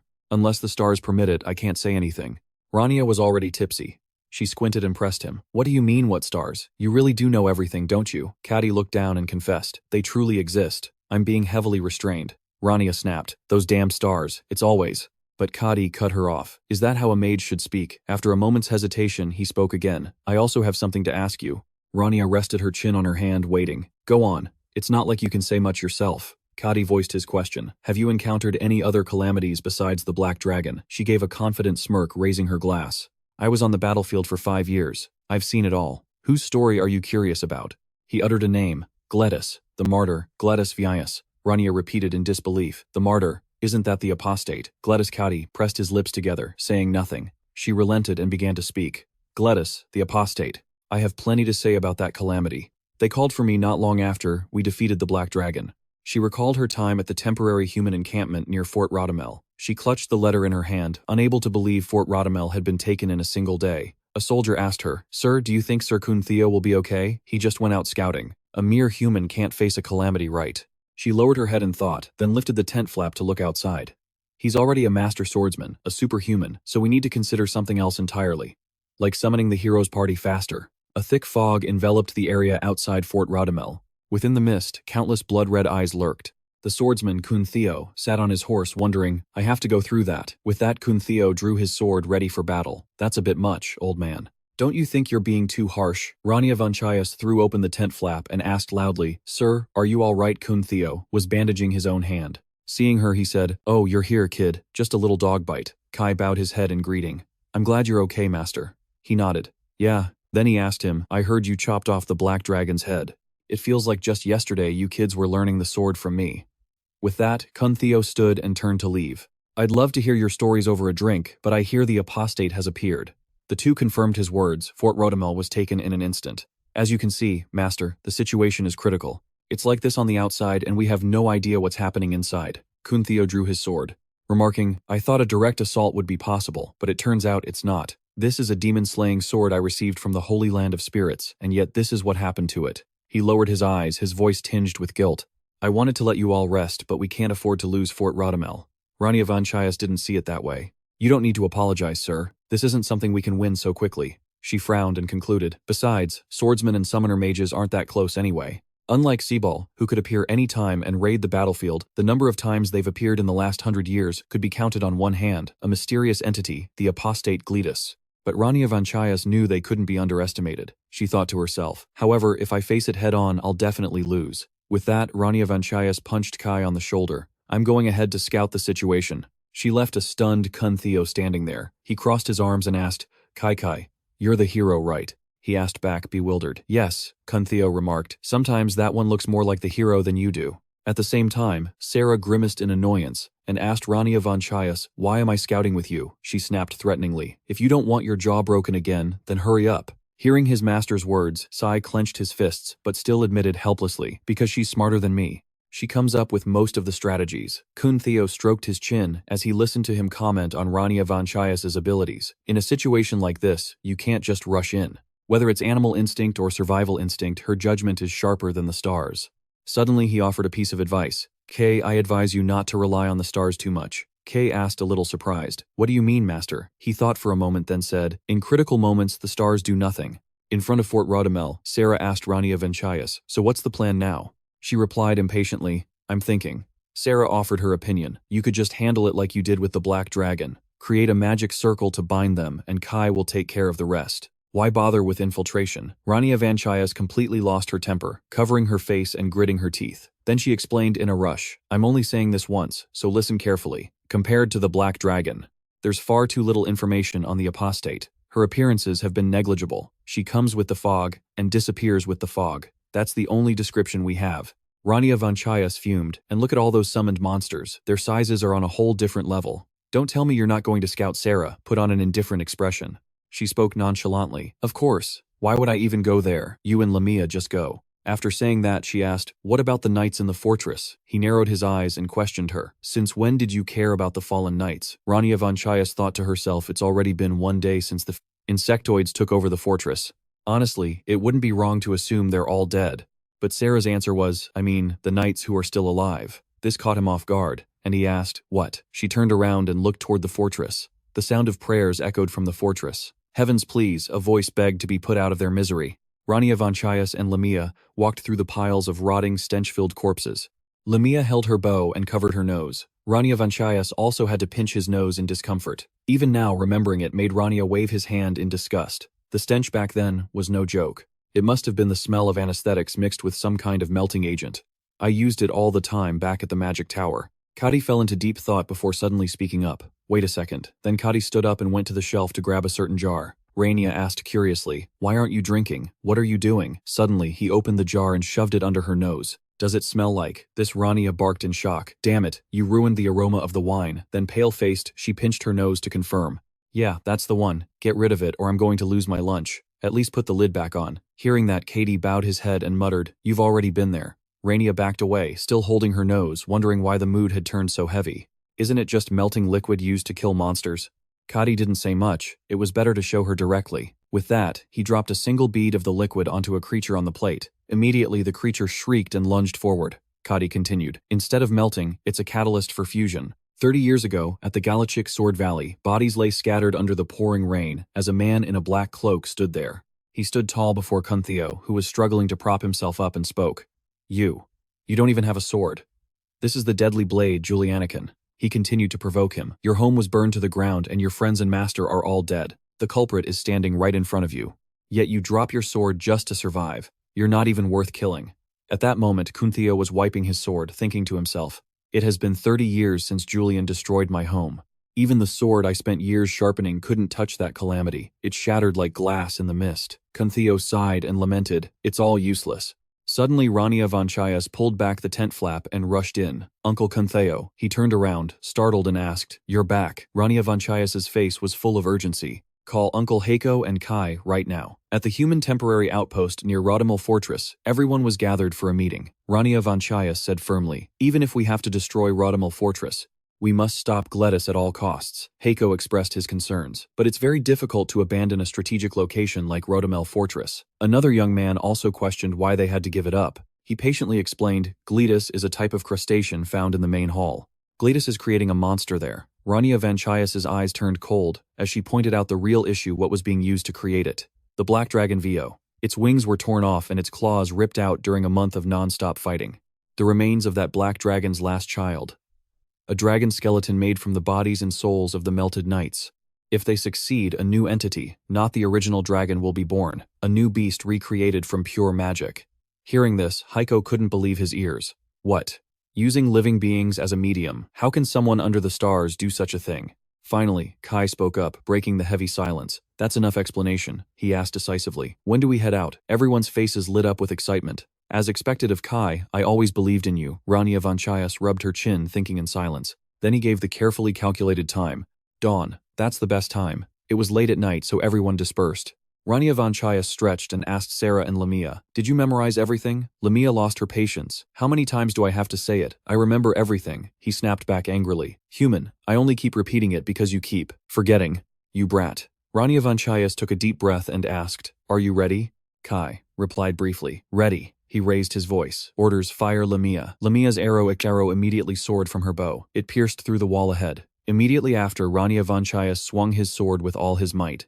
The sheer force shattered the fortress's sturdy wall, sending debris and dust flying everywhere. Everyone unleashed their magic to join the battle against Gletus. Rania Vanchaias used chain magic to restrain it. The beast, now bound, let out a furious roar. Kai didn't hesitate. He jumped up with his sword raised and yelled, "Cut it down." With one swing, he decapitated the beast. The two of them landed on the ground relieved. "Good, it's down." The wind howled outside the human outpost. Suddenly, an explosion rang out and flames erupted. The soldiers rushed out in a panic, and one trembling soldier pointed forward. There, a group of people was walking toward them. When they saw it was the hero team supporting each other as they returned, the crowd started buzzing. The hero team. Why are they back already? Did the mission fail? What's going to happen to us? This is a joke, right? Inside the camp, Sarah was treating Rania Vanchaias. His face darkened as he thought, "Every wound is serious. My body was enhanced with multiple strength and blessing spells. But with just one strike, I only blocked one hit, and I ended up like this." At that moment, Sarah suddenly called out, "Hey Rania Vanchaias." He looked up and answered what she asked tearfully, her voice trembling. Should we just run away?" Rania Vanchaias frowned and shot back. "What kind of nonsense is that?" Sarah was shaking violently. "No, I mean we have Kai, right? As long as Kai is here, we can take down that disaster. But it doesn't have to be right now, does it?" Lamia pondered and then agreed. "Sarah's right. We can't handle that thing with our current strength. Why don't we wait for the next opportunity?" Suddenly, Sarah had an idea. "Exactly. The Black Dragon VO. We can do what we did when we captured it, right? We'll prepare more traps, more magic circles, and gather more warriors before we attack again. As long as the hero team is alive, we still have a chance." Rania Vanchaias angrily brushed her hand away and warned, "Watch your mouth. Don't just say whatever comes to mind." He spoke with conviction. A hero must face the disaster. A hero must be a symbol of glory. Then Rania Vanchaias turned to Kai and asked, "Kai, 15 seconds. I'll hold Gletus back for about 15 seconds. How much can you handle?" Kai crossed his arms, his answer not very promising. "Forget about the mist. There are too many crustacean monsters. If it were just Gletus, it might be possible." Seeing him stand up to leave, he quickly asked Rania Vanchaias, "Where are you going?" Rania Vanchaias calmly threw a sentence back. "To find someone to deal with those monsters for you." Back at the tavern in the present, Katie asks Rania, "Was that really necessary?" Gletus is one of those 4 legendary calamities. Even if you had run away the moment you faced her, nobody would have blamed you. Rania turns her back and stands there in silence. Kadi starts pointing again. "Hey, that right corner is even filthier," Rania yells back while scrubbing. "I see it." Kadi continues to nag. "Don't just wipe it off and complain about how dirty it is." Rania grips her cloth and snaps back. "Seriously, who leaves stuff like this on the table?" She lets out a sigh, her voice dropping. "Maybe the hero was right. I wouldn't have judged you if you'd run away. We believed we would capture Gletus and retake Rodamel Fortress. Countless knights paved the way for us. I have to take that thing down, even if it kills me." Kadi looks down and smiles. "You've really grown up, kid." Rania pulls up a chair and teases him. "Are you sick or something? Where did that sudden sap come from?" Kadi ignores her weird attitude and asks, "So who fought those crustacean monsters?" Rania falls silent for a moment before answering. "Back then, there was only one person who could handle them. Only one." She drifts back into her memories. On the battlefield, the soldiers are in a panic. Was that demon really just a summon from Gletus? Oh stars, does this battle even matter? What are we even fighting for? Kuntheo plants his sword into the ground and speaks up. "Stand tall, do not be afraid. The mages restrain them, the heroes cut them down, and we will clear the path for the heroes." Gletus flashes a wicked grin. She commands her beast to lunge at Kuntheo. He blocks its razor-sharp teeth with his blade and roars, "Glory to the stars." Rania Vanchaias shouts her orders. Kai, ignore the small fry and move forward. She casts her chain spell, then uses a balance art to bind Gletus. Even the beast is pinned down. She immediately screams at Chai, "Cut off its damn right arm." Without a second of hesitation, Chai raises his sword and delivers a powerful strike to the monster. It takes the hit and collapses to the ground. He prepares his magic, locking onto the target. Alright, next is the heart. But then, a sinister voice rings out. "Oh, what a shame." A surge of demonic energy begins to crawl up his blade. The voice speaks again from within the dark mist. "I wanted to play a bit longer, but they've come to get me." A menacing glowing red eye appears before everyone. "Tell me, don't you have a sword?" Meanwhile, the others are rallying the troops. "Don't back down, we need to break through." The soldiers fight relentlessly, carving a path of blood. Kuntheo adds his strength with a sweeping strike, slicing the monster into 3 pieces. While the two keep the morale high so the heroes can push toward victory, Kun Theo delivers a decisive, fatal thrust, finishing the beast off. Not far away, Kai is in shock. What he stammers. Seeing his sword engulfed in black smoke, he wonders, why is there no starlight on my blade? The black smoke coalesces, and a voice speaks from within. Gletus emerges from the mist with a wicked smirk. Open a path, she says, as the dark smoke pours out of Chai's body. She looks up at the sky with a sigh of regret. I have to head back. I can't play anymore. Kai loses consciousness. That voice continues, such a pity. I hope you had as much fun as I did. Letting go of his sword, Kai wonders in confusion. Why? Why aren't the stars answering me? He looks at his trembling hands, his heart filled with panic. Why isn't there any light? What's happening? Julianakin catches the unconscious. Gletus lays her down and looks up at Kai with a sharp, piercing gaze. He stands up and looks down, his voice booming with authority. Aren't you going to pick up your sword? Before the words even settle, Julianakin swings his blade and lunges forward. Just as Kai thinks he's about to be hit, a flash of light shields him. A voice rings out. I wasn't finished talking yet. Rania Vanchaias watches from the side, her face full of worry. It's Kun Theo. He blocked the blow for Kay and calls out to him. Kay slumped on the ground, stammers in fear. Master Kun Theo gives Kay a stern lesson. I told you don't rely too much on the stars. Their weapons clash and he leaps back, shouting a command. Rania Vanchaias, take key and get out of here now. Kun Theo stares down Julianakin. He signals that this is their chance since Gletus is unconscious. Rania hesitates, but Kun Theo insists. Leave everything to me. You kids aren't allowed to die here. She has no choice but to obey. Grabbing Kai, she shouts, Understood, Rania. Vanchaias carries Kai on her back, running for their lives. She yells back, I'm counting on you. The old man looks toward the chaotic battle. Why is there still a lingering trace of fear in those weary eyes? As he looks back, Kai wonders how his master can still hold a sword while facing certain death. Looking at the lifeless bodies scattered across the road, his mind is flooded with questions. How can you look death right in the eye like that? Despite facing a lethal blade, Kun Theo remains calm, even a bit excited. I guess living a long life has its perks, doesn't it?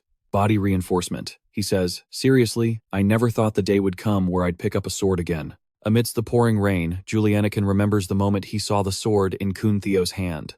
That blade is a holy sword. A young man once knelt helplessly beside it. Julianakin reminds him, you're that swordsman who couldn't even lift his sword back then. Kun Theo takes a combat stance and replies humbly, back then I probably wasn't worthy of being called a swordsman at all. Julianakin brings his blade down with immense force, creating a gust of wind that sends debris flying toward his target. He says coldly, this is enough. Even though he uses his insight to read the moves, Kun Theo feels a sense of panic. Think fast. As he shifts his stance, he wonders, what should I do right now? Kun Theo dodges to the side, desperately trying to plan his next move. What can I do? What is it that Julianakin, someone who only knows how to hack and slash, is missing? He strikes back. Kun Theo lunges forward to return the favor, but Julianakin blocks him instantly.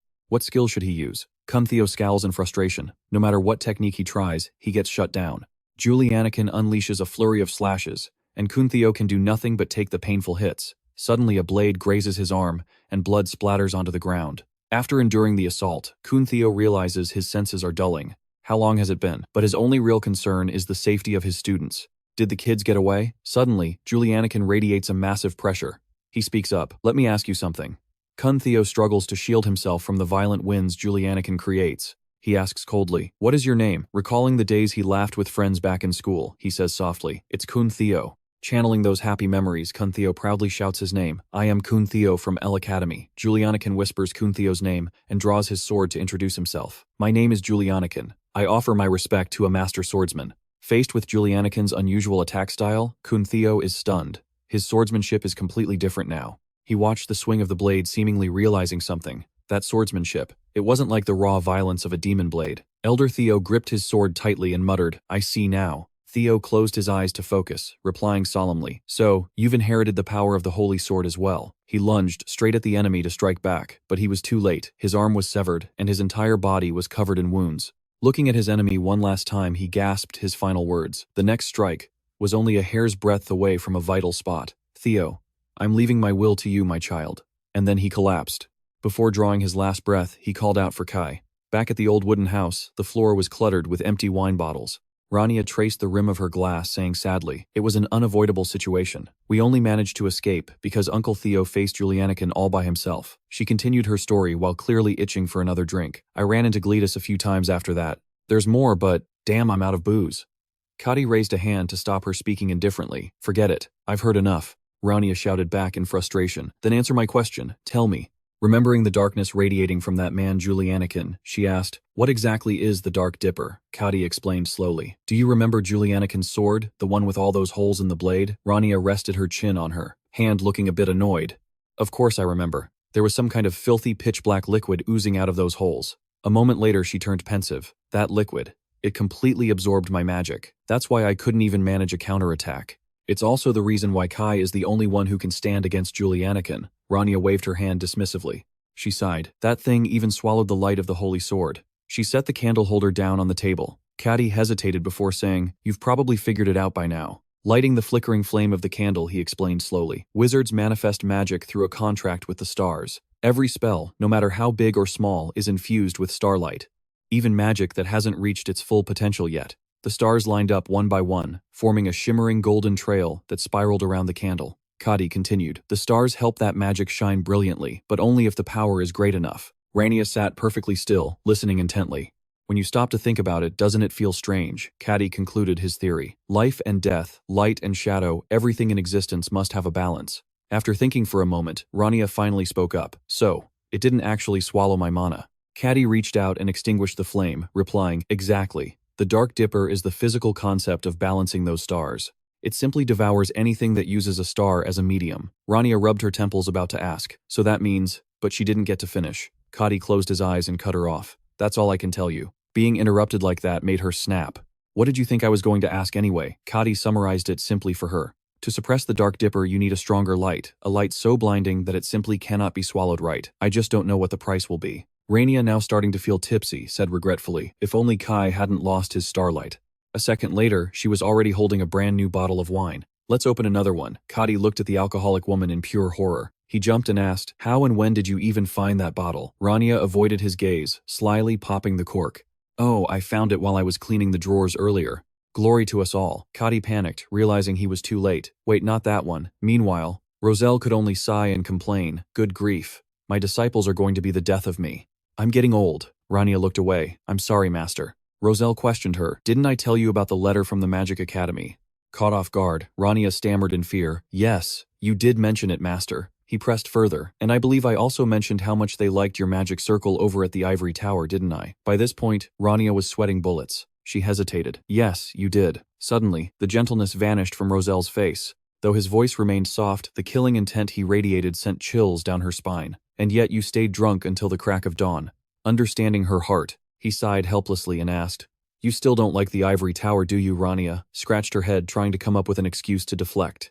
"Well, it's the holy land of magic academies. The Ivory Tower is obsessed with magic circles and complex puzzles found in ancient ruins. They claim to be a place for discovery and creation, at least that's their public image. Usually mages at the Magic Tower prioritize the efficiency of a circle. But the people here, they chase after the artistry of magic." Looking up at the tower, Rania felt a surge of annoyance. "I can't even count how many times I've argued with them about this. As long as the damn circles work, who cares if they look like art or not? I seriously can't stand those people." Following behind her master, she gave a strained smile and said, "I heard Apia and the Ivory Tower are on pretty good terms." Rania Vanchaias folded his hands behind his back. He walked ahead calmly, saying, "That's right. It was Aaron who suggested your magic circle to the tower." A moment later, Roselle placed a hand on Rania's shoulder. He threatened her under his breath, "So don't go causing trouble just because you're unhappy. Just nod and go along with it." She forced a smile. "Yes, Master. I get it." A short-haired girl with glasses walked out to greet them. "Professor Rania, you've arrived." She bowed politely and introduced herself. "I am your guide. It is an honor to meet you, Professor." Rania bowed back politely. "Nice to meet you too." Lip led the way. "I'll take you to the upper floor." As they walked, Lip briefly explained the schedule for today's meeting. "The pillars are waiting for you. They'd like a brief explanation of your thoughts regarding the magic circle." Looking at the walls, Rania was speechless with boredom. They filled the hallways with those useless circles again. These guys never change. Suddenly, Rania stopped in her tracks. She hesitated. This circle. Standing behind her, Lip pushed up her glasses with a look of pure pride. "You certainly have a keen eye." She gestured toward the frame with both hands. Lip announced proudly, "The magic circle you are currently admiring was donated to the Ivory Tower by none other than the great mage Rania Vanchaias herself." Rania stood there, completely stunned. She thought to herself, "I can't believe these people. Are they actually happy about something I created just to annoy them?" Lip, walking ahead, gave an awkward laugh. "I guess I got a little too excited." Rania felt helpless. What is wrong with the people in this place? She peered through the door. Reluctant as she was, Rania thought, "Fine. I guess if making them happy gets this over with, it'll be okay. A mage spoke up. Welcome, Lady Rania.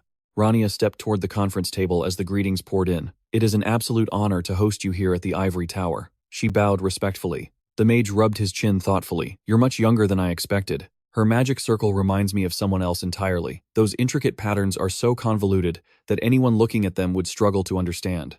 The way life is reflected within that circle is truly complex, looking just like a cliffside that's been worn down to a sharp edge by years of erosion. The old man suggested, now please explain and present your project. Rania pointed to each magic circle and began her detailed explanation. This magic circle was designed to assist with comprehension. Among those sitting there, a mysterious smile was hidden somewhere in the crowd. Everyone listened intently. At first glance, it appeared incredibly complex, but it could actually be understood by grasping a few basic concepts. Separating each spell, she explained it in simple terms. It only consists of defense circuits, reinforcement, and magic circle linking. That's why it can be solved so easily. With a snap of her fingers, the magic retracted, and Rania concluded her presentation. That's all. The Silver Sage thought to himself, it's flawless. As a proposal, this was absolutely perfect. It was ready to be published in an academic journal, but it wasn't beautiful at all. With a bit more fine-tuning, it had real potential. Looking at the silent faces, she already knew what they were thinking. I understand what everyone is thinking. Rania turned her gaze toward the voice offering praise. This is a fine magic circle, isn't it? A blonde lady smiled gently. She praised it, saying it was much more beautiful than the trash hanging in the hallways. This was the first Princess Lerouen. She continued, don't you agree? When people mentioned the first princess of Catadia, Lerouen Clan Catadia, they still saw her as the princess who had permanently renounced her right to the throne. Kay was sitting by the fire, and he said hesitantly, Princess Lerouen is a bit strange, don't you think? Rania Vanchaias was sitting casually on the ground. Didn't she draw the holy sword? He asked, confused. Did she say something to you? Kai lowered his head in thought, recalling the moment he faced the princess. He had been humiliated by Lerouen during the banquet. Kai recounted how she told him it was pathetic for someone like him to go around playing hero. Rania Vanchaias laughed hysterically, tears streaming down her face. The world must be coming to an end, then she said. Covering her mouth to stop the laughter, she looked amused. I think I like her already.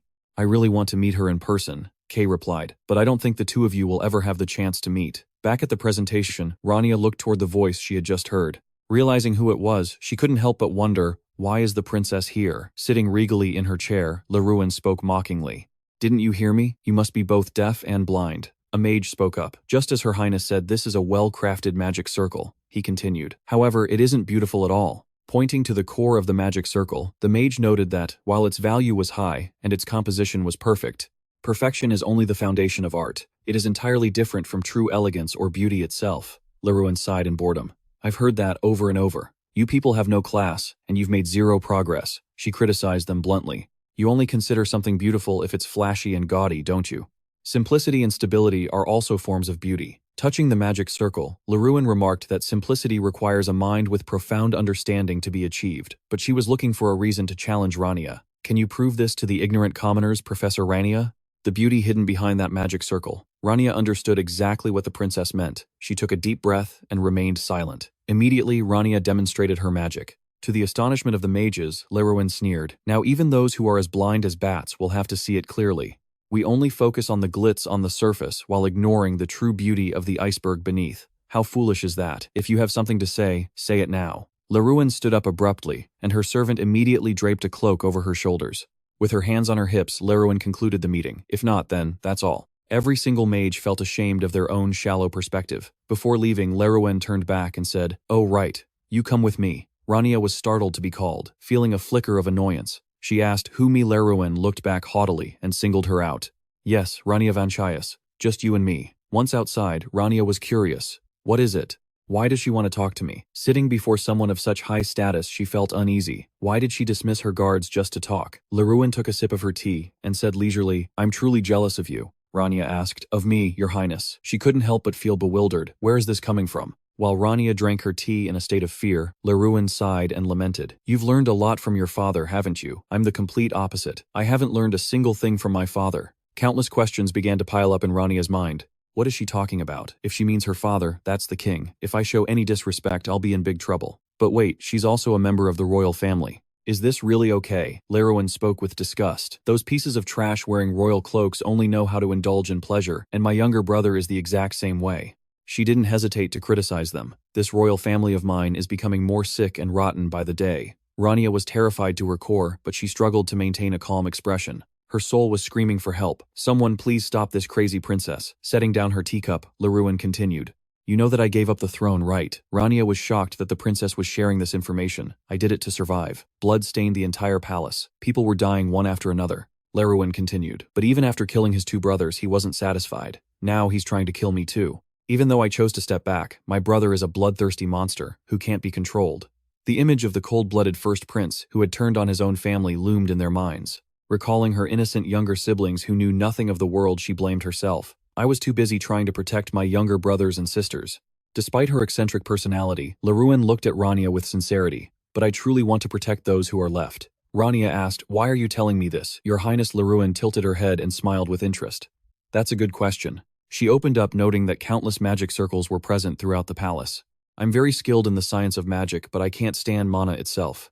I know I'm being watched, but I have no way of investigating them. So I need to find someone with a deep understanding of mana, someone who isn't on my brother's radar. Rania asked coldly, and why do you trust me? Laruin crossed her arms and said, don't get the wrong idea. Isla was the one who wanted you here, not me. Then she suddenly held up 3 fingers and added, 3 days. Laruin made her offer, stay by my side for 3 days. I'll give you anything you want as long as it's not my life. As Rania followed the servant's lead, she couldn't stop yawning out of boredom, thinking to herself that she knew this royal family was crazy, but it seemed even worse than she'd imagined. The servant opened a door and said, this way please. A voice from inside spoke up, you're here. Rania winced, forced to cover her nose because of the stench wafting from the room. Laruin was perched casually on a barrel, her attendant standing beside her. She said sheepishly, with so many enemies out there, this is the safest place. I hope you understand. Then Laruin gave an order, Rugrent, give it to her. Looking at the item she'd just received, Rania felt a surge of panic. What? What is this? Laruin explained, didn't I tell you I have a lot of enemies? She gave a cheerful smile and added, to stay by my side as naturally as possible, you need a disguise. For the next 3 days, you'll be my maid. Moonlight filtered into the dark, damp room. Rania asked gloomily. You want me to wear this? Headmaid. Sarlin watched her thoughtfully, wondering, why does she look so disgusted? We're running out of time. She spoke up. This outfit is necessary for the mission, miss. Rania turned around with a face full of confidence. Even if I wear this, won't I still be recognized? My face is pretty famous, you know. She suddenly chuckled and asked Sarlin, how about I just sneak in with the royal mages instead? Sarlin replied sternly, the royal mage corps is very strictly managed. Sarlin calmly explained, the palace just hired a lot of new maids, so it will be much easier for Lady Rania to blend in there.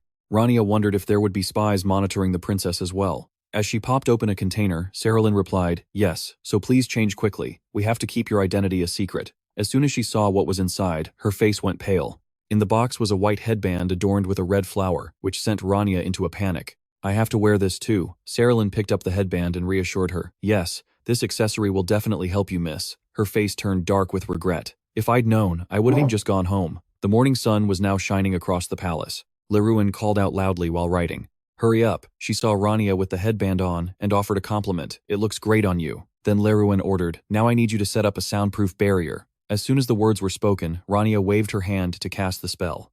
Every object and every wall fell into silence. Laruin leaned over her notes and told Rania, I'll be right by your side for the next 3 days. She continued, don't worry, you don't actually have to clean anything. Rania gave a forced smile and replied, oh, I'm so honored. Laruin handed some papers to Rugrent while keeping an eye on Rania. She thought to herself, why does she look so miserable? Then she gave a firm order. Your mission is to protect me from any kind of magical attack. Just take action when needed, you don't have to report back. Hearing Laruin's words made Rania hesitate. I can act on my own initiative. Laruin smiled as she answered, was I not clear enough? Ayla was the one who recommended you. Laruin's eyes shone with trust as she said, of course I trust her judgment. She stated it so firmly that Rania felt she should just relax. Laruin's powerful voice rang out, if anything happens, I'll take responsibility. Rania looked around cautiously and asked again, so I don't need to ask permission first, right? Laruin remained focused on her writing while reassuring her. Don't worry, once I give my word I don't take it back. The moment she finished speaking, Rania tightened her gloves, took a deep breath, and channeled all her strength into her right arm. A punch slammed directly into the high ceiling, making the princess's eyes widen in shock. She watched in surprise as a green liquid dripped from the ceiling. A magical blue eye fell onto the messy pile of papers. Sarlin and Rugrent were equally startled. Rania spoke up. Let me clean that up for you. She looked at Laruin and thought to herself, the princess has spent the whole day buried in paperwork. This scene looks awfully familiar. She started to wonder if this place was actually a secret magic tower. Suddenly Leruin frowned and sighed, reading, "This is just an eyesore." She scowled and waved a man away. "Take this back now." The man bowed hurriedly and ran off as fast as he could. Seeing the man retreat out the door with such speed made her curious. But why is everyone running away, like their lives depend on it? Suddenly Leruin asked, "Look at them. Do they think they're going to get bitten by a rabid dog or something?" Hearing this, Rania flinched, wondering, "Did I accidentally say that out loud?" She asked hesitantly, "A princess." As a rabid dog, Leruin calmly picked up a hot cup of tea while looking at her notes. "That's my new nickname among the nobility." Leruin continued, "It's not so bad as long as it's useful to me." Rania, still curious, asked, "How is that useful?" Leruin slowly explained. "For example, every now and then I'll send letters to those nobles living near the battlefield demanding they contribute to the army. They can't exactly say no, but they'll certainly panic the moment they see a letter from me. That way, the soldiers get more of what they need." Images of soldiers receiving extra rations filled the princess's mind. Leruin said firmly, "Because if they don't help, I really will bite." After thinking it over for a moment, Rania decided to speak up. "If it came down to it, princess, would you really go that far?" Leruin just closed her eyes and gave a soft smile. She answered gently, "Every citizen of Catadia should be grateful to the knights on the front lines." Her eyes sparkled like stars as she said, "Our country stands strong only because of their noble sacrifices. Before I am a princess, I am a child of this land. I must do everything in my power for them." Rania looked at the princess and thought, that look in her eyes, it's so familiar. She bowed her head, recalling old memories. People who sacrificed everything for a noble cause. Those who walk a path where they might lose their own pride always have eyes like that. Suddenly, she started walking quickly and said to Leruin, "I'm going to go get some work done." Leruin looked at Rania confused. "Weren't you already working?" After opening the door, Rania turned back with a bright smile and answered, "There's too much trash out there. I'm just going to go sweep the yard." Rania looked at the white walls covered in magic spells and sighed. There really is a lot. She adjusted her gloves and wondered, was all of this done by an old acquaintance? Before her lay a staggering number of magical traps and spells. She began to glow with a blue magical light and reminded herself, well, since I've taken the money, I might as well finish the job right. Suddenly, a man's panicked voice rang out. "Huh. What's going on?" Neckelt, the royal mage, was annoyed as things suddenly started malfunctioning for no reason. Another mage, seeing him grimacing, asked Neckelt what's wrong. Neckelt spoke up clueless about the shady stuff going down in the castle. That mage saw the hazy, flickering purple orb and nearly jumped out of his skin. "Are those surveillance circles all shut down? Are they testing some anti-mana tech or something?" he muttered, slamming the orb back onto the table in frustration. He said, "Thanks to the princess and her little stunts, we're going to have to make another trip to the castle tonight." The other mages exchanged glances, starting to speculate. Does that mad dog have a new ally? He's the one who trashed all the magic circles. A look of pure contempt crossed his face. They burst out laughing. "Sir, you've got to be joking." Neckelt sneered as well. "Even the master of the Black Tower couldn't pull that off." His voice dropped low. "Every living thing struggles before the end." Another chimed in. "That mad dog must still be clinging to life. Her instincts are probably screaming that her time is up." Neckelt added slowly, "Even so, in about 3 days that poison will definitely eat her alive." Slow and steady. After all, the first prince himself was the one who set those circles. He wore a wicked grin. As his loyal servants, it's our duty to watch that mad dog gasp her last breath. Talk about instant karma. Just a second ago, Neckelt was feeling on top of the world, but now he's regretting everything. His face was so swollen and bloody that the princess couldn't even recognize him. She just asked, "What is this half-dead thing anyway?" Rania gave a bright smile and waved. "I ran into these guys while I was cleaning the hallway," she replied.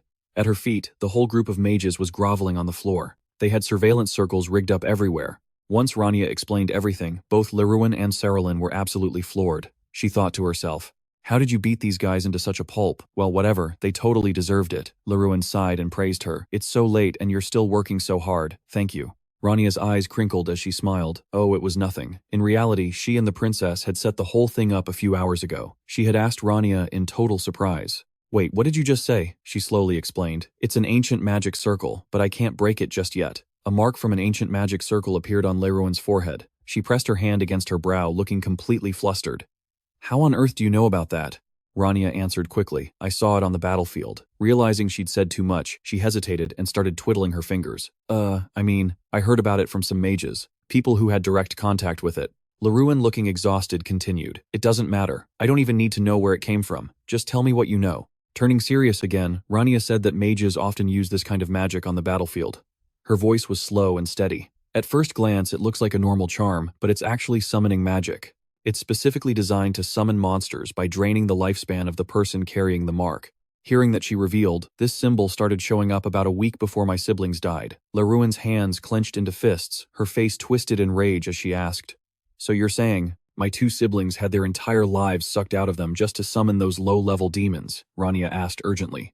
"Did they all appear right after they passed away?" She started to calm down a bit and replied, "Yeah, but they were all killed immediately after." Laruin recalled that rainy day, as she told the story. That's why the rumors started that the royal family was cursed. She remembered the image of the first prince. Standing there at the funeral, with that wicked look, he had the nerve to say, "But my shameless brother just kept dodging the issue by blaming their deaths on their own weakness. He wouldn't even let us investigate to stop the rumors." Laruin felt helpless.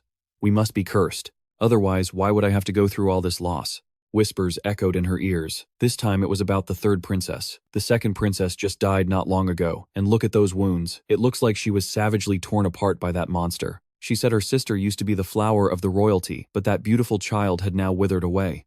The older one was so focused on training. That strong child also died after such a brutal attack. They lived such beautiful lives, only to die young in such a pathetic way. I have to find out why. I don't have talent, so I have to make up for it by watching and learning. My research led me to the ivory tower, but even after meeting the honorary pillars, I still couldn't find the truth, Laruin said thoughtfully. There must be a reason why I couldn't find the mage who used that battlefield magic. She turned to Rania, puzzled. "But can't you just dispel it right now?" She explained slowly. "If we break it now, the lifespan that's already been lost won't come back." Rania continued. "We have to wait until the process is almost finished. When the monster is about to crawl out of the body." She mimicked a blade crossing her throat with her thumb, her voice hauntingly soft. "Then we kill it," Rania said. "That's the only way to take back the stolen years." She explained to Laruin, "Whether it's magic or a curse, when it involves life and death, you have to be extremely careful. One tiny mistake and everything's gone. There's no going back." Hearing that, she couldn't help but be curious. "Why do you sound like you've been through this a million times?" Rania let out a nervous cough. "Anyway, let's just wait until tonight." Her voice was firm. "I'm sure a rat or two will show their faces." And just as expected, 3 mage rats appeared. Laruin asked them mockingly with total arrogance, "Want me to bark for you?" She pulled the gag out of the man's mouth and said, Well, Mr. Neckelt." Laruin tossed the glove aside and sneered, "I bet you've had plenty of time to warm up your voice by now, right? Why don't you tell me everything?" The other 2 mages were shaking like leaves. "Princess, it's all a misunderstanding." One of them tried to scramble for an excuse. "We were only trying to ensure your safety." Neckelt chimed in, stammering. That's right. We were just trying to protect you from that curse so you wouldn't follow in the footsteps of the other 2 princesses." Her face went dark. "I've been such a fool." Rania walked up behind her, holding the blue eye device. Laruin took the filthy thing and smashed it right into Neckelt's face, mocking him.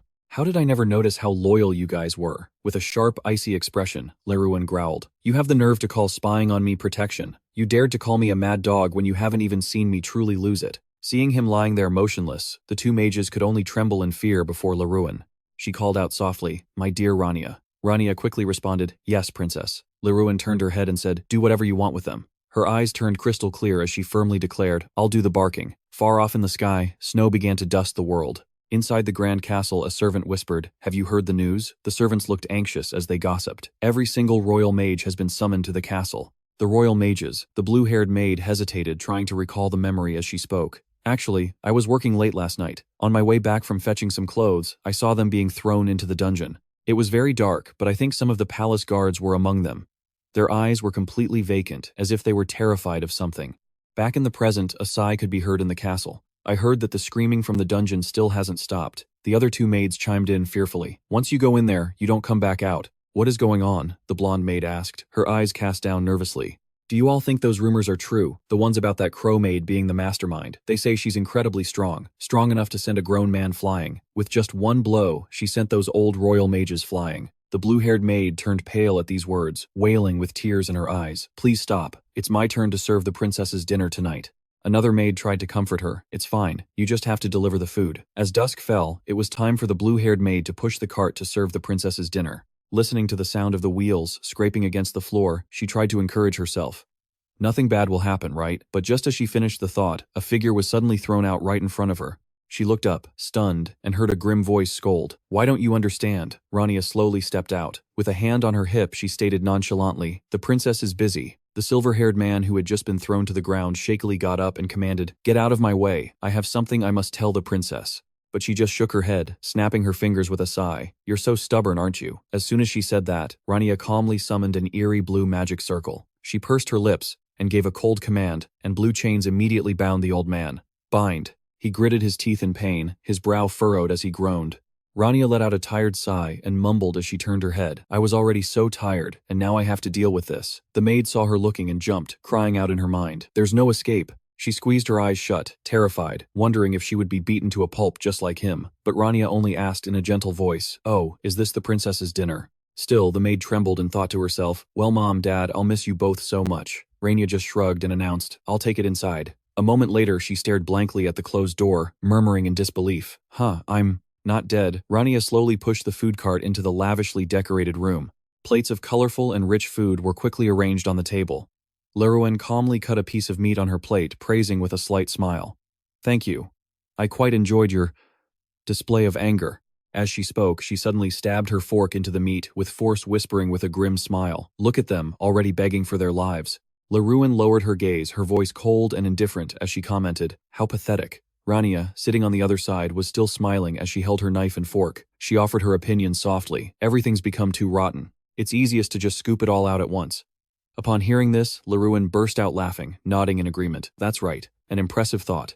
She slowly brought the food to her mouth to savor it, thinking to herself that the princess should be giving that praise to herself. Rania then looked over at Lerouen, evaluating her. She still looked full of life, so much so that even battle-hardened knights on the battlefield would probably tremble before her. Just then, Lerouen rested her chin on her hand.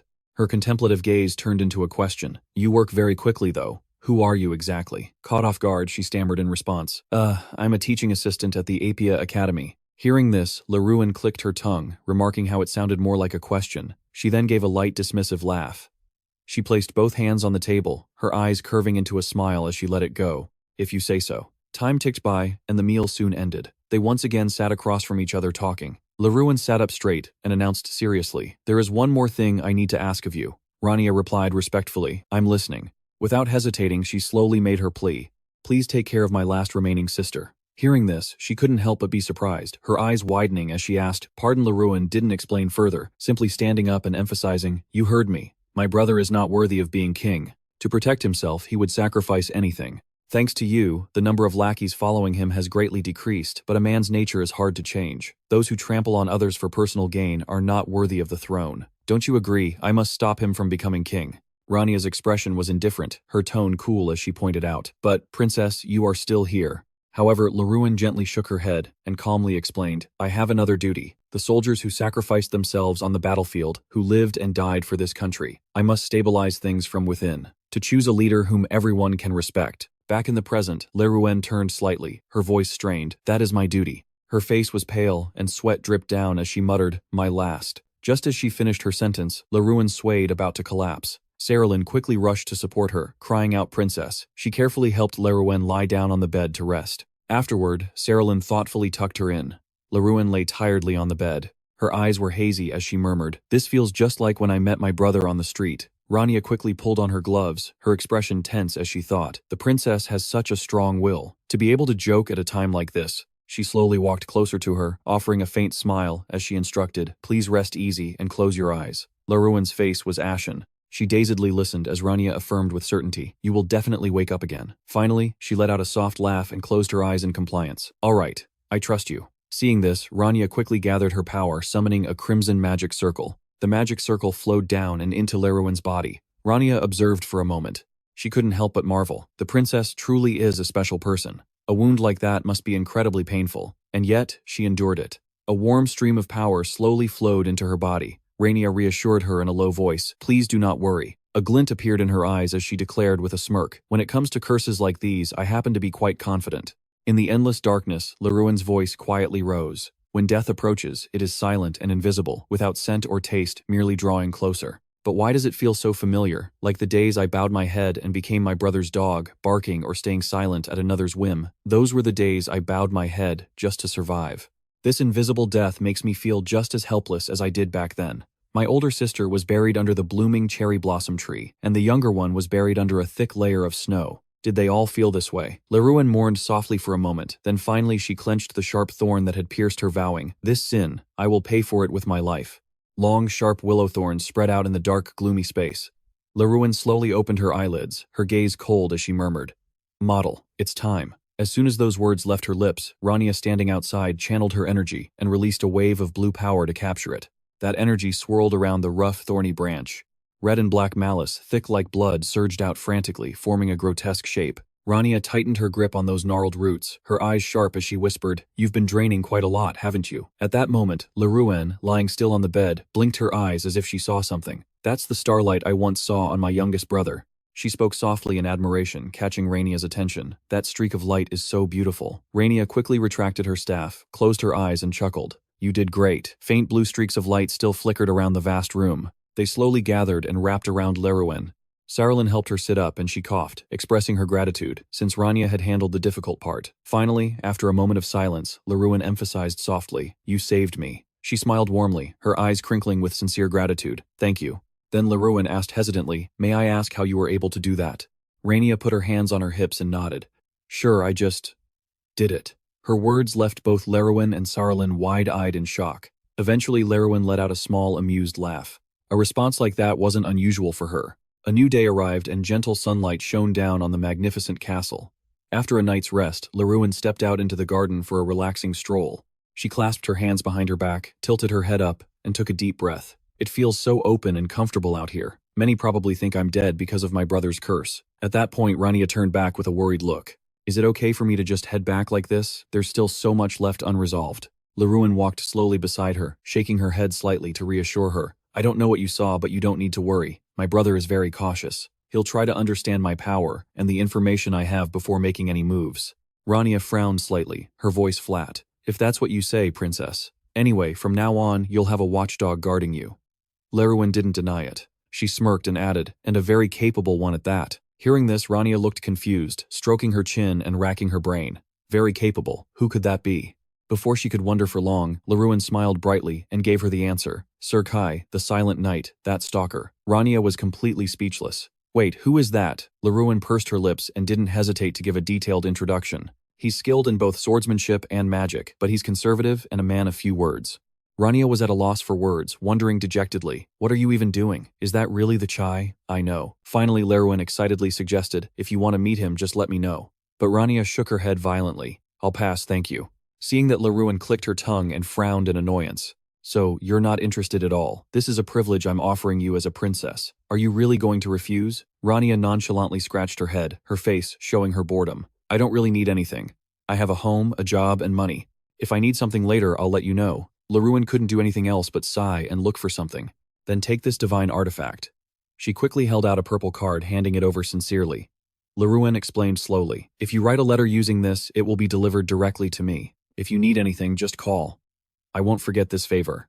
Rania chuckled and shyly tucked the card away. She whispered appreciatively, "Thank you. You really are a princess." The two of them continued walking deep into a thicket. Lerouen moved quickly, and then came to a halt at a certain spot. She stopped in front of a mysterious tunnel and gave instructions calmly. "Just go straight down this path.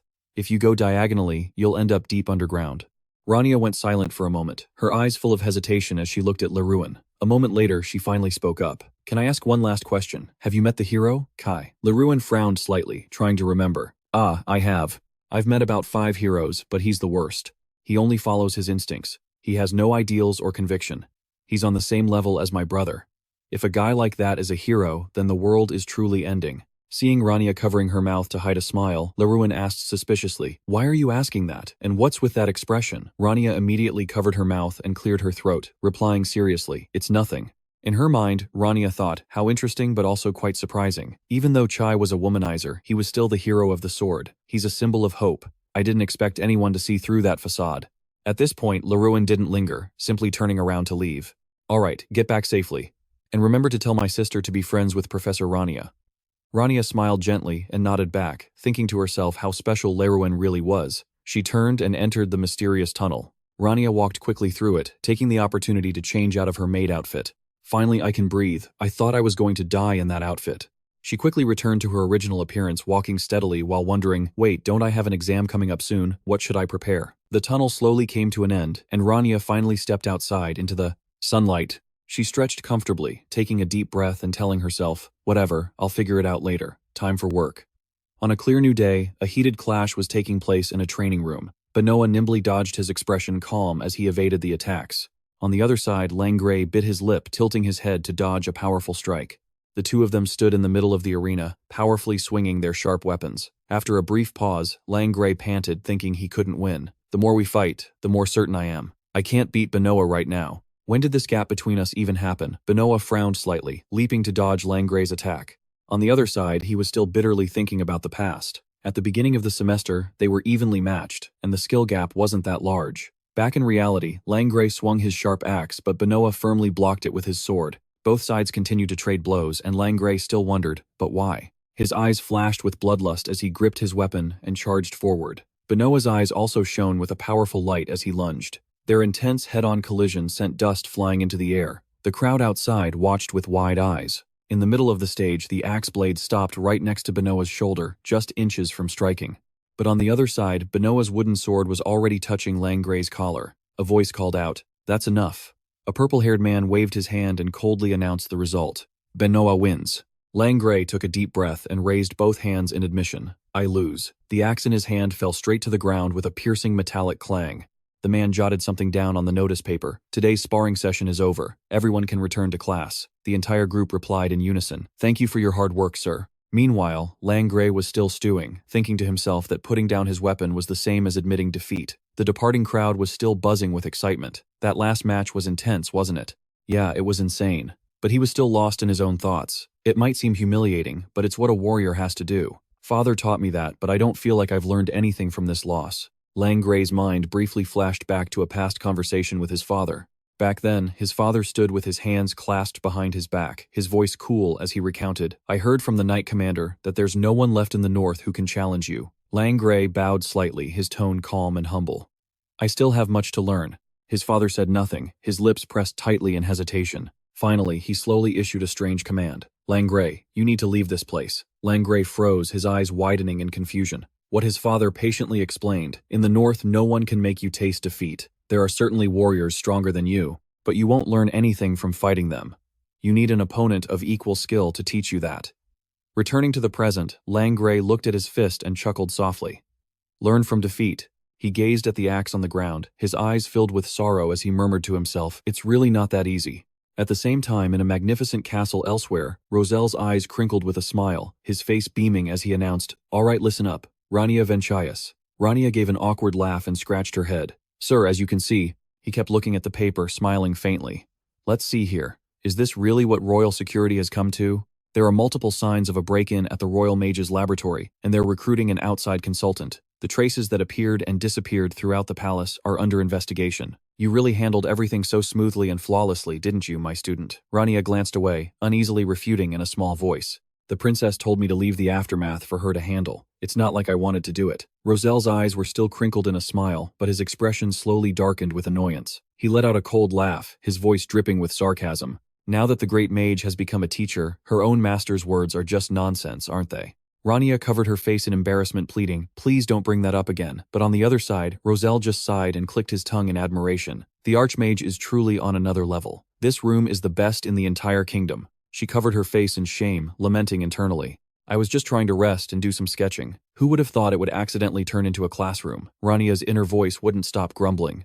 Mages are supposed to use magic, not their fists. You must chant spells. Your body is a conduit, and your main weapon is magic. In her past life, Rania Vanchaias would have agreed. Exactly. What kind of combat doesn't have a foundation? Seeing Rania's silent figure, Roselle questioned her sternly. Are you planning to ignore your teacher? Just as he finished speaking, a steady knock came from the door. Mahath Klepet entered with a stack of papers, asking loudly, Assistant Professor Rania, are you free? Hearing his voice, Rania turned her head and replied, Come in. Roselle gave her a benevolent yet questioning look. That look said, What trouble have you gotten into now? Rania, feeling wronged beyond words, cried out internally. No, he's just here to drop off paperwork. I'm innocent. Time passed quickly, and the sky gradually turned orange, signaling the end of a long day. A dreary orange light shone through the glass window into the empty sparring room. Langray sat silently on the floor, staring intently at his axe, which was embedded in the ground. Just then Isla walked in, asking softly, You're still here. You must be pretty shocked by the result of the sparring session, huh? Langray looked at her as she sat down next to him, his eyes filled with suspicion. What do you mean? Isla blinked her big round eyes and asked him gently, Are you upset that you lost? You know that feeling too. The feeling of competing against someone on your level. Langray bit his lip, his brow furrowing as he retorted bluntly, I'm fine. A warrior must know how to accept defeat. As he spoke, he stared intently at the axe before him. But Isla's voice suddenly rose in disagreement. That's not it. Accepting defeat and the feeling of competition are two different things. Apia has some very skilled professors. Why don't you try asking them for advice? There's a really strong professor here too. Meanwhile, elsewhere, Rania was looking over some documents, feeling impressed.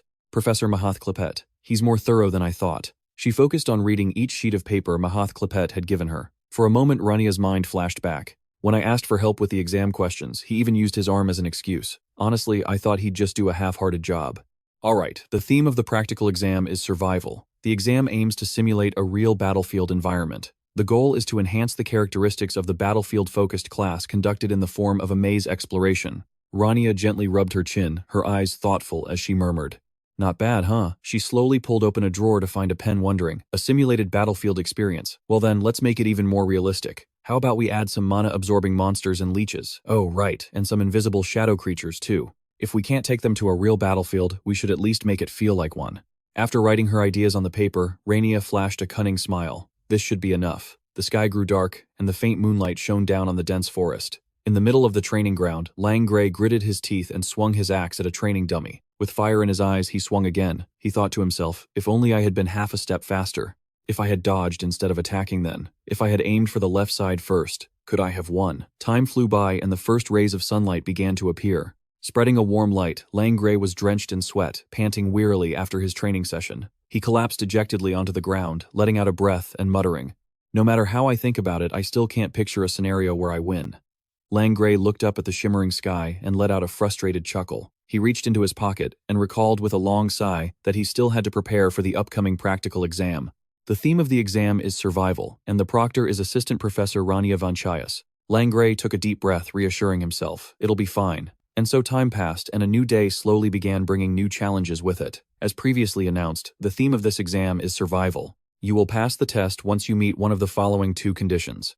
Capture the alpha monster in the exam area, or survive in the forest for 3 days. 3 days. Everyone's eyes widened in shock upon hearing this, their faces tight with anxiety. Rania didn't care about their reactions. She simply held up a bracelet and said, "Before the exam begins, each of you will be issued a special bracelet. This bracelet will record the shocks from the illusion monsters within the exam area. If the bracelet absorbs a certain amount of shock, you will be disqualified and removed from the site. The shock being referred to is a reduction in oxygen supply. Insufficient oxygen leads to cellular and tissue hypoxia. You can try again after 1 hour, but you will face a penalty." Hearing that the crowd let out cold, frustrated laughs, they couldn't help but curse Rania under their breath, calling her the true nightmare of Apia. She remained indifferent, seriously handing out the bracelets with final instructions. The main grading criterion is your ability to adapt. Try to stay calm in every situation. Now that the bracelets have been distributed, the exam will begin. Oh, and here is a piece of advice: you should only use the pre-stored magic circles you have on hand. The students quickly put on their bracelets, listening closely to Rania's detailed instructions. She snapped her fingers with a sharp pop and gave a bright smile. As for the reason, you'll find out soon enough. A gloomy space materialized and eerie creatures appeared along with Rania Vanchaias' declaration. Now let the exam begin. Inside the exam forest, it was incredibly dark, draped in a deadly atmosphere. A gray-haired girl looked around fearfully and asked, "Wait, is this really the same forest from earlier? Does anyone have a light magic circle?" They suddenly saw someone activating a magic array and shouted, "Hey, what are you doing?" "We were told to only use the pre-stored ones," that short-haired girl casually replied. "I heard her, but I need to be able to see first." The magic array emitted an eerie blue light, and a pair of glowing red eyes slowly emerged. The crowd screamed in panic as a monster resembling a giant python lunged out.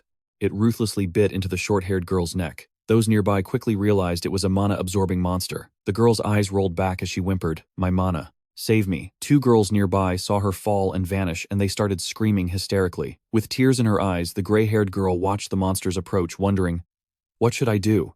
I can't quit the exam." Elsewhere, the boys were also shouting in panic, "It's a pack of black wolves. Watch out or you're toast." What? In just a moment, several figures vanished from the exam. Not long after, agonizing screams echoed through the forest one after another.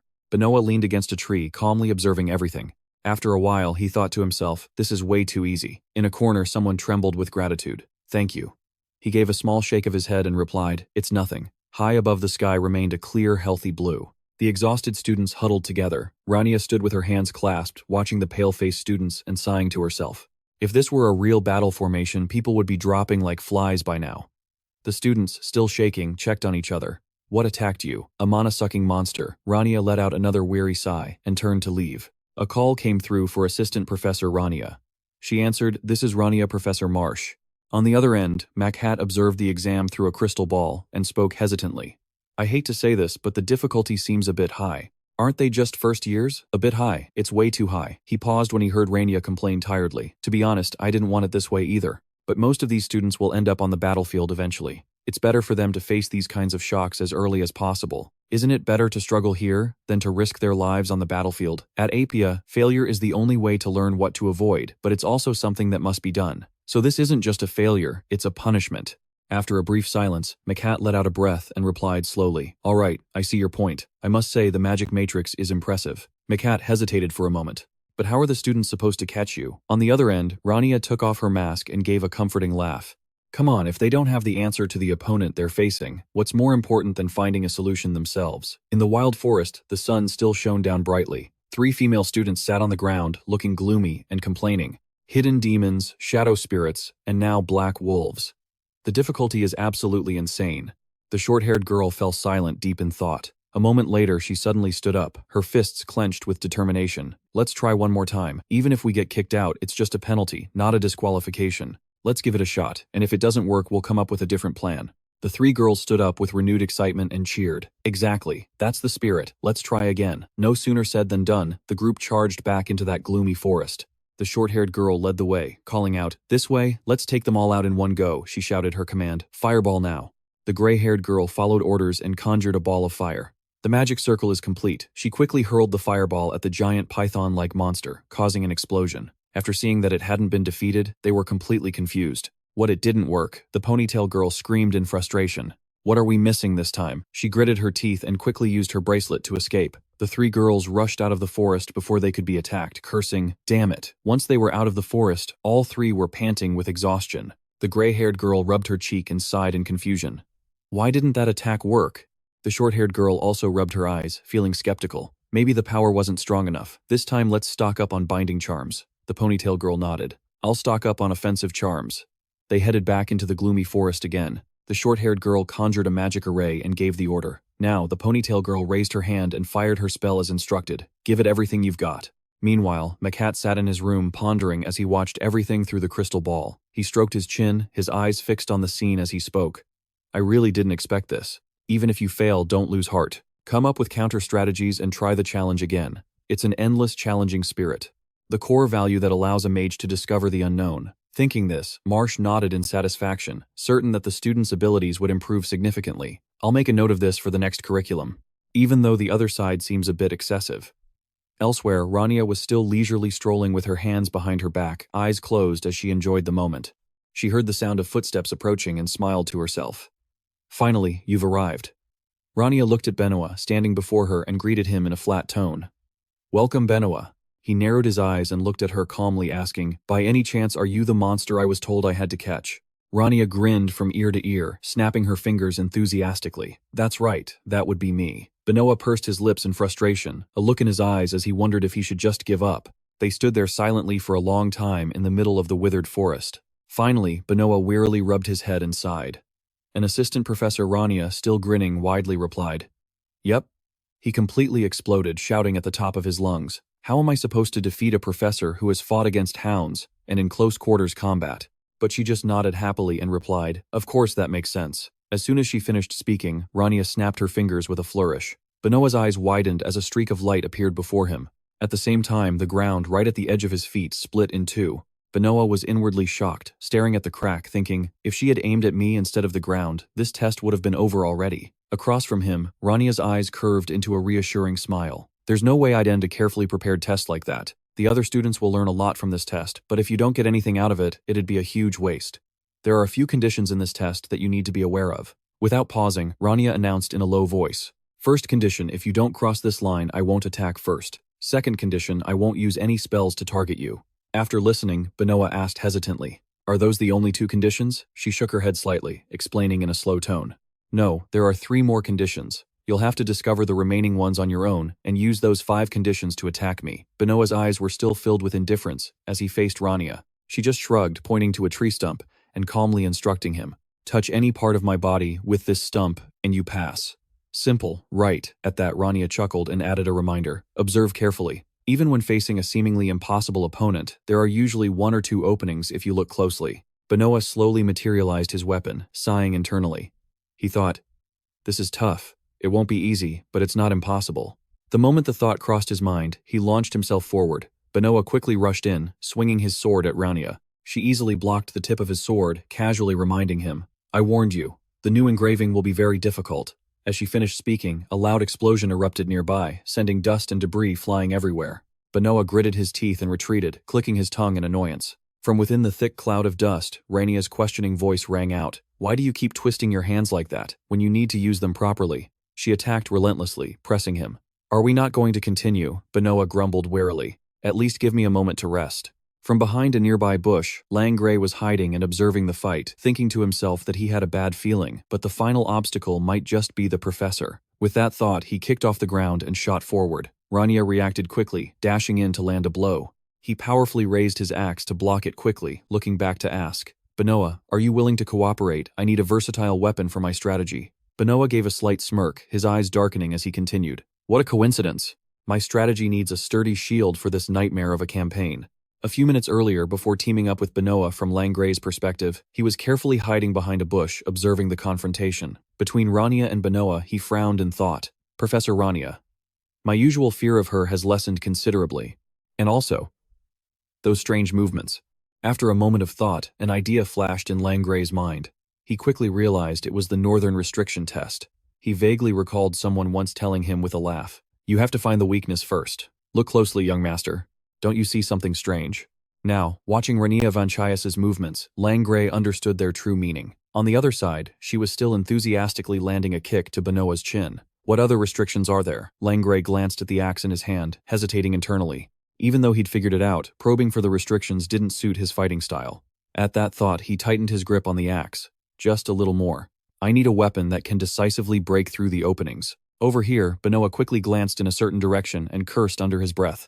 Damn it, I've found a restriction, but that's not enough. I need the stamina to break that weak point, but you can't increase your stamina instantly. Both Langray and he gripped their weapons tightly, the only thought in their minds being, what do we do? Time ticked by in the withered forest. Back in the present, Langray charged forward, swinging his axe at Rania. She leisurely leaped back to dodge, greeting him with a relaxed smile. Hello, Langray, you're later than I thought. Benoa, standing behind, slowly reached out and retracted his weapon. After doing so, he looked up and asked Rania, Professor Rania, does the test have to be one-on-one? She shrugged slightly in response. There's no such rule. Hearing that, Benoa turned and walked straight over to Langray, surprising him. He threw an arm around. Langray's shoulders leaned in close and whispered, What's your strategy? Langray glanced cautiously at Rania and recounted in a low voice. The professor. She only uses her left hand. Most of her left-handed attacks are just feints. She's actually casting spells with that hand. In the corner, Rania crossed her arms and smiled, cursing inwardly. These kids are turning their backs to their opponent. Benoa also glanced at her, murmuring in awe. Her perception is insane. She knew everything just by looking. First, the two conditions from the professor. Langray nodded after hearing and asked, So what's your strategy? A moment later, Rania lazily glanced in a certain direction. As if realizing something, she quickly leaned aside, dodging a powerful attack. Rania looked up at the two of them and asked nonchalantly, Have you two figured it out? Benoa gritted his teeth without answering silently, materializing his weapon. Rania didn't need a reply, immediately rushing forward to knee Langray in the stomach. But it was too late. He took the full hit, turning pale as he spit out a mouthful of water. Rania then moved like a ghost over to Benoa, whispering with a smirk, I know what you two are planning, but you should have been a little faster. She quickly punched him hard in the gut, her lips curling as she commanded, All right, try again. Benoa's face also went white with pain, as he coughed up a mouthful of water. Elsewhere, Ma was still watching the fight intently, his face stiff and his lip twitching as he listened to the screams echoing from the orb. Finally, unable to watch anymore, Ma made a call to Rania. Assistant Professor Rania, I'm worried they might have broken bones or something. Over here, Benoa quietly shook Langray. Why aren't you getting up, lying flat on the ground? He replied dazedly. I can't. It's too hard. Rania just laughed in response to Ma. Oh, it's just a little bit of discipline. She looked down, lost in thought. He threw his students into a pack of monsters, and now he's just sitting there rambling. Meanwhile, MCH was still muttering complaints, or to put it more gently, look, they're coughing their lungs out. On the other side, a weary Langray protested, as Benoa dragged him along without a second thought. Benoa, wait, will you? What now? Langray complained with a look of resignation. If I'm going to eat dirt, I might as well just lie here. Rania watched from the side, murmuring softly. This scene. It reminds me of something. She was unconsciously reminded of herself and Kai in her past life. At that thought, Rania couldn't help but compare them with annoyance. Langray is 1,000 times better than Kai. She cleared her throat slightly and waved a hand to reassure Langray. Don't worry, the kids can still take it. Internally, Rania assessed them again. Actually, these students are holding up pretty well. I planned on training them by beating them down until sunset, but they're learning faster than I expected. It must have been about 45 minutes now. I'm curious to see how they'll perform in a bit. A little while later, Benoit quickly pulled Langray over to rest against a tree trunk. He asked in a low voice, "Can you still move?" Panting Lang, Gray replied, "I'll probably be fine after 10 minutes of rest." Benoit's brow furrowed slightly as he asked directly, "Can you do that thing again like last time?" Langray didn't understand right away and frowned, asking back, "That thing." He licked the corner of his lip, searching his memory as he explained, "I mean that time your eyes turned red and you went berserk." Langray quickly understood, nodding as he asked, "You mean overheat? If I use that, I can't control my consciousness." But Benoit didn't care. He shook his head and stood up. "It doesn't matter. I'll adjust to you. Just do whatever you want. Oh, and let me borrow that for a second." Hearing this, Langray quickly grabbed his axe and shook his head, refusing. "No way. A weapon is a warrior's soulmate, an extension of their body." Benoit's expression soured. He scoffed sarcastically. "Then who was it that just threw their soulmate on the ground like that?" "That was for tactical reasons. Just let me borrow it." Langray couldn't refuse any longer, and shrugged, handing the axe over. All right. Why are you so angry?" he retorted curtly. "Who's angry?" At that moment, Rania sat by the tree silently evaluating Benoit. Benoit has come this far. Even though he's tired, he hasn't failed once, and everything is still going smoothly. So this is a test. Throwing obstacles at your students and watching them grow. Could this be the heart of a teacher that Master spoke of? Just as she finished that thought, Benoit and Langray from a distance couldn't help but shiver. He decisively handed the axe over. "Here, take it." Benoit quickly took it, his eyes darting around, as he instructed, "Stick to the plan we discussed. Just move however you want." He then stretched out his hand, gathering a plume of black and red smoke, and whispered with his eyes downcast, "It'll take me a little time to adjust. But the test isn't over yet." Benoit held up 4 fingers. A total of 4. That's how many restrictions I've found. The 2 restrictions the professor mentioned are, don't attack first unless they cross the line, and spells can only be used for capture. Langray also deduced spells can only be cast with the left hand, and only 3 spells can be used per turn. After a turn ends, you have to perform a specific action. He immediately nodded in agreement. Benoit exclaimed, "All right, everything's clear now. Let's just charge in and wreck the place." Langray immediately activated his overheat skill. Rania cried out in surprise, "Oh, overheat here." She watched as Langray's arm swelled up so much it ripped his outer clothes, thinking to herself, a special physical enhancement technique used by the Northern warriors. To be honest, overheat is a spell that scrambles your reason, and it's not very highly regarded. Rania wondered curiously, "I wonder how this will turn out." Langray quickly drew his sword and rushed towards her. Rania immediately dodged to one side, avoiding his brutal slash. Watching Langray's fighting style, Rania immediately realized it was a spell meant for heat-generating weapons. Then she looked down at the crack in the ground at her feet. Only instinct remains, and the body moves on its own. At first glance, this ferocious attack is trying to bait me across the boundary line. Rania paused, panting heavily. She noticed Benoit in front of her. He was filling in the gaps. It was then that Rania realized his role supporting Langray's movements like a shadow. Rania let out a small appreciative laugh. "Interesting, but you're still too green." Suddenly, she looked down at Langray, raised a fist, and asked, "Are you a mage?" She used a punishment skill, landing a critical blow on Langray. "You're being affected by the very magic you're casting." Tendrils of red energy wrapped tightly around his legs. Langray trembled as he gripped the axe. He swung it at Rania with all his might, but she immediately blocked it with ease. Focus. Not much longer. Seizing the moment while Rania was distracted, Benoit thrust his hand down. Dark javelin. Instantly, a red streak shot towards her from behind, but it wasn't meant to be. Rania blocked it effortlessly with 2 fingers. She smirked, glancing behind her. "Just a little more." Rania's voice echoed in the deep twilight as she taught. "That's right. Do it again, like you just did. You need to calmly assess the situation from there. Meanwhile, back at the camp, let's check the magic you've stored up." First, the system activated, and the young man was suddenly distracted, looking to the side. He stared in amazement at the 2 exhausted people lying on stretchers.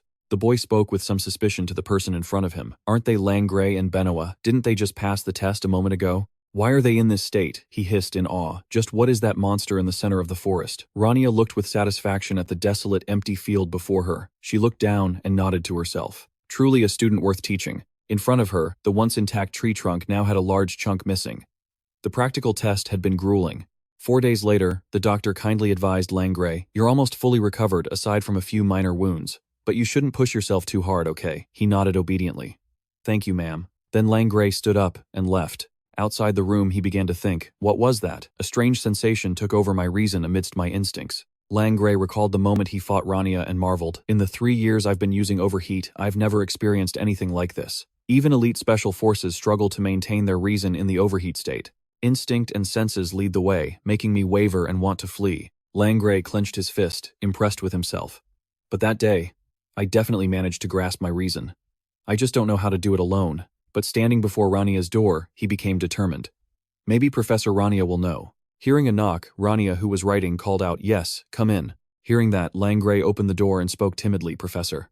Seeing it was Langray, she spoke up. "Oh, Langray, come in." Rania asked with a smiling face, "How are you feeling, Lang?" Gray was a bit taken aback but still answered her, "Ah yes, I'm fine." Rania then suddenly asked him, "The school is closed due to construction barriers. What's going on at school?" Langray, still flustered, answered Rania hesitantly. "Well," she rested her chin on her hand, looking at him with suspicion. Langray's mind was still reeling. "Why has my heart been beating so fast? Please just say something." As if reading his mind, Rania immediately answered the question in Langray's head. "To maintain your reason in the overheated state. Since you've already experienced it once, it won't be difficult." She took out a stack of documents and placed them in front of him. "It's best for you to experience everything yourself." Langray watched Rania write a letter with suspicion. "Where are you sending that letter?" Sparkling blue text gradually appeared. She explained, "I'm writing to someone I met recently. I've racked up a few favors, so I figure they might help if I ask." In the blink of an eye, the letter's contents were replaced by a reply. "Look, the response is here." Rania's eyes crinkled as she smiled. "Langray, would you like some hands-on experience?" It was a beautiful day at the academy. Dense lines of text began to appear on the letter. Rania cheered happily. "Look, the reply is here, Princess Isla." Isla just blushed bashfully. "I'm sorry." Hearing this, Rania burst out laughing. "Why are you sorry? You have a wonderful sister, and she agrees. She really is cool." The reply was filled with questions. How is the little one doing these days? Have any boys taken an interest in her? Is life at the academy going well? Rania laughed loudly and added, "You should write to the princess more often." Isla read the letter intently and agreed. "I think so too," Rania thought to herself. "It should be fine. She never said I couldn't show it to others." She asked curiously, "But what is this letter of recommendation for?" She explained, "Oh, someone needs some practical training. Do you happen to know a place nearby?" Suddenly, Ayla grew quiet. "Is this for Langray?" Rania also paused a bit surprised. She predicted that when Prince Langray returned, the top position in the magic department might very well change. Realizing her reaction was a bit odd, Isla quickly changed her expression and said, with a smile, "It's just a feeling I have." Rania, however, was quite calm. "I think Langray will do just fine. When it comes to learning, nothing beats practical experience. I understand that better than anyone." She thought to herself, "I had a hard time convincing Director Aaron Van Tieren to let him go. Go and learn well." Langray, meanwhile, was focused on his own path. The training instructor Fawn called out, "What who?" The knight apprentice Dim nervously announced, "Prince Langray of the Northern Grey family has arrived, sir. He's waiting outside." Fawn asked doubtfully. The actual heir of the Grey family, Dim, quickly presented the letter. "Yes, sir, please take a look." After reading it, Fawn had to admit, this is indeed the princess's seal. Suddenly, he had a question. "But what is this?" "A practical training report." Fawn tossed the letter aside and sighed helplessly. "I get it, but this is no joke. This training base is the final gateway, before being officially deployed to the battlefield," he declared sternly. "We have no room to entertain the little games of noble families." Then Fawn gave an order to Dim. "But we can't just ignore a letter from the princess. For the next few days, just treat him appropriately," he shouted crisply and formally. Then Dim rushed out to Langray. "My apologies for the wait." Fawn stood there thinking, he's probably not taking this seriously anyway. "I need to inform the other instructors." Suddenly, his eyes glanced at something. Fawn observed Langray intently and noted, "It's been 2 days, and he just keeps training on his own, even without a specific session. Is this just on a whim?" Then he shook his head, vigorously dismissing the thought. "No. In a battle, complacency is a death sentence. You can't rely on just hard work or talent." Suddenly, Dim approached and called out to the instructor. He inquired if the prince could join the Dawn Patrol team. Fawn replied, "That's your call." Dim revealed, "The prince himself suggested it, and I believe he's more than capable." He also added, "He was even up training at the crack of dawn." Fawn replied, "All right, I approve." Dim immediately bowed low. "Yes, thank you, sir." He thought to himself, "I didn't expect him to be so serious. He seems to really like it here." Fawn told himself, I have to report this to the other instructors. A while later, night had fallen. A warm, fiery aroma wafted from the kitchen, and the sight of an appetizing chicken leg made someone exclaim. How long has it been since we've had meat? Dim asked while stuffing his face. Is it to your liking, Your Highness Lang? Gray said deadpan. It tastes like the monster meat I ate as a child. Hearing that, the man burst out laughing. You have a great sense of humor. It's just cheap meat, but please eat up. Tomorrow you have to head to the field for the dawn patrol. At those words, Lang Gray's expression darkened. After eating their fill, Lang Gray and Dim set off deep into the forest. Dim suddenly broke the silence.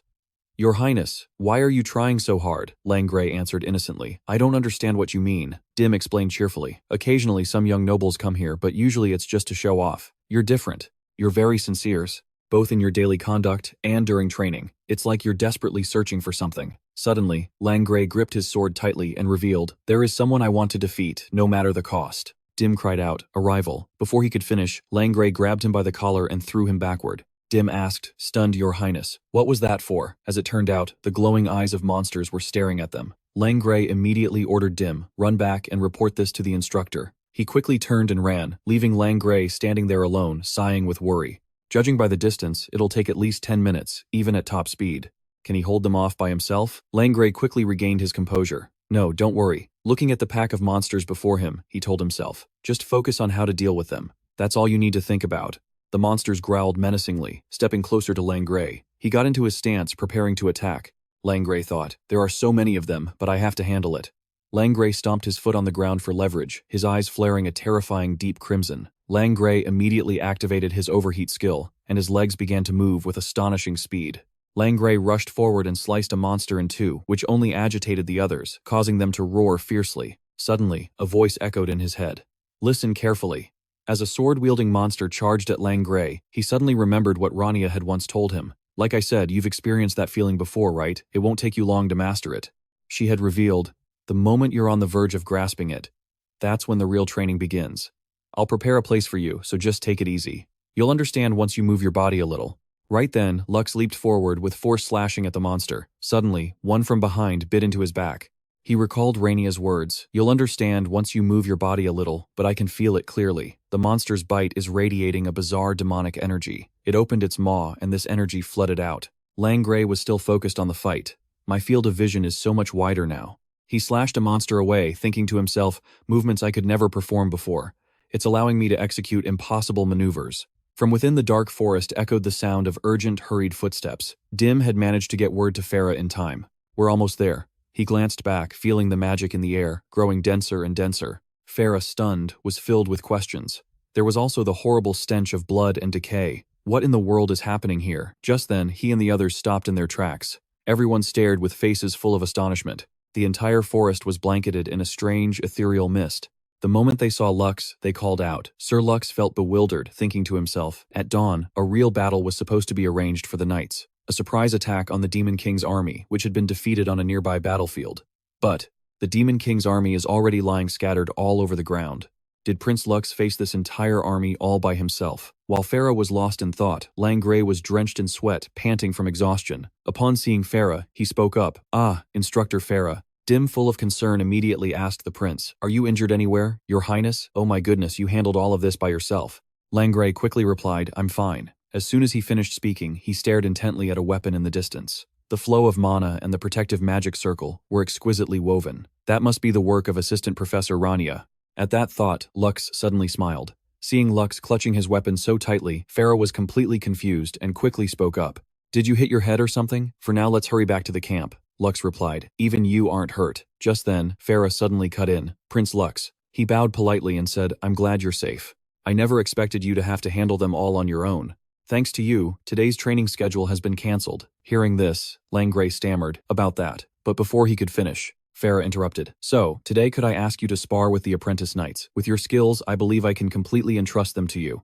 After a moment of surprise, Lux suddenly smiled. Farah continued, May I also learn a few things from the instructor? He readily replied, Of course if you wish. Arn Tower. Julian spoke. Who calls for me? A subordinate stammered in reply. It must be Lesti Elino. She requests your presence at the office of the Arn Tower Master. After hearing this, Julian quickly turned to leave and replied, I understand. I will go. The subordinates couldn't help but feel curious and worried about the situation. He sighed in relief while muttering to himself, "What's going on all of a sudden? I haven't even set foot in the research lab yet and there's already trouble." Inside the tower, Lesty was pensively gazing outside when she suddenly spoke.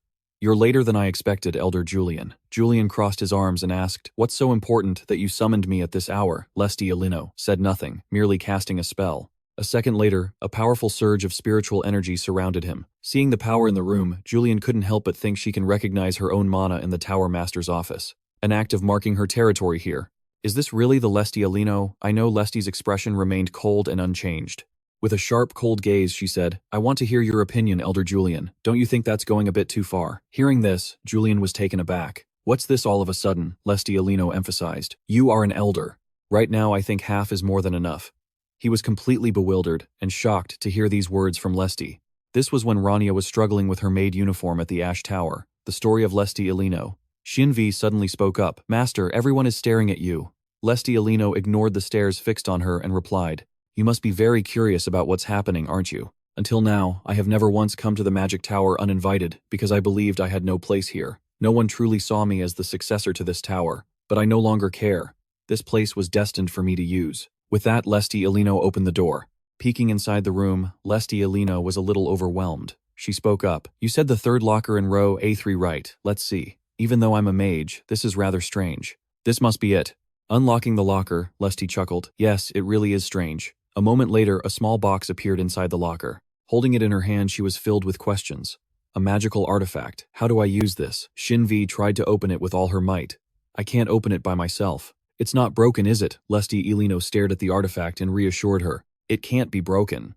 In her thoughts, it looked like an ordinary cube at first glance, but this was an artifact created by Lord Rania Vanchaias, the Ash Mage. It certainly wouldn't break so easily. There must be something hidden. Found it. Instantly, the box opened with Lesty's power. Countless pages of paper appeared all around them. This astonished Shinvi greatly. "As expected of you, Master. How did you open it?" she quickly replied. "I saw the magic circle was deliberately twisted. I simply read it." "But why did you keep all these documents?" Shinvi asked, pointing at a page. "This one, that one. They're all about the elders of the Aran Tower." Upon reading this, Lesty Alino felt incredibly helpless and astonished, thinking, "If it's a bother, just throw it away."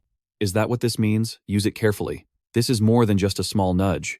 This could shake the elders of the Ash Tower to their very core. She tried to stay calm, taking a deep breath and telling herself, "Calm down." Lesty Alino was lost in thought. "I have no supporters or factions. The best thing I can do." A moment later, she made her decision. "I have to summon that person." The person Lesty Alino was thinking of was none other than Julian. Stacks of books filled with magic.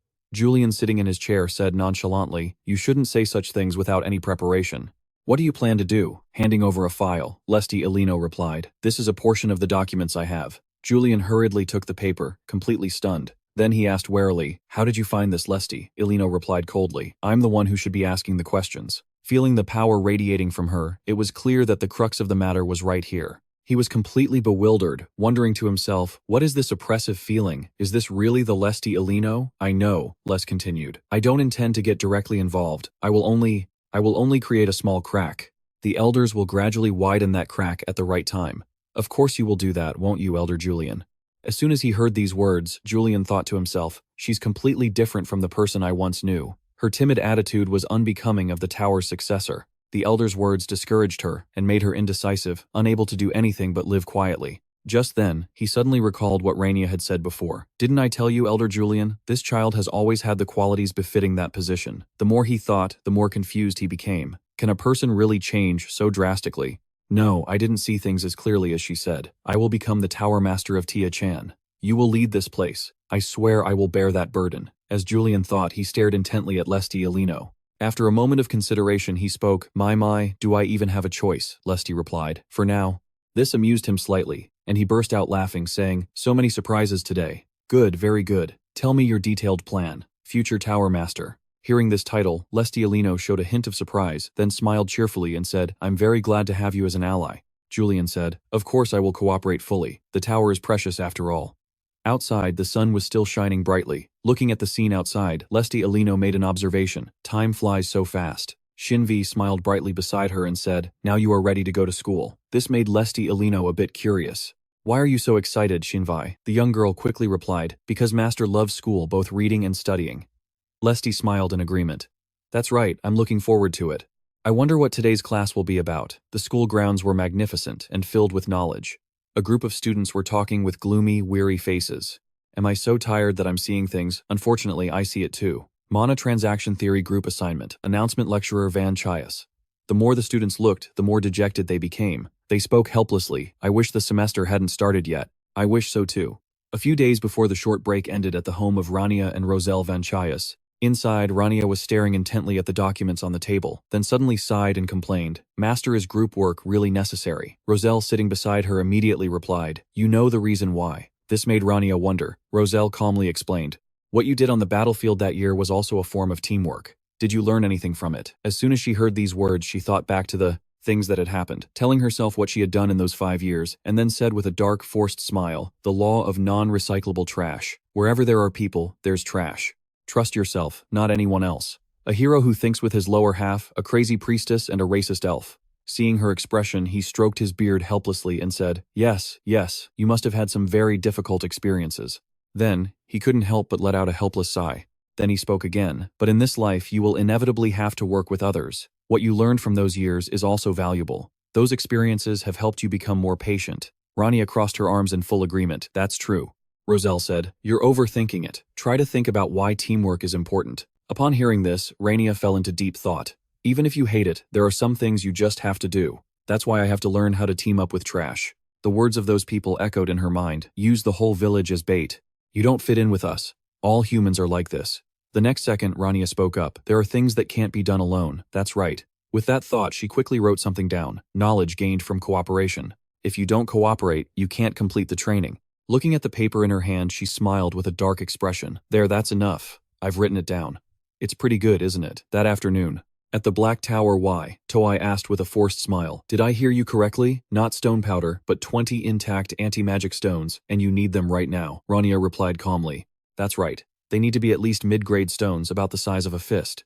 The more Toei heard, the more confused he became. Rania Vanchaias, what on earth are you thinking? Buying 20 anti-magic stones? Anti-magic stones, a rare crystal that resists mana. Because they're used to create defensive stones, their price is quite high. Last time she bought a ton of report slips saying she needed them for a test. Those were expensive too. With that thought, he asked, Are you planning to use these for a test again? You must be preparing a super difficult test. Huh. Rania tilted her head and replied, I just plan to use them for a small project. Toei's face suddenly froze. Before Rania left, he couldn't help but smile and say, Come again next time, don't forget. Holding the paper in her hand, Rania thought to herself, Whatever I got, higher quality anti-magic stones than I expected. I'll go home, review the plan one more time, and that's it. Maybe teaching is my true calling after all. Outside, people were bustling about. Benoa sat on a long bench, lost in thought. It's about time. Looking at the blue sky before him, he told himself, Is it summer already? It's so hot. Chloe appeared from somewhere and commented, Of course it's hot when you're wearing so many layers. As soon as he saw her, Benoa asked, Where did you pop out from, Chloe? Chloe replied with a bright smile, I saw you sitting here in a daze, so I snuck up behind you. There are a lot of delicious-looking food stalls on this street. Let's stop by the candy shop. Benoa smiled and asked, Since when were you looking? Really? Chloe quickly grabbed his hand and urged, Come on, hurry up. You have to help me decide which shop to go to. Looking at her like this, Benoa smiled and thought to himself, I'm still not used to this peace. Because I'm more accustomed to the dark memories that the sun cannot reach. In his memory under a dark sky, a young Chloe was shivering from the cold. She stood in front of Benoa, who was sitting in a corner, and said, Listen, my name is Chloe. What's yours? Benoa answered irritably. Why do you want to know? Chloe paid no mind, walked right up to him, and then burst out laughing as she said, Here, this is for you. Come with me. My grandpa said it's okay to bring you along. The name Benoa means abandoned child. In Benoa's mind, Chloe was the one who brought light to his name. The scene was bleak with thick smoke and dust. Fresh blood trickled down Benoa's forehead. He thought to himself, My vision and my memories are so blurry. Where the hell am I? I remember we stopped by a shop that Chloe picked out. We just kept eating, went for a walk to digest, and then said we were going to eat again. And after that, I couldn't find Chloe anywhere. I have to find her no matter what. Just then, a golden bell suddenly rang out. In an instant, a voice echoed, You lowly being, what is it that you desire? Benoa was silent for a long moment, then spoke with determination. I want to make a trade. At school inside the academy, students were smiling and chatting cheerfully. Long time no see. Did you finish your homework? One student quickly whispered. The assistant professor is here. What's today's lesson? Don't even bother guessing. It'll be beyond our expectations anyway. A mana stone was placed on the desk, and a second later, Rania spoke with a bright smile. All right, everyone, to your seats. In the last class, you all learned about the effectiveness of magic, with Professor Rania Vanchaias correct. Today, we'll continue to delve deeper into that topic. We'll analyze magic circles to understand what their limits are and how they work. The topic is the limits of basic magic. Rania called out. Let's see. Cho-el, he quickly answered. Yes, she asked with a smile. Cho-el, what advantages do you think basic spells have? He immediately replied, they have simple magic circles, consume little mana, and have fast casting times. Hearing this answer, Rania continued with another question. Very good. So what are their weaknesses? He hesitated a bit, murmuring, because they're so basic, opponents usually know their effects and power, and they're too weak to be used in combat. Rania listened attentively with a smile, then continued cheerfully. All right, very good. So, is there any way to overcome those weaknesses? Cho-el suggested uncertainly. Add reinforcement circles or stack more circles on top of them. Rania cast a spell as she agreed. Yes, that's one way. Seeing the power she was demonstrating, the students were stunned. Is that a magic resistance stone? No way, those things are expensive. Rania focused on her lecture with the spell in front of her. The basic spell is Ignite. We will reinforce its power and duration. Even so, it's only equivalent to an intermediate level spell like Lesty. Hearing her name, Lesty quickly raised her hand and answered, we can use a limitation circle. Upon hearing that, Rania offered some praise. Excellent. Many people mistakenly believe basic spells are very efficient, but they just consume less mana. That doesn't mean they have higher performance. We can overcome their shortcomings by changing the properties of the spell. By adding a limitation, we can increase the spell's efficiency. As soon as she finished speaking, Rania quickly cast the spell for the students to see. Shorten, reinforce. What if we add a time limit and keep the same amount of mana to strengthen the spell? Seeing the sight before them all, the students were completely dumbfounded. What is this? Is this really the Ignite spell? Rania continued to cast the spell, and a second later, a powerful burst of flame erupted. The more they watched, the more astonished the students became. The magic resistance stone, it's actually burning. Rania calmly explained the phenomenon. Even basic spells can become this powerful. Don't just memorize the magic circles. Understand and apply them. Now then, who wants some practice? I've prepared a group assignment for you all. At this, she held up a piece of paper. As I announced, you will be divided into groups. The groups are random, so please check your assignments. The entire class must participate, and if anyone slacks off, the whole group will lose points. The moment they heard this, all the students froze in place, groaning internally. This is Apia's nightmare, Rania said with a smile. This time the assignment is... Before she could finish, the students prayed in their hearts, please let it be something normal. Rania held up a mana bead and announced, with just one mana bead, you must coordinate with your group members to break this magic resistance stone outside. She strolled forward with a serious look on her face and said, so you're here. Kai appeared out of nowhere, landing on the ground and saying, please, I need your help. I've been so busy lately. Rania replied, slightly annoyed. I could tell it was one of the hounds coming. Aren't you making a big deal about being the princess's bodyguard? Hearing this, Sai was a little surprised and asked, how did you know? Did I tell you? She replied with a forced smile. Not really. You were late, so I just guessed.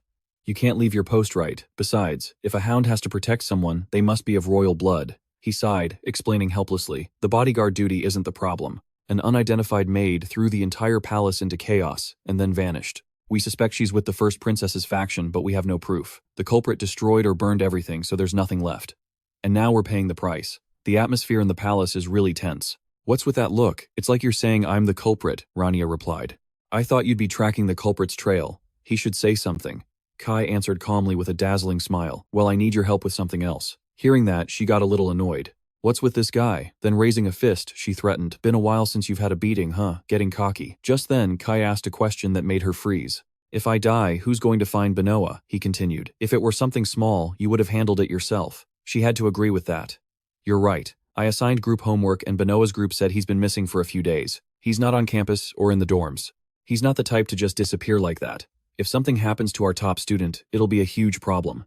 After listening for a while, Kai became a bit suspicious. So why are you looking for me? In another place filled with a sinister, eerie aura, a terrifying voice spoke while the injured Benoa lay unconscious. So boring. Is that child coming or not? Staring intently at the boy, Gletus thought excitedly to himself, hurry up and get here. Meanwhile, Kai and Rania were venturing deep into the forest of triple darkness. As he ran, he probed for information. Senior, do you know anything about the new hero? She muttered in a cold voice. A new hero? Yeah, I heard about it. And then Kai bluntly expressed his confusion. I think it's a little strange. I thought they would have come to see you. That immediately made her stop. A real hero has to come see me. I can use my fists, but I'm definitely not a swordsman. Hearing that, he sighed in exasperation. This hero is a bit different, but Rania couldn't be bothered to care. She replied dismissively, a hero is still a hero. Somewhere a hero dies, and another hero is born, as is the way of things. In 2 years, 4 heroes have been born and have died over and over, chosen by the stars and then gone. The heroes in this world aren't immortal. That's why Kay is the first person I think of when I hear the word hero. Despite his personality and attitude, he's still been a hero all these years. Suddenly, Rania stopped in her tracks, complaining non-stop. Heroes these days are just useless, so useless. Kai broke out in a cold sweat, forced to agree. Compared to the previous generation of heroes, they really are a bit lacking. Before them now was a deep space filled with a dark aura. After a moment's thought, he suddenly spoke up. In any case, the current hero is a disciple of the Master of the Black Tower. As soon as he finished, she exclaimed in alarm. What? Not wanting to keep Rania in suspense for too long, Kai got straight to the point. The hero of Songru, a starflow named Chloe, isn't a swordsman. She doesn't have a special weapon. Instead, her entire body glitters with starlight. Hearing this, Rania seemed rather confused. A mage can be a hero. The other magic towers are all desperate to have her. The Master of the Black Tower already has a successor. A moment later, he continued Chloe and Benoa. It seems those two know each other.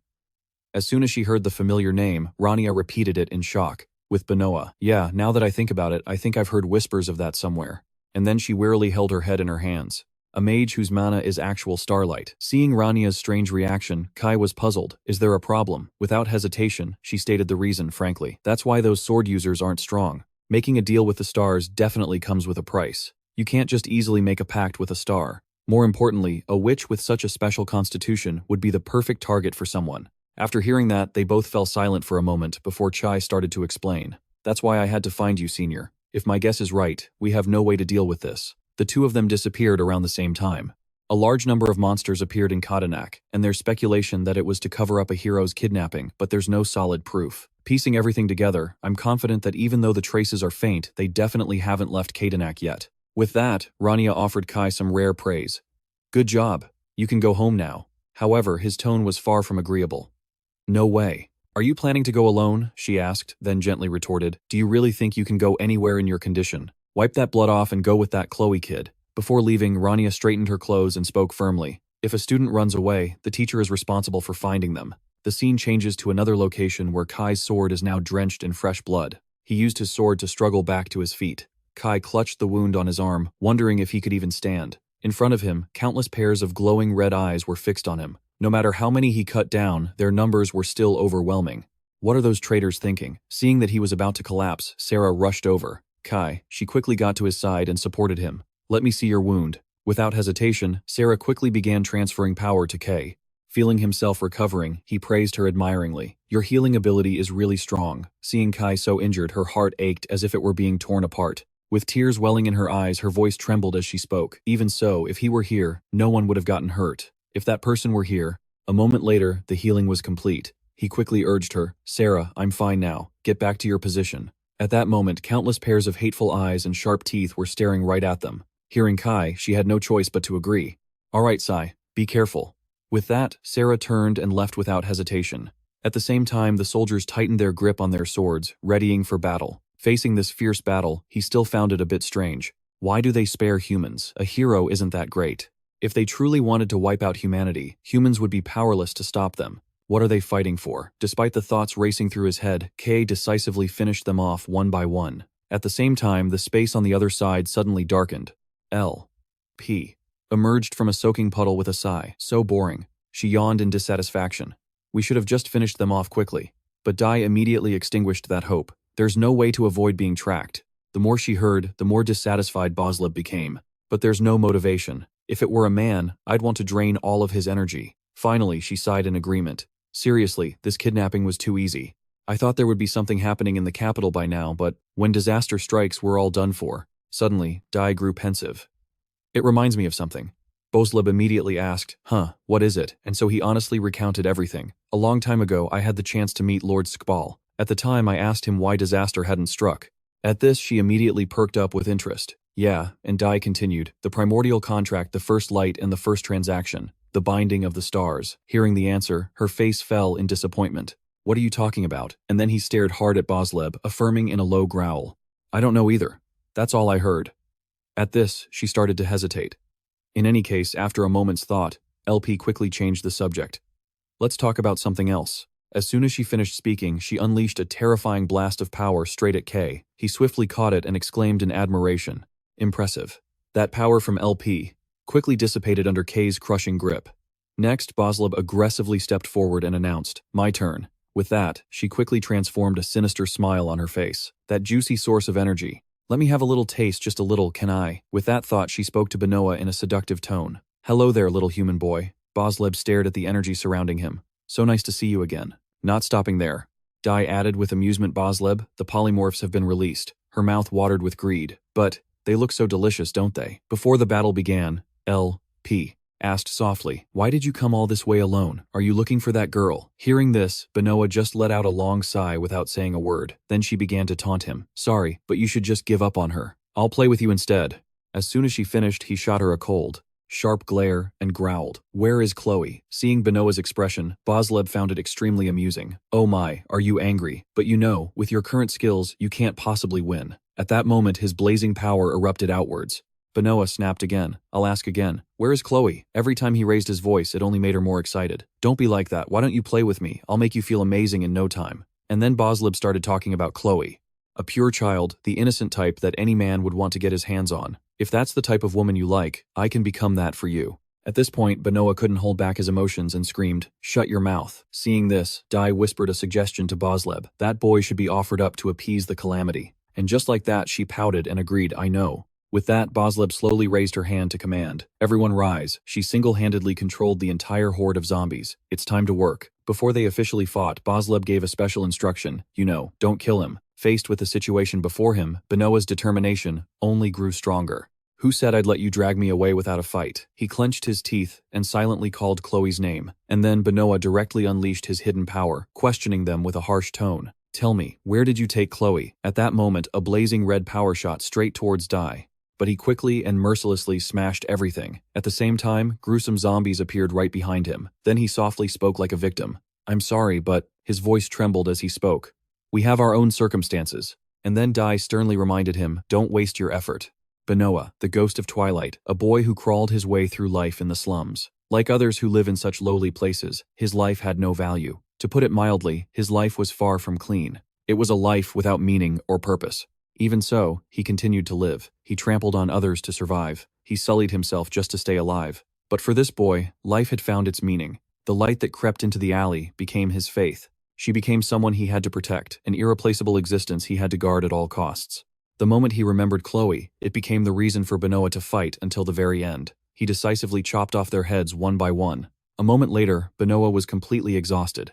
Meanwhile, Bosleb sat in a corner, chin in hand, and commented, "Wouldn't it be faster if I handled this Dai?" But she received only a short reply. Hearing this, Bosleb turned away pouting, and just like that, with time on her hands, she came up with a reckless strategy to kidnap the children chosen by the calamity, separate the hostages to create a diversion while absorbing the pursuer's energy, then meet at the exit and hand the hostages over to the calamity, and that's it.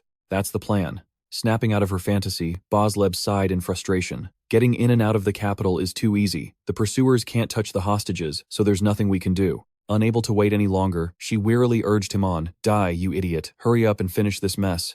At that, he came up with a suitable excuse. Capturing someone alive is always harder, you know. In complete contrast to them, Benoa was so exhausted he could barely keep his eyes open. "I can feel my mana running out. I only have a little left to sacrifice. The amount I can use is limited. The target to destroy is that armor." A calculating look immediately flashed in his eyes. Without another word, Benoa quickly launched an attack, gathering his energy. At that moment, his body was surrounded by an overwhelming power. Sensing the ferocity, Dai became somewhat interested. "Looks like you've started a pretty interesting fight. Release the spirit beast, Bosleb." Hearing this, she immediately complied. The spirit beast instantly moved in and attacked Benoa from behind. Seeing this, he stroked his chin in admiration. "Oh, an interesting effort. Did you trade sharpness for monstrous strength?" Listening to him ramble on and on was driving him crazy. "Are you done observing? Then just die." With that, Benoa poured all his remaining energy into taking down his opponent with his black spear technique. Without a moment's hesitation, the attack bored directly into that sturdy armor. Instantly, the armor shattered piece by piece, causing Dai to stare in astonishment. "You're really something else, boy. I suppose I should repay you for this performance, shouldn't I?" Without further ado, he tightened his fist. A precise punch landed squarely in Benoa's abdomen, and just like that, he was sent flying 1,000 meters away. Benoa even coughed up blood in agony. Witnessing this, Bosleb cried out in alarm. Die, are you crazy? What if he dies? He quickly reassured her. No, I controlled my strength. Despite that, Bosleb remained skeptical. Controlled your strength. At the same time, Julianikin suddenly appeared surrounding them, then smirked and spoke cryptically through his host. What nonsense are you spouting after beating someone else's student so brutally? While they were distracted, Rania suddenly appeared. She carefully approached him. It's been a while, hasn't it? A staff against a tin can. Back with Julianikin, who was still lecturing nonstop. Or should I call you the heretic, Gletus? My beloved Ashes, are you going to treat me coldly again? Do you have any idea how long I've waited for you? Over by Benoa, his weak voice called out. Miss Rania. She rushed over to support Benoa's head. You're awake. If you're awake, then watch closely. With that, Rania created a protective barrier around his body. Meanwhile, Julianikin kept smirking mockingly. She did something interesting, didn't she? This appearance is quite cute, isn't it? Seeing this, Rania held her head in exasperation. I knew it, but he's really lost his mind. How the hell is this cute? Noticing Rania's expression, Julianikin exclaimed. Oh, my little gray one, why so tense? I bear you no ill will. You know that, right? Faced with this attitude, she only grew more annoyed. You should be more dignified on the battlefield. Stop your yapping. Despite this, he still expressed his amusement, his tone full of praise. Are you disappointed? Oh my, you're so adorable. Julianikin's eyes lit up, then staring at her with an intensity that made Rania shudder. What is with this crazy woman? Why is she looking at me like that? I've been through all sorts of things on the battlefield for the past 5 years, but this Gletus, I just can't figure her out. The Black Dragon bio, he's like a beast that acts on instinct. Even so, Rania could predict his moves and easily defeat him. The Bone Soldier, just a coward. He doesn't like people getting close, and he only appears after collecting life containers. If you provoke him just enough, he'll show himself. Even so, she couldn't escape her thoughts. But Gon is a swordsman. He doesn't kill those who lay down their arms or have lost their lives to other misfortunes. I can understand certain things when I encounter them, but not with her. Her faith, her beliefs, her habits. I can't figure out a single thing about her. The only thing I learned was that she has a soft spot for me. Suddenly, Julian paused as a crazy idea flashed through his mind. However, the first time we met, I didn't know you had any value. The second time we met, I had to kill you, and the same goes for the third, fourth, and even the fifth time. I was just being a little strict because you kept getting in my way. Hearing this, Rania's face darkened at the woman's absurdity. And it didn't stop there, Julian continued, but that's not the case anymore. No, not at all. He even laid out his terms. Hand over that child, and for your own sake, I'll leave quietly. As soon as he finished, she pointed and yelled, after causing all that chaos, you still have the nerve to say that. But he just laughed nonchalantly. Just for that. Oh, you mean the people I released in Catanach? She feigned ignorance and called upon her spirit beast. What's the big deal about that?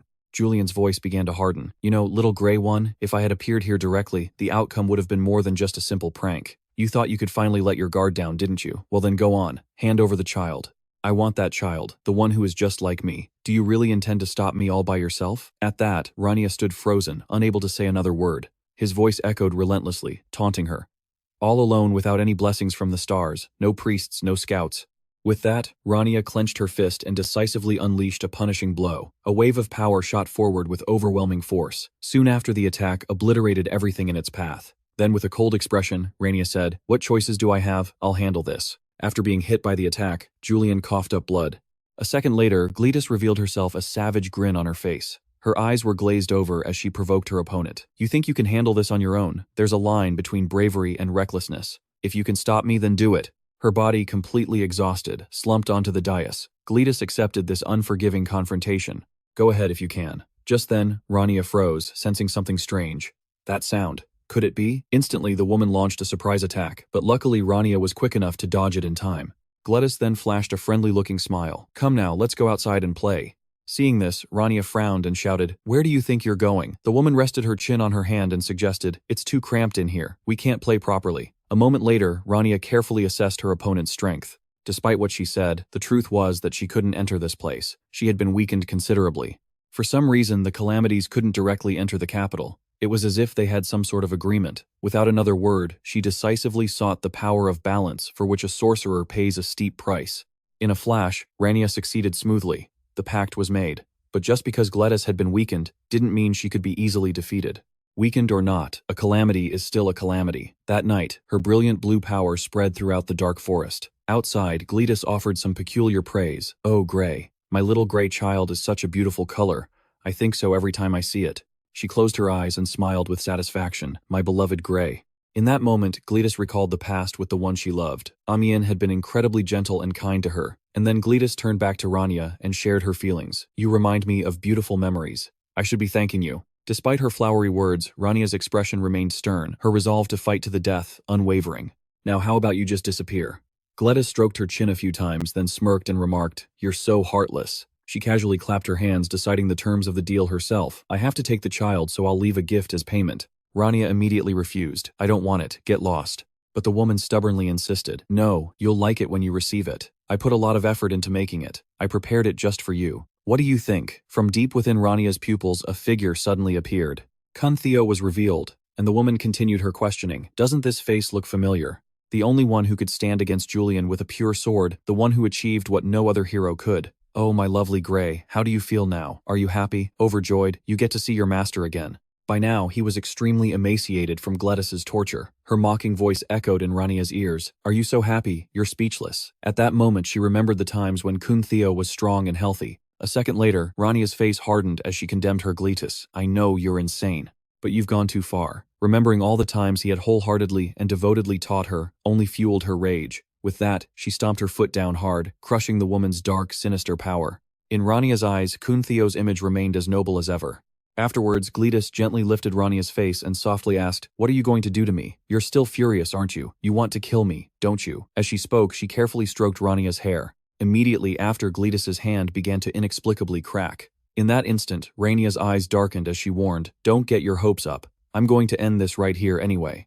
At that, Gletus once again drifted into an old memory. Back then, Amian was searching for her exasperated. "So this is where you were." Gladys turned around with a gentle smile. "Amian, were you looking for me?" He held up a book and tapped her straight on the head with it. "Of course I was. What do you think? You caused trouble." The pain brought tears to Gladys's eyes as she complained. "What are you doing? You're messing up my hair." Seeing this, Amian could only sigh in exasperation. "How can you be so carefree? Didn't I tell you to set his bones before using healing magic?" The screams of the soldiers after the anesthetic wore off were deafening. Feeling the warmth of his body, Gletus shyly covered her face. "You're too close, Amian." With that, he decided to pull her along with him. "This won't do. I'll teach you myself. Come with me." His action unintentionally left an impression on Gladys. Her cheeks flushed red. Gladys's heart pounded like a drum. Even though he was always nagging, he still cared for her. How cute. Seen from behind, Amian's unique charm was clear cold on the outside, but warm on the inside. At this moment, Gletus clasped her hands and prayed intently like a saint, receiving the prayers of her followers and sending them to the stars, an existence close to the supreme being tasked with conveying their will. From her interactions with Amian, Gletus began to develop feelings for him, as everyone looked up to her, envied her, and respected her as a superior. "He's the only one who makes me feel like I'm still human on this earth." With that thought, the two of them happily fell into each other's arms, returning to reality. Gletus suddenly called out, "Hey, gray-haired kid, you remind me of someone." And then, her gaze sharpened, her claws filling with dark energy.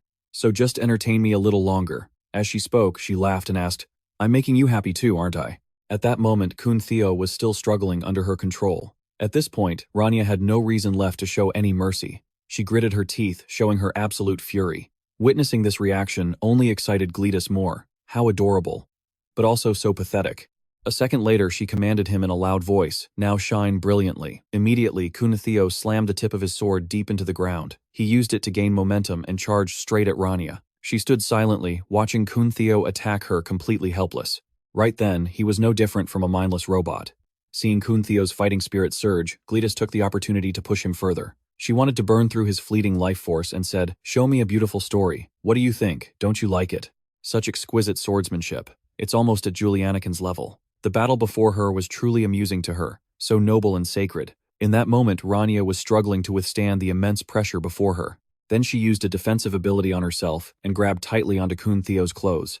Finally, Rania used her 1,000-pound weight technique and slammed him straight into the ground. With that, Kun Theo's bones were instantly crushed. He screamed, but no sound came out. Meanwhile, Gletus sat comfortably on her beast's back, jeering, "Are you that excited? But it's useless now." Hearing this, Rania froze. A stream of purple dark energy began to gather again quickly, restoring Kun Theo's broken arm. It was then that she began to explain, "I'm quite fond of that material, you know. That's why I've been so devoted to it.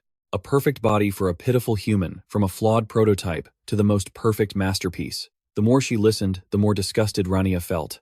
"Didn't I tell you to shut your mouth?" This only made Gletus wonder, "Why aren't you trying to please me? I'm unhappy because my hunting dog took my new toy, so I expect you to entertain me for a bit." The scene shifts to Kai, who is receiving a report. "Sir Kai, this area is almost secure." He quickly asked for an update. "And what about Lady Chloe?" The man replied in a calm, low voice. She is on her way to the capital. After saying that, Kei coldly ordered the team to follow and escort her. The rest of you will join the beast extermination team in Katnak. At the same time, Wai Toai slowly appeared and inquired, "Are you guys heading to Benoa?" Kai affirmed without hesitation, "That's right. Would you like to come with us, sir?" As expected, he had already planned on it. I was just about to say that. Right after Wai Toai looked up at the sky and saw the thick purple hue, the situation looked dire. Such dark energy. In any case, we're in a hurry. So, use this. It's a ring enchanted with acceleration magic from the light tower. Kai took it and then asked, "Do you have any other magical items, sir?" Without any more formality, the two continued their conversation as they moved. "I've brought everything I thought would be useful." And then Kai didn't hesitate to ask for it all. "Please let me borrow all of them." Hearing this, Wai Toai was a bit stunned, but still agreed. "All right." Suddenly, he stopped, a look of confusion on his face.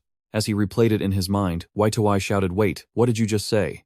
To talk about the price would be a bit much, but Sai looked at him with pleading eyes. "Please, sir, I have to get there."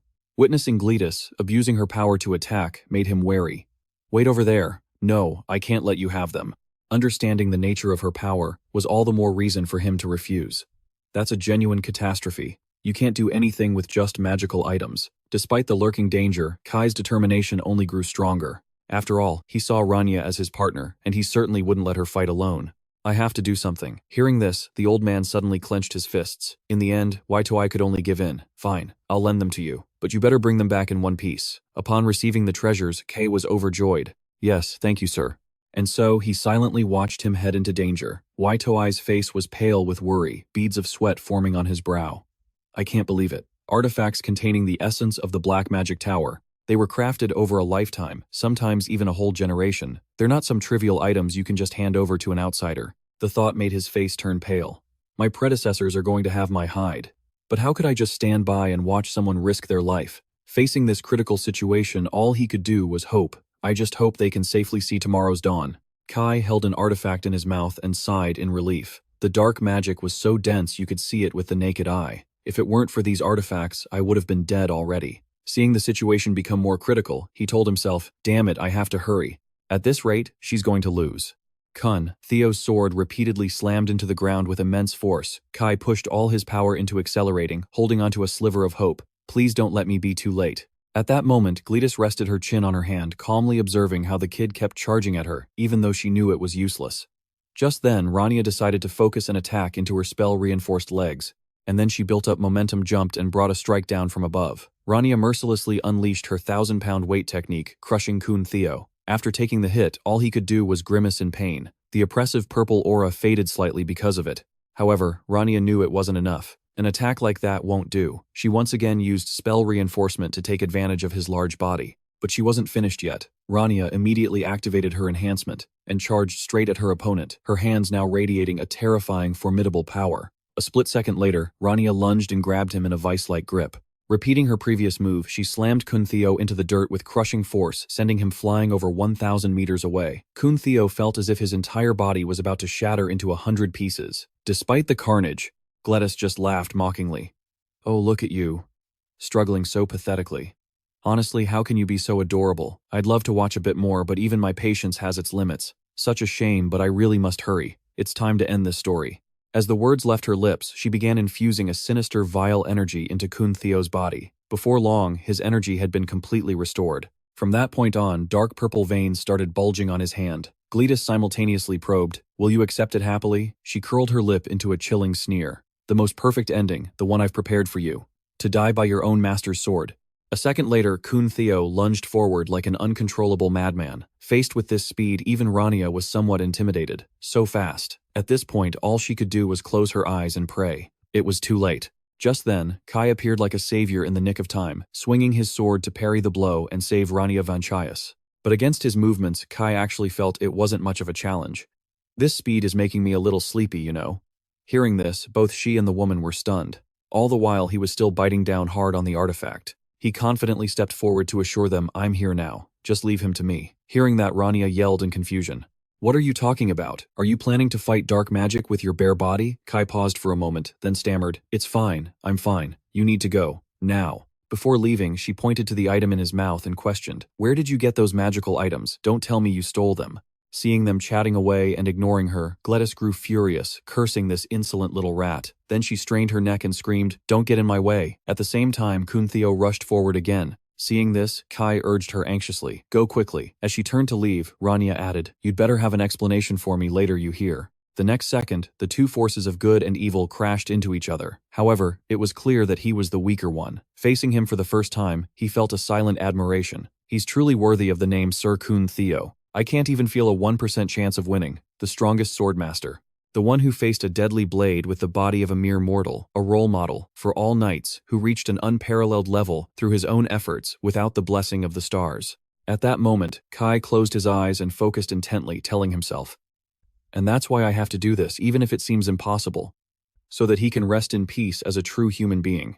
A moment later, he opened his eyes, holding his sword firmly at a 90-degree angle, and declared in a solemn voice, "I, Kai, wish to express my utmost respect to a proud warrior." A simple sentence, but it unexpectedly struck a chord with the man.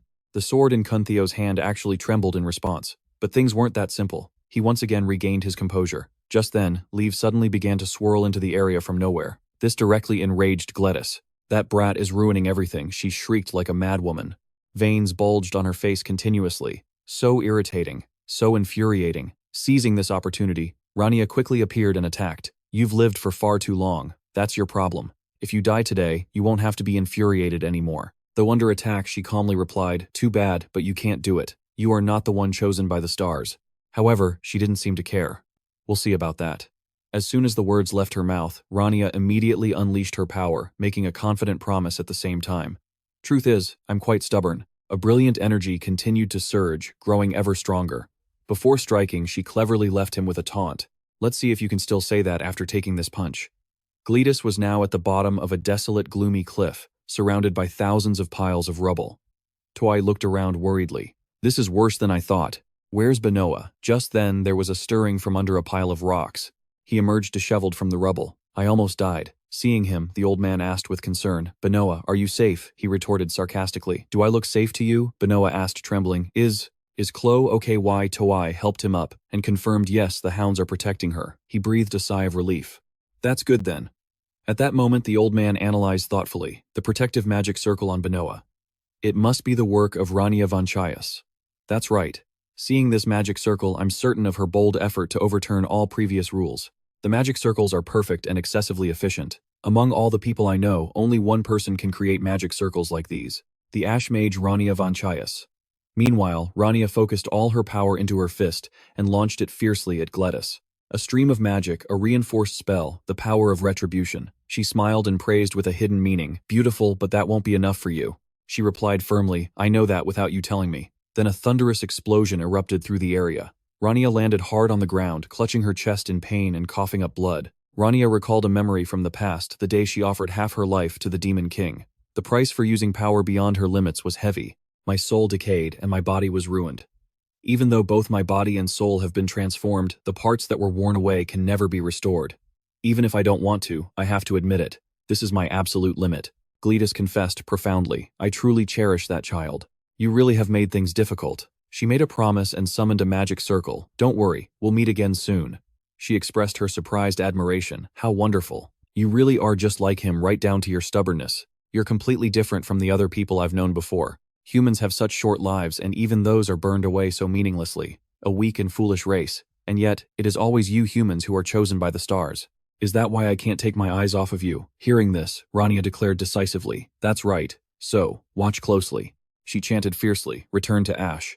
Rania gripped the lightning sword in her hand. Without hesitation, she launched a sharp attack. Rania gritted her teeth and endured. Meanwhile, Gladys laughed with glee. "One step. Just one more step. I was just one single step away." She succeeded in severing the woman's arm. Gladys lamented helplessly. "That was my last chance. I couldn't even take that child with me to the ashes." She reached a gentle hand towards her. "My lovely child of Ash," she whispered before fading away. Gladys left a final message. "Will you come find me next time?" Rania immediately shot back. "Of course, and I'll definitely be the one to kill you." At the same time, Kai was in an evenly matched battle with Kuntheo. However, he was wounded by the man's power in an instant. Afterward, an object suddenly fell. Kai complained in frustration. "Damn it, this magic is too dense." He soberly tightened his grip on his sword. "The more I fight them, the more I see it. an invincible wall. People who have surpassed their own limits. Normally I wouldn't even have the right to fight them since I still can't get past that wall. Kay psyched himself up, but now wasn't the time for thoughts like that. He leaped in, determined to fight back. Just hold on a little longer. I can't let them get near my senior. Just then, Kun Theo knocked the sword clean out of Kai's hand. He stared in disbelief at his sword, then back at the man. What the hell? This is the end. Powerless Kai closed his eyes, bracing for impact. He slowly opened them again, confused. Did I die without any pain? Seeing Kun Theo suddenly frozen, Kai watched in shock as the man split into two. Then he gradually dissipated into dark energy. Kai stood frozen in shock for 5 seconds. He let out a sigh of relief and collapsed to his knees. I'm still alive, he wondered. Senior, did you defeat Gladys? As the battle ended, the sun began to rise, and the forest started to regain its vitality. Kai happily leaned against a tree, his whole body aching. Glad I made it out alive. Just then, Rania approached him. Hey. She walked closer, saying sarcastically, I thought Gladys still had a few mascots left. He quipped back playfully. I don't think you should be saying that, Senior. Rania, exhausted, gave him a light push. Scoot over. Let me sit too. She turned to Julian gratefully. Thank you. He feigned shock, teasing, I've lived long enough to hear a thank you from you, Senior. Rania was stunned and started grilling him. What's that supposed to mean? What were you thinking challenging a master swordsman like that? What were you planning to do with all those magic tools you didn't even borrow? Kay retorted calmly. This isn't something that can be solved with just a bit of paperwork. She exclaimed in disbelief. No way. Someone who knew that would still attack so recklessly. Rania frowned, remarking, I know someone who always dives in just like that. The kind of person who actually leaves when told to go. He insisted that there must be someone who does that. She threw her hands up and sighed. Well, I know someone who always charges in like that. There you go again, I'll talk. Anyway, good job. Kai smiled and suggested, You're welcome. In return, you can help me with the post-incident paperwork. Rania fumed. You've got a smooth tongue, don't you? The scene shifts to a safe zone where Chloe runs over overjoyed. Benoa, thank heavens you're safe. She sobbed as she checked him over. You're half dead, Benoa winced. Chloe, that hurts. Seeing her go silent, he asked in confusion. What's wrong? Chloe confessed sorrowfully. I thought the hounds would get here super fast to save us. I thought Benoa would be rescued right away too. Did all of this happen while you were trying to save me? Thank you, Benoa. For everything. He smiled humbly, trying to soothe her. Why are you suddenly saying that? Even if I knew you were safe, I would have come to see it for myself anyway. Benoa thought suspiciously, white hair and blue eyes, just like the heretic Gladys. It's not just the colors. It's like Chloe has matured somehow. It must have something to do with her kidnapping. Which means it could happen again. She offered with concern. Benoa, if you're in pain, I can call a priest. He quickly explained, Oh no, it's not that. I just have a lot on my mind. I'm the team leader for the project, but I haven't even attended a single meeting. Meanwhile, the other students were stressing out. Team leader, please come back. Hearing this, Chloe fidgeted for a few seconds. A moment later, she suddenly burst out laughing. Benoa was surprised. Huh, why are you laughing? Did I say something weird? Chloe commented cheerfully. It's just so much fun hearing you say normal student things. Benoa retorted, annoyed. But I am a student, she offered joyfully. Come on, let me take you home. Let's go. Benoa obediently agreed. Yeah, let's go home. On the way back, Chloe eagerly expressed her desire to visit Apia soon. Are the summer uniforms there? Pretty? He said indifferently. Who knows? They're probably just okay. She grew more interested. I'm also really curious about the person you and the master mentioned. She helped us this time too, and you said she's a professor worth learning from. She must be an amazing professor, right? Seeing him clutching his head with a troubled look, Chloe worried. Benoa, what's wrong? He remarked cryptically. You'll see when you meet her. She questioned him cheerfully. What's that supposed to mean? Are you worried you'll get yelled at for skipping the project meetings? Benoa hesitantly admitted. Well, there's that too. The scene changes to that evening with a carriage traveling through a dark forest. Inside, Kai was looking at a document with a troubled expression. He remarked with irritation, Could you please stop making those demonic groaning sounds? I'm trying to work here. Rania kicked her feet, complaining sarcastically, I'm completely exhausted from helping people. My body aches. Kai called her out coldly. I know for a fact you only helped because you didn't want to go home. She sat up and asked dejectedly, Do you think the master is actually mad? He gave a strained laugh to reassure her.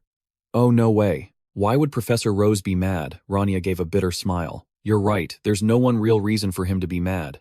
There are a dozen reasons. The western sector of Catanach is gone. Please calm down, sir. Do you have any idea how much money I invested there? The time tower we spent years building has been destroyed. The master has definitely heard the news by now. Half the city was leveled. I'm going to get an earful. Kai tried to comfort her, surprised. When facing a disaster of that scale, losing only half a city is a good outcome, isn't it? At least the whole city wasn't wiped out, especially when you were up against Gladys. Hearing this, she asked, Really? He began to share some serious information. There's one more important thing. The royal family sent a gesture of goodwill. Rania took the paper and replied dispiritedly, from the royals. Forget it, it's not going to be anything good anyway. Key stated frankly, let's be honest, your family's hounds don't get all the credit for handling this disaster. I made sure to skillfully mention your contributions too. They've been pretty worried since you retired, afraid you'd go to another country. He shrugged and added, they really want to keep you here, whether it's through me or by any other means. Kai Rania considered floating a bold idea. Should I build a magic tower? Kai enthusiastically supported it. Do it, bro. Build like 5 of them and give one to me. She cut him off loudly. I'm being serious. Forget it. Let me out here. I'm going to walk a bit before I head in. He said warmly. Get home safe, senior. Rania waved pleased. Yeah, you too. You did a good job today. On her way back, she wondered to herself, what is this? The fight was intense, but it wasn't like my first time. Why does it feel so strange? I used to be the one yelling at others. But just then, Rania's head shot up with a start. Recognizing the familiar figure waiting for her, she called out in astonishment. Master Rania rushed towards him. Master, you're still awake, Rose lamented sorrowfully. How could I possibly sleep? He asked with concern. Are you all right, my child? Hearing this, she fell silent for a long while. Then Rania pressed her lips together and thought, so, he's realized, hasn't he? That I exchanged a portion of my lifespan as the price for the deal. However, she maintained a cheerful facade to reassure him. Please don't worry, master. I'm perfectly fine. Rania Vanchaias asked doubtfully, was that truly necessary? Rania explained, with a forced smile, but I was the only one who could do it. After hearing her, he fell into a pensive silence. Rania Vanchaias gently patted her head. I trust you will find a way to do things correctly. It's cold out here, go inside. She thought shyly to herself. I thought this strange feeling was something else. It's just that I'm not used to it, not used to actually having a place to return to and rest. Rania smiled brightly and called out, I'm home, master. The next morning, he calmly called to Rania, wake up, get ready and come outside quickly. We have a visitor. Meanwhile, she was still lost in her dreams. Rania Vanchaias stepped out politely. It might take her a moment, my apologies. Why Toai replied gently with an understanding tone. There's no need to apologize. We're the ones who arrived unannounced, he said sincerely. I simply wanted to offer you my thanks, Ash Mage. Why Toai then asked curiously, who else knows about this? She calmly replied, originally, it was just my master, and Kai. So now there are 4 of us, he marveled in admiration. Physical transformation. Even though I witnessed it with my own eyes, it's still hard to believe. Rania offered a humorous point of view. Isn't soul transformation even harder to explain? At that, Toai sincerely expressed his deep gratitude. I didn't come here to question you. I truly, wholeheartedly wanted to thank you. If it weren't for you, I would have lost all of my students. She calmly revealed, that wasn't even part of the request. That gives me all the more reason to be grateful, he replied, moved. Rania cautiously reminded him, please keep this a secret. It's not something that should be spread around. Toai bowed his head in agreement. I will remain silent. He then made a mysterious offer. I also have someone I'd like to introduce you to. When you've recovered, please come to the Black Tower. Well then, Benoa, you should head back before it's too late. Just then, she studied him. You're not leaving. Is there something you want to say to me? He hesitantly asked about putting one's lifespan on the line to defeat the Dark Knight. Rania flicked his forehead to stop him. Your soul will shatter if you're not careful. But if that's the kind of power you wish to pursue, don't worry. You know who I am now, don't you, model?